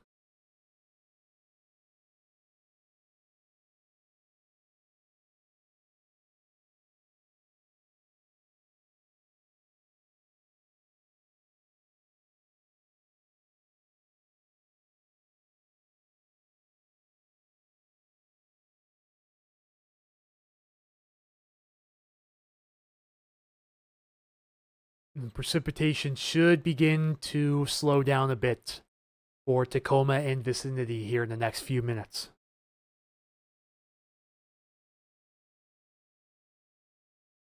Gusting to 18 out of the south at Boeing Field right now. Temperature 41, dew point 35.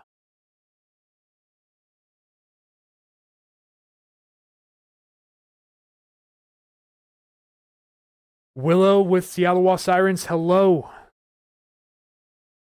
Thank you for joining. Are you seeing any snowflakes where you're at right now?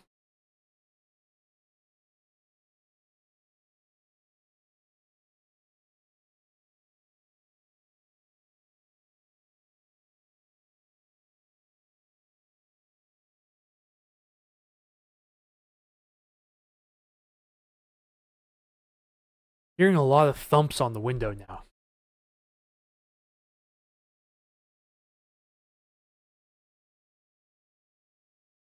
Super glad all but a couple of my trees are down and PSC is finally taking responsibility for the one right on top of the power lines. Awesome. That's a really good feel-good story after what you guys went through last couple of months down there.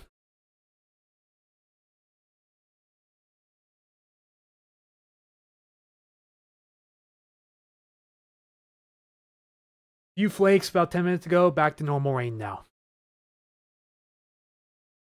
Story of our lives continues.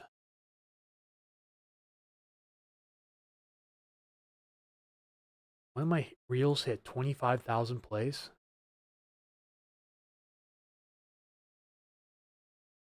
Huh. It was about 3 days ago. I gotta remember, I forgot today. I have to date my posts. I keep forgetting to date my posts.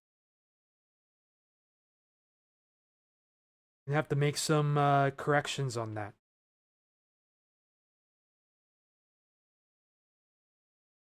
7 followers away from 38.9K here on Facebook. Definitely have a shot of hitting 39K by the end of the week.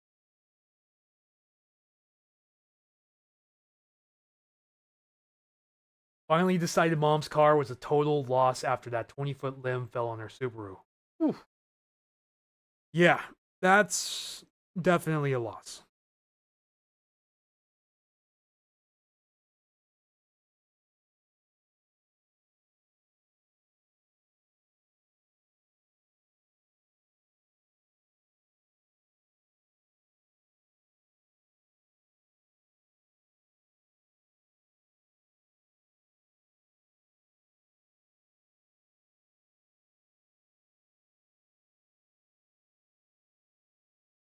Just changing a few posts around to include the date of posting.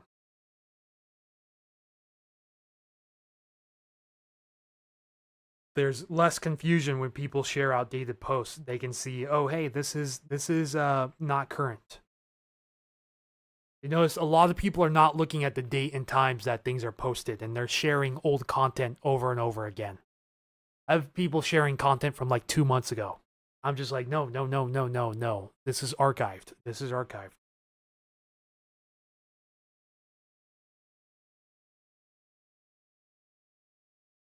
I need to make those corrections real quick.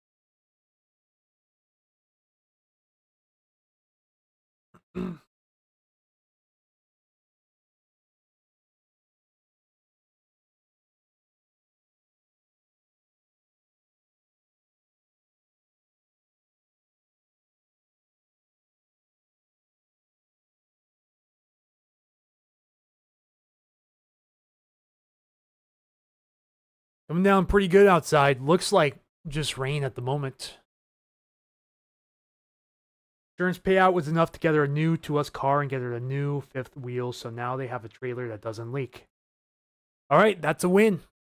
That is definitely a win. Yeah, good for you guys, honestly. Good for you.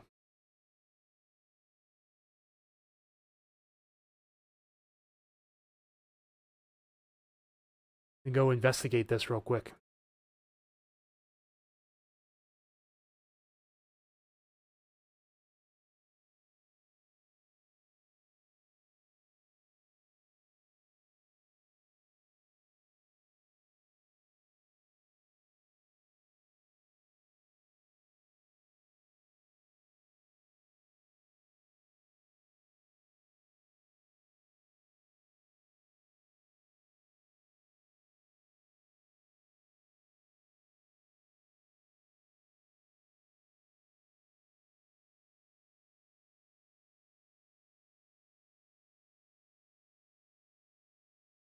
Been a decent start to the year, thankfully.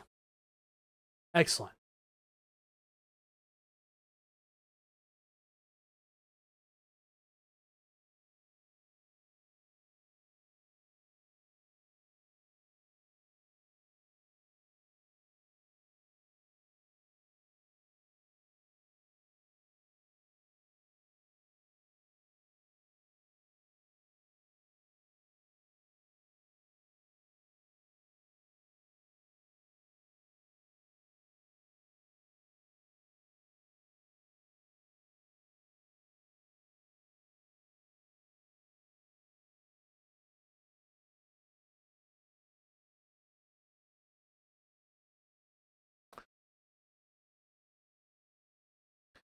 Ashley says it's been a decent start to the year, thankfully. Perfect. Sorry, guys, I just reinserted ads on accident. Hopefully, that didn't interrupt anyone. Just fingered a button on accident on my keyboard. Fat fingered.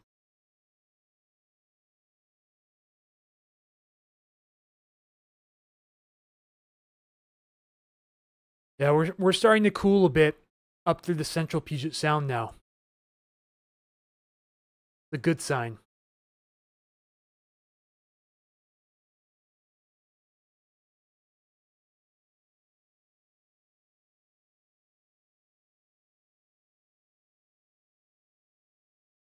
Really watching this shower activity in Grace Harbor County closely.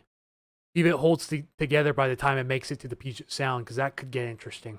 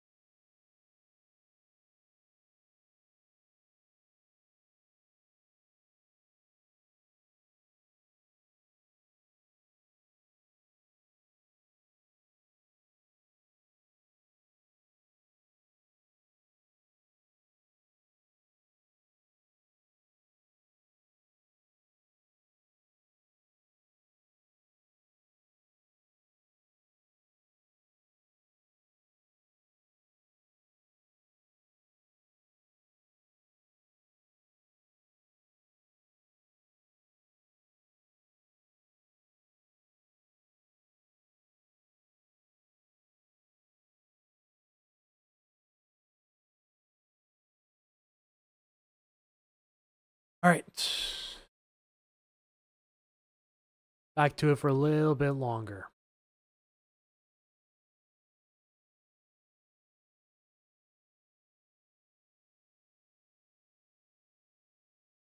Good, we got the 18Z RRFS.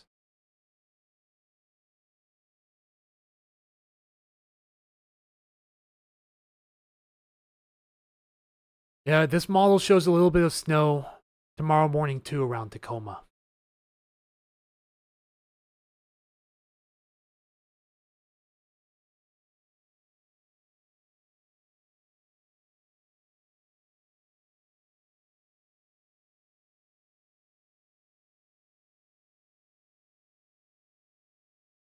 I think I broke it there for a second.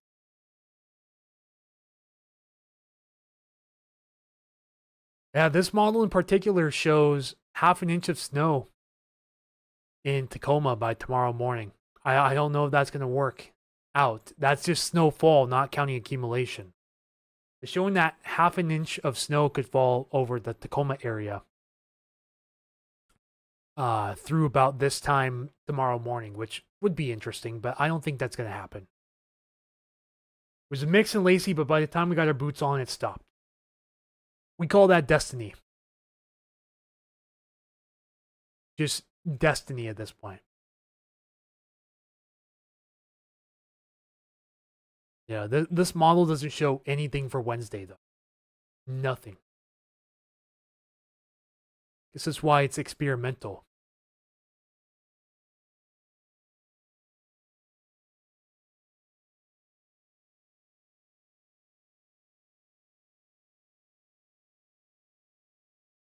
Got another emergency call at the senior home right next to me. Yo, I'm late to the stream. What's the 411?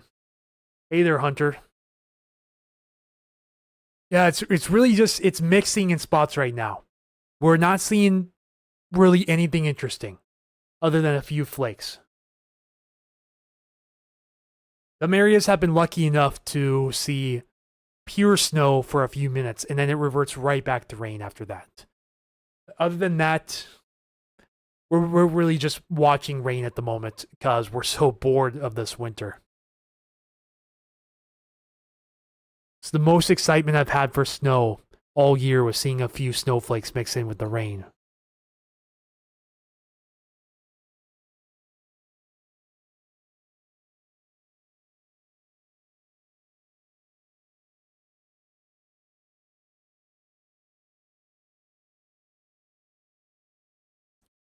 So yeah, Hunter, you're not missing very much. Just talking about the snow forecast coming up this week and you know how it's just it's pretty abysmal, but it's better than anything we've seen the entire winter so far.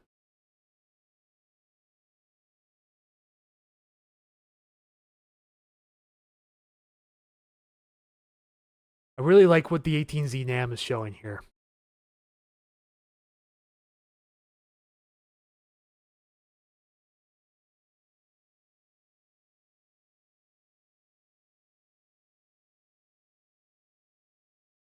I saw a fire truck fly into the uh, senior village right next to me just a moment ago.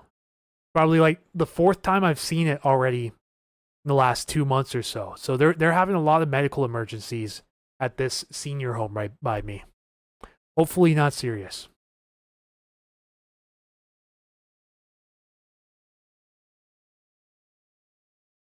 Yeah, 18Z NAM has a sign of hope if you're in the South Sound, Tacoma area particularly. 0.2 inches is better than 0.0 inches. Am I right? I see this as an absolute win. If you know, you know. Ooh, lost a huge chunk of viewership just now.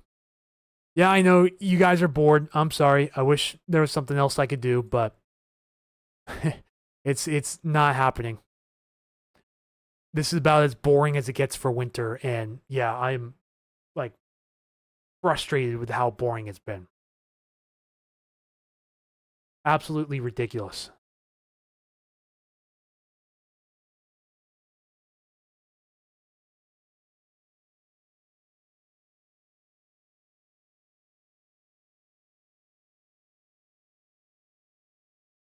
Be interesting if we had a nice band moving through the South Sound here. Wednesday morning and afternoon. It'd just be a streak of snowfall coming across the SeaTac area with 3 inches of snow accumulation, not accumulation, but 3 inches of snowfall right on top of the SeaTac airport. Imagine that.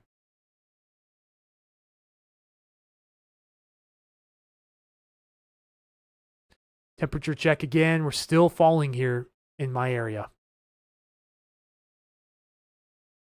Still continues to fall.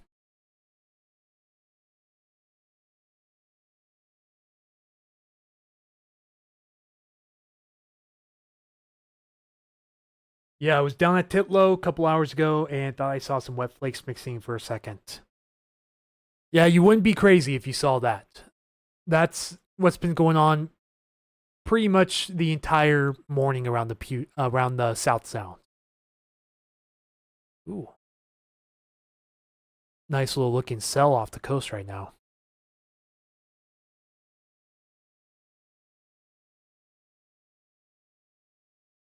If only the other radar half wasn't acting up so much.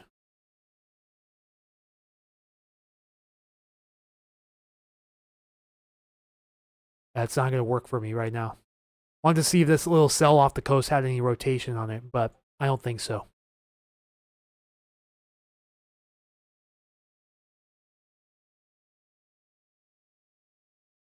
Still pretty blustery here in Milton.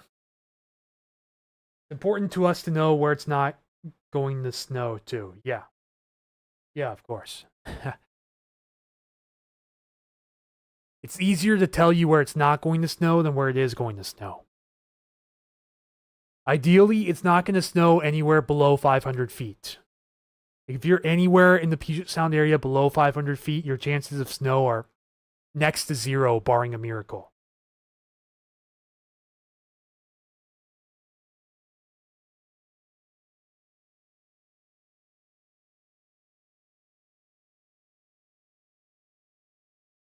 I'm just talking pure snow at this point, like 100% snowflakes.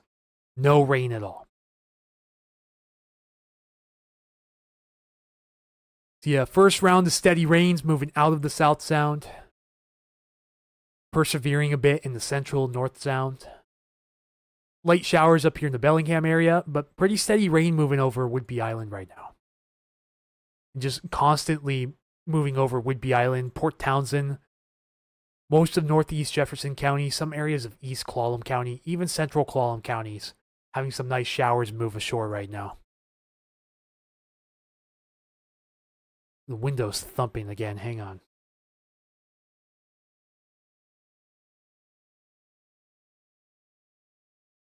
Yeah, I saw a few flakes for a moment, and then after that, back to rain. It was all gone.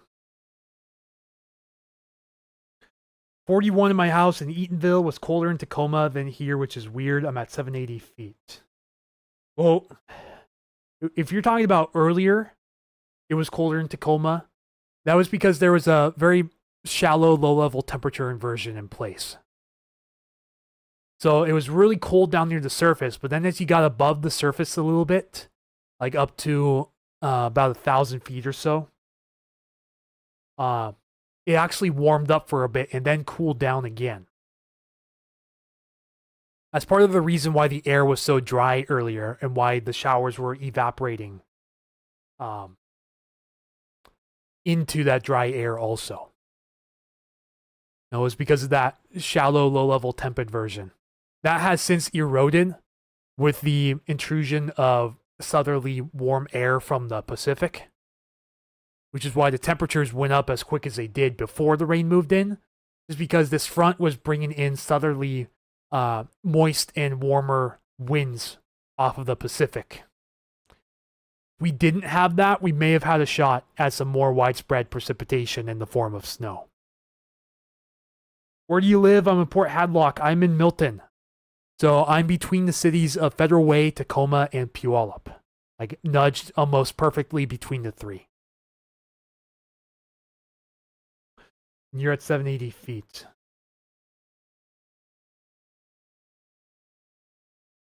Yeah, for a time this morning, the temperature was rising with height, but it was pretty shallow, so it only went up to about 1,000 or 1,500 feet before it started dropping again. But that has since uh, that has since disappeared, so we don't have to worry about that temp inversion anymore, at least for today.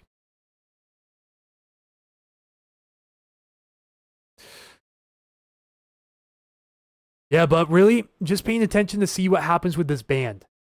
This band of heavier showers right here has been losing strength as it moves east towards the area. So this may not amount to much when it comes to snowflakes either. I think at this point, steady snow is pretty much out of the equation today for the Puget Sound. You know, that's almost a gimme at this point. Unless you're really above 500 feet, then your chance is pretty close to zero for today for seeing pure snow. Flakes, you'll likely see flakes out of this, or at least some chunkier rain. But steady snow is, like I said, pretty much out of the question. And we'll have to see where these little isolated cells set up shop too, because these could drag the snow level down wherever they move over. So, like, for example, this one's moving towards the Ocean City area.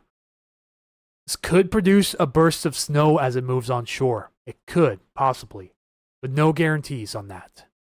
This area, when the front came through, actually got a brief burst of snow before it turned back to rain, courtesy of eyewitness reports that came in.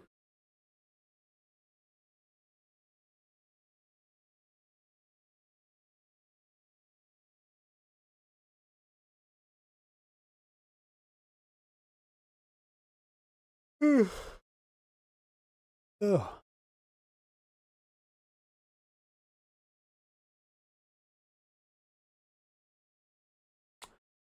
Yeah, again, sorry for the boring stream. There's not much going on.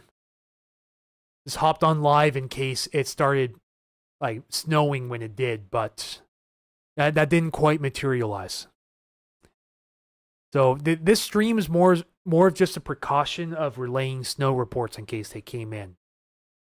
You know, or if anyone wants to tune in and see the temperatures change live and look at the radar as it's coming in and just hear my analysis on things. That's really the only reason I chose to hop on the stream today. Otherwise, there's really nothing to stream about other than rain with a little mixed precip here and there.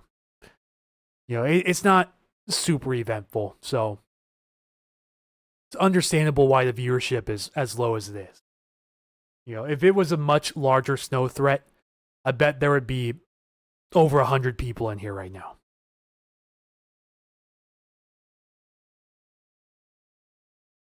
Yeah, the rain's slowing down quite a bit over here now. And we're near as heavy as it was earlier.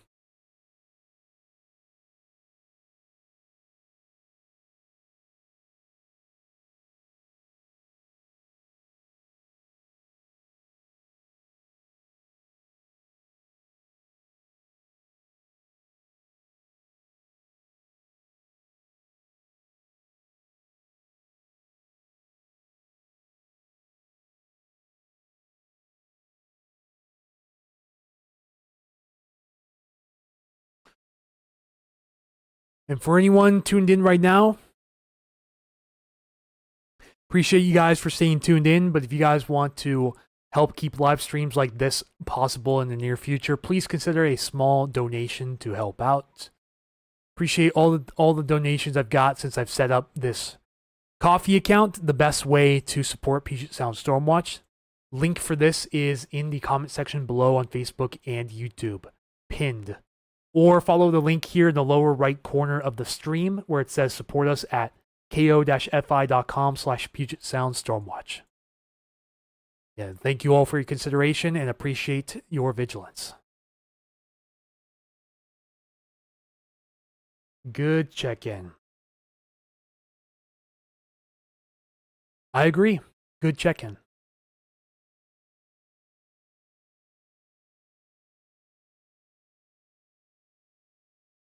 Yeah, precip slowing down around Tacoma now. We're going to get a brief break before this next round of showers moves in. But after this first round, it gets pretty sporadic. That just means showers are going to be fewer in coverage. So it's going to be more hit or miss than before. We'll send some coffees on Friday when we get paid. Thank you for the consideration. Of course, you don't have to. You already do more than enough for me. But I do appreciate the consideration. It's been a very slow February. I really haven't made much from doing this, honestly. And it's just going to speed up the process of me moving out of here. Thank you, 1978 Chevy, for the $4 super chat. The super duper. Appreciate that. Thank you for your generosity. Again, wouldn't be able to do this without your guys' help.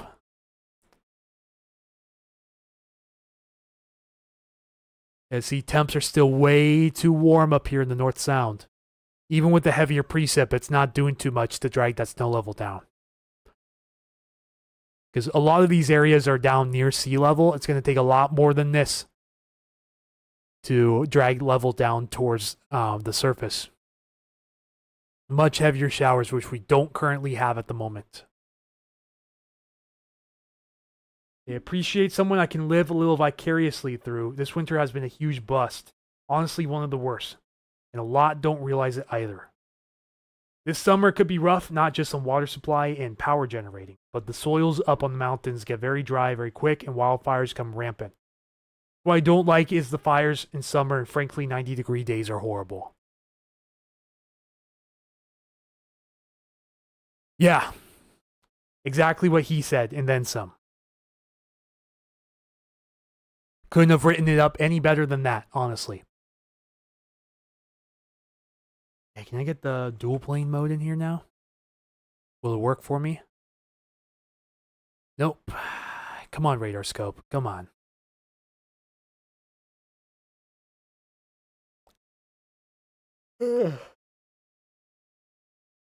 Should mention too, I didn't mention this earlier. There is a chance of thunderstorms along the coast today. It's going to be really cold air aloft, which could allow for a parcel of air to easily rise on its own off the coast. Basically, what that means is convection occurs freely without a forcing mechanism, such as ground heating, for example, being the main one. There's no sunlight, so we're not going to have much surface-based storm action today, if any. Ooh, excuse me.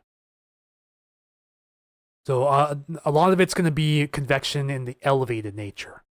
So above ground level. Because, you know, this system coming in, it's a super cold core system. It's like we don't have a lot, if any, warm core systems that come in here in the Pacific Northwest that produce any sort of showers and thunderstorms. It's almost always cold core setups, which means just really cold air above the ground, like really cold air, thousands and thousands of feet above the ground, that allows these parcels of air to rise freely on their own without a forcing mechanism. You know, that's where we get most of our storms from, is from the elevated nature.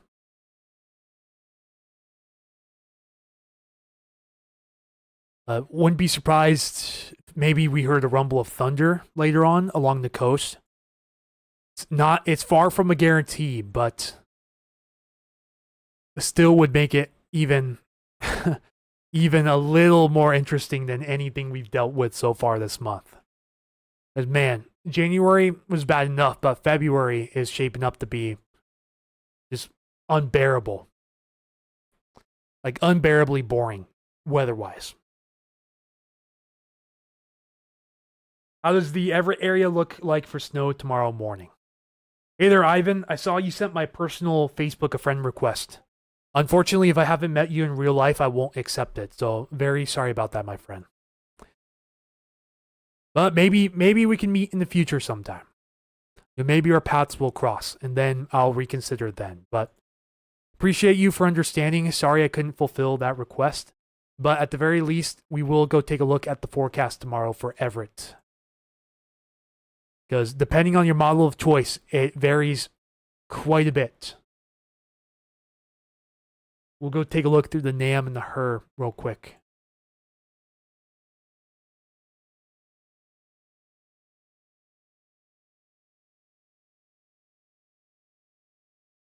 There we go.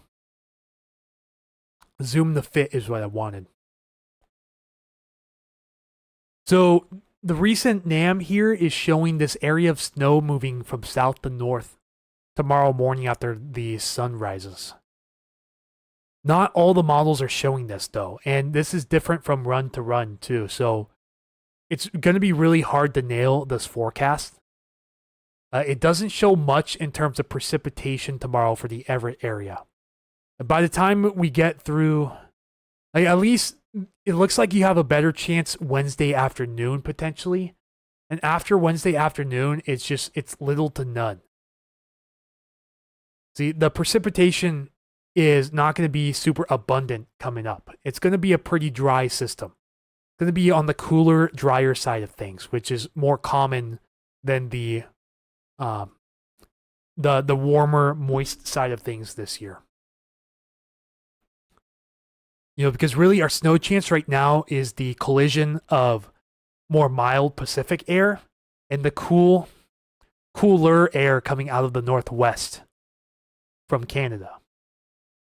So again, depending on your model of choice, the results are going to vary. Let's go look at the 18Z HER. See, this one goes out to Wednesday, 10 a.m. This one, unfortunately, is less favorable than the NAM. It's drier and warmer than what the NAM is showing. See, like the HER shows any snow showers, like almost completely missing the Puget Sound area the next 2 days. Like it keeps it farther southwest and off to the east, but not over us, unfortunately. So I'm going to cross my fingers, go with the NAM on this one, but I think the HER has a bit more of a hunch than the NAM. I have a hunch that the HER is going to verify a bit better than the NAM, personally.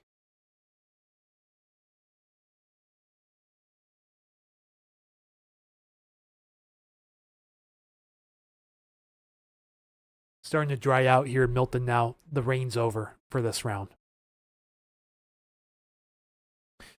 Yeah, this band of showers off the coast is really losing steam as it moves inland, so this may not amount to much outside of some more mixed precipitation for some areas.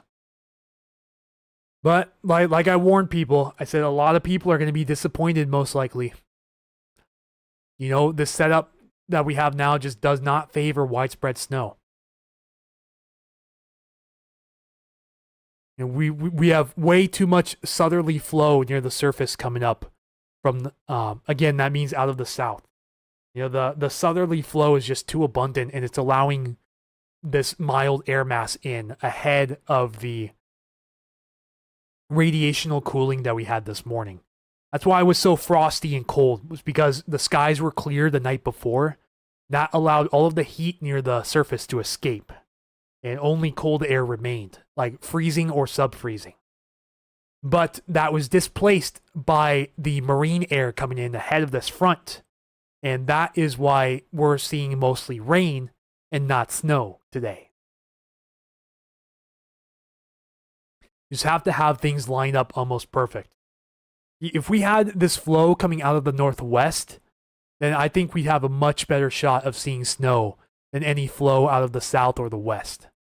The northwest is much cooler than out of the west. Really anywhere out of the Pacific or out of the south, it's going to be warmer overall than the flow out of the north or the northwest. It all depends on the orientation of this trough, and the trough orientation itself right now is not favorable for any widespread snow. That's why this is an extremely conditional setup at best. Not much more than that.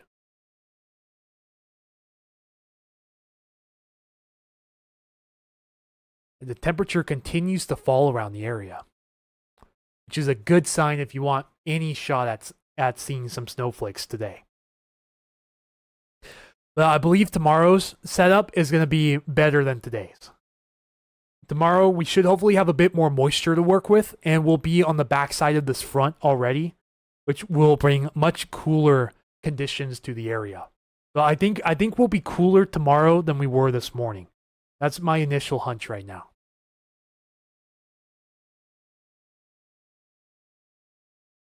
I want to go take a look at temperatures now.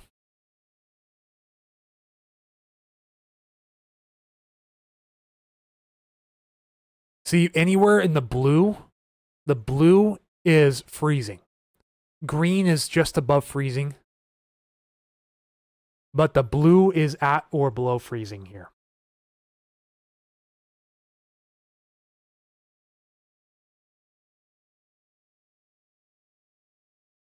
This is at 7 a.m. tomorrow when we're expected to have some more moisture move through. You notice it starts to heat up pretty quick also, so I think it's going to be a pretty short-lived window tomorrow morning. And the same goes for Wednesday and Thursday too. So the next 3 days are going to be semi-favorable for at least seeing some mixed precipitation. We may not get any pure snow, just a heads up. And after that, I'm not seeing any good indications that we have additional snow chances this winter. Looks like we warm up quite a bit after this next week. Either we warm up or we dry out. And both of those are horrible for snow condition.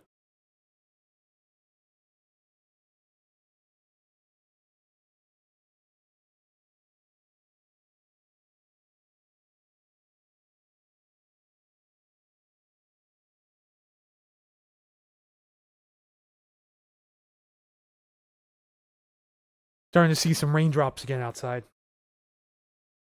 But no snow this time around.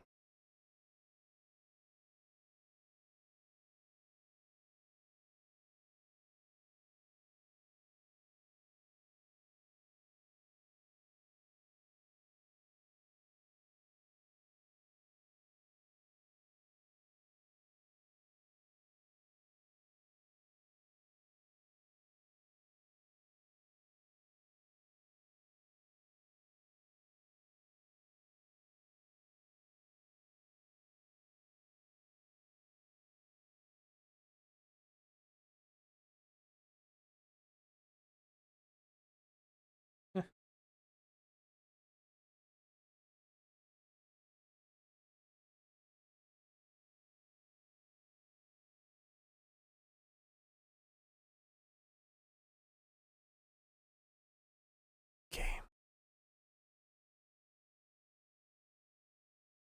So look at the NAM in comparison.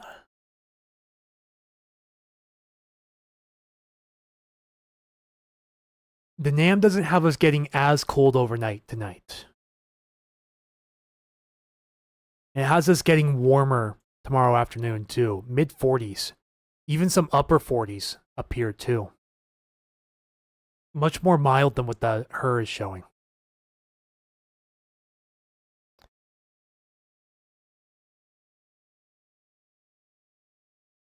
This overall, it's showing that like the NAM itself shows more snow, but less favorable temperatures near the surface. That's what I'm seeing in comparison to the HER model.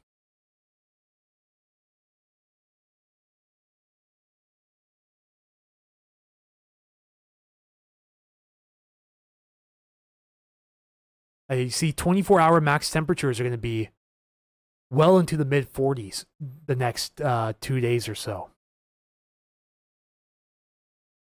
So just not good for snow.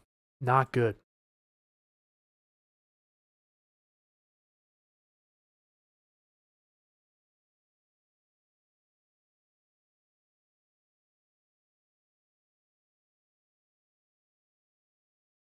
Ugh. And I have to get an actual meal here very soon. Been going for almost 5 hours, so I think at the 5-hour mark, we're probably going to cut it short for the day.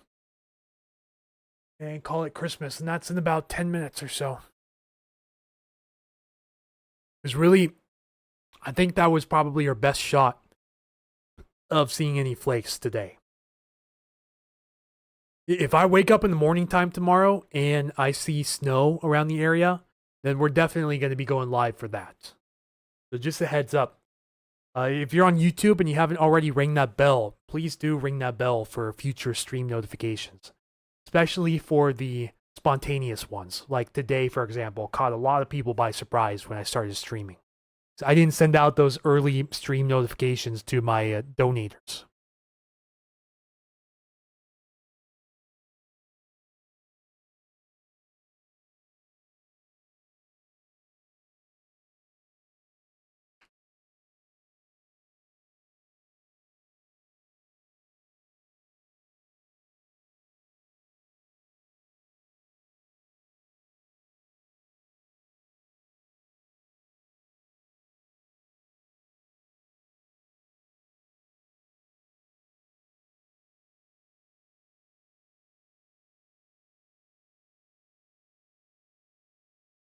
Okay, one more quick little bathroom break. I'll be right back.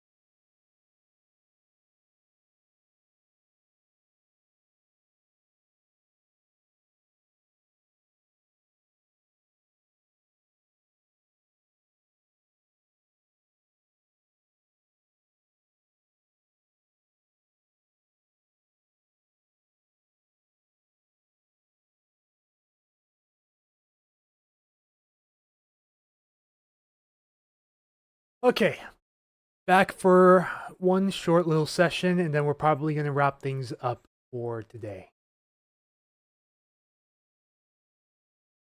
Unless it just suddenly starts dumping snow, I don't plan on going live again today. Maybe tomorrow, just a heads up. There's live stream opportunities coming up this entire week. So just make sure you have those notifications enabled. We'll look at the upper air pattern here for the upcoming period.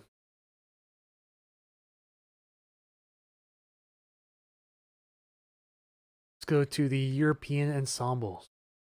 Again, this is our trough swinging through right now. And another little trough swings through Wednesday night, Thursday morning. It looks like we're being influenced by an offshore trough.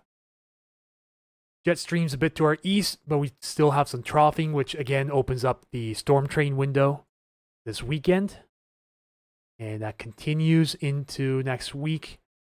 You see, we're hanging around this troughing pattern for the foreseeable future. Good news is I don't see any indications that we have the ridging come back the rest of February, which is fantastic news. Like some of the best news you can hear outside of the fact that the snowpack's caught up, which is not, and it's not going to be. Hey, Dan's Backcountry. Hello there. We to expect some snow finally. Don't expect it. No. Only place you can expect snow is in the mountains, and even then, it's not going to be a sufficient amount. For the lowlands, do yourself a favor. Do not get your hopes up. Ooh, sun's coming out now here in Milton. Look at the satellite real quick. Yeah, this is where the shower activity becomes much more isolated. And we're going to have sun breaks throughout the day from this point on. The front has passed, and it's just going to be the hit or miss shower variety type for the rest of the day. And so that means we're going to get the cloud breaks too, and that's what's going on right now. We're getting those cloud breaks between cells.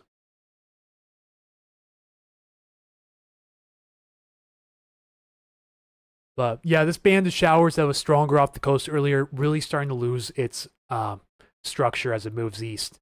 So could get some more mixing with this, more mixed precipitation. But outside of that, I'm not seeing any serious snow chances coming up today. And we're actively monitoring tomorrow, Wednesday, and Thursday for additional chances. Maybe an outside shot of some snow, depending on where you are in the Puget Sound. But outside of that, no more guarantees will be made. You know, it's too risky right now to make any snow forecasts. So I'm going to say, prepare to be disappointed.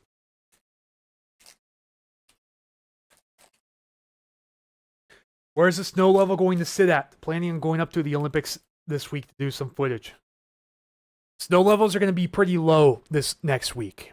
Up until the weekend when the snow levels go up a little bit. The snow level is going to likely ride somewhere around the 1,000 feet to 2,000 feet marker. Let me pull this up real quick because the NWS has some good graphics on snow levels.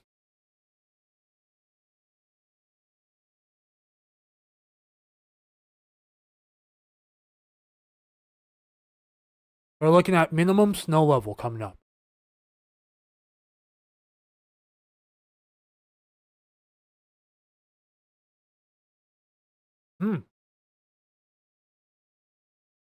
Look at that. Day 5.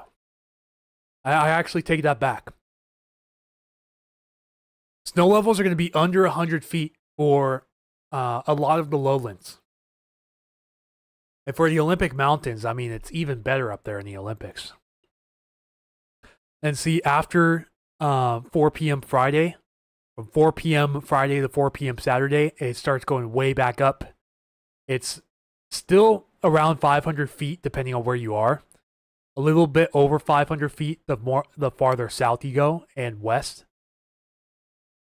And then it goes way back up after Saturday afternoon. It starts to shoot back up again.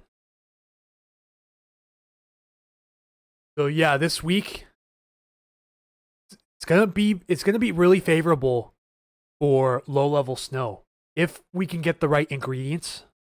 This includes up in the Olympics too. If you're talking about like you're up in the Olympic foothills, so not quite up in the mountains, but in the foothills, then conditions are going to be ripe for snow. Like the areas around the Olympics on the west and south side right now are under a winter weather advisory for 1 to 3 inches of snow from this afternoon through tomorrow at noon.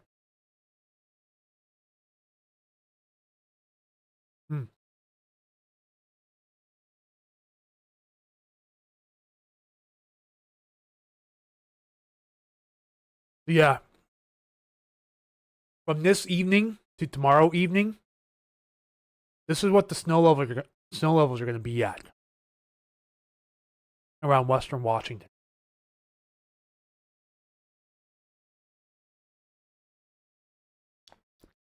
A lot of us, except for over the waters, the Northwest Interior waters, like Friday Harbor on here, all of us are going to be below 500 feet for minimum snow level. All of us.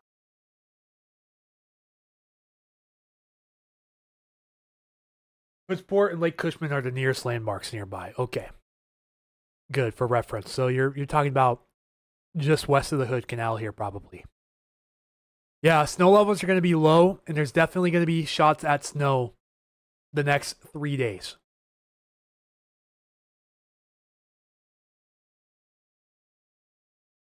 Yeah, it's crazy. I didn't think the snow levels would get this low. But look, snow levels are at sea level up here too in Whatcom County. Let's go look at daily snow accumulation. And you don't see that too often.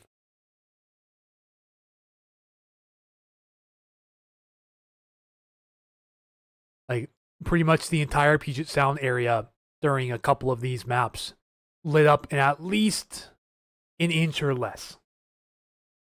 So these light blue contours you see here, that is anywhere between 0 to 1 inches. So a trace up to 1 inch, and anything in the shade next to it. So these are 0 to 1. The next shade down is 1 to 2 inches. And again, pay close attention to the dates when it's valid, the date and times when it's valid. So this one here, for example, is valid from Wednesday 4 a.m. to Thursday 4 a.m.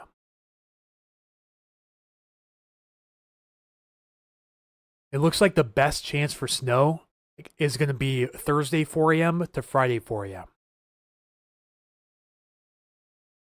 And then it's all gone by the start of next week.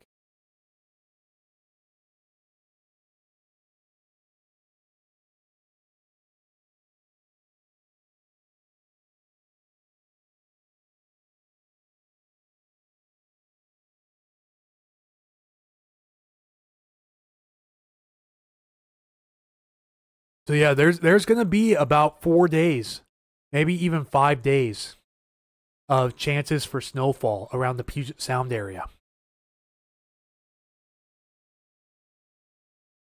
You can see by these NWS maps here. And to get to this, just go to weather.gov and select the Seattle County warning area.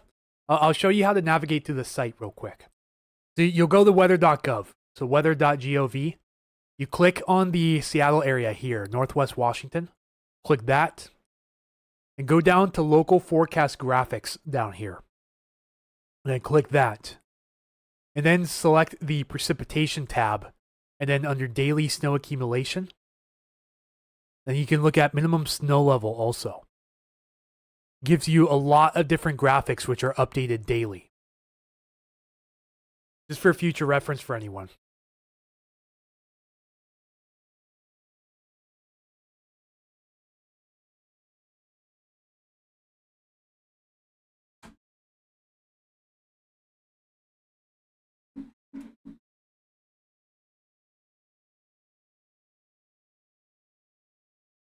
Hey guys, we just broke the 5-hour mark, so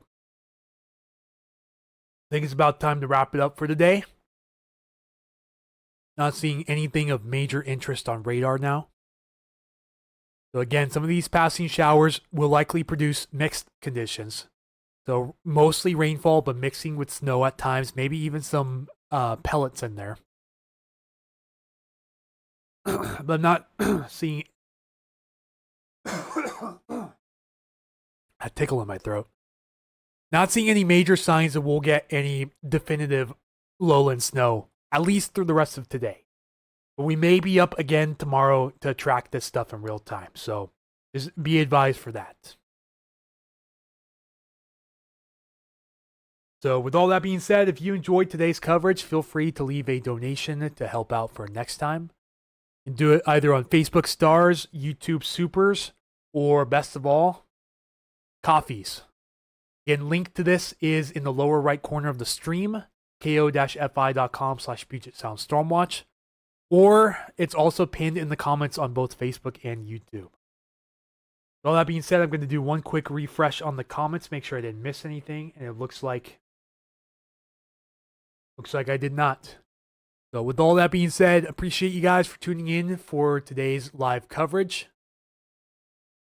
Again, multiple days with probabilities of snow around the Puget Sound area.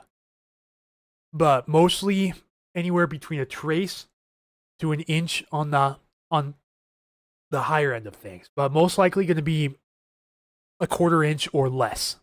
And that's if you're lucky. The snow levels are going to be quite low going into this weekend before they shoot right back up. So hopefully we can take advantage of this and maybe see some flakes before this winter is officially called a lost cause. Yeah, sun's out pretty good here in Milton right now.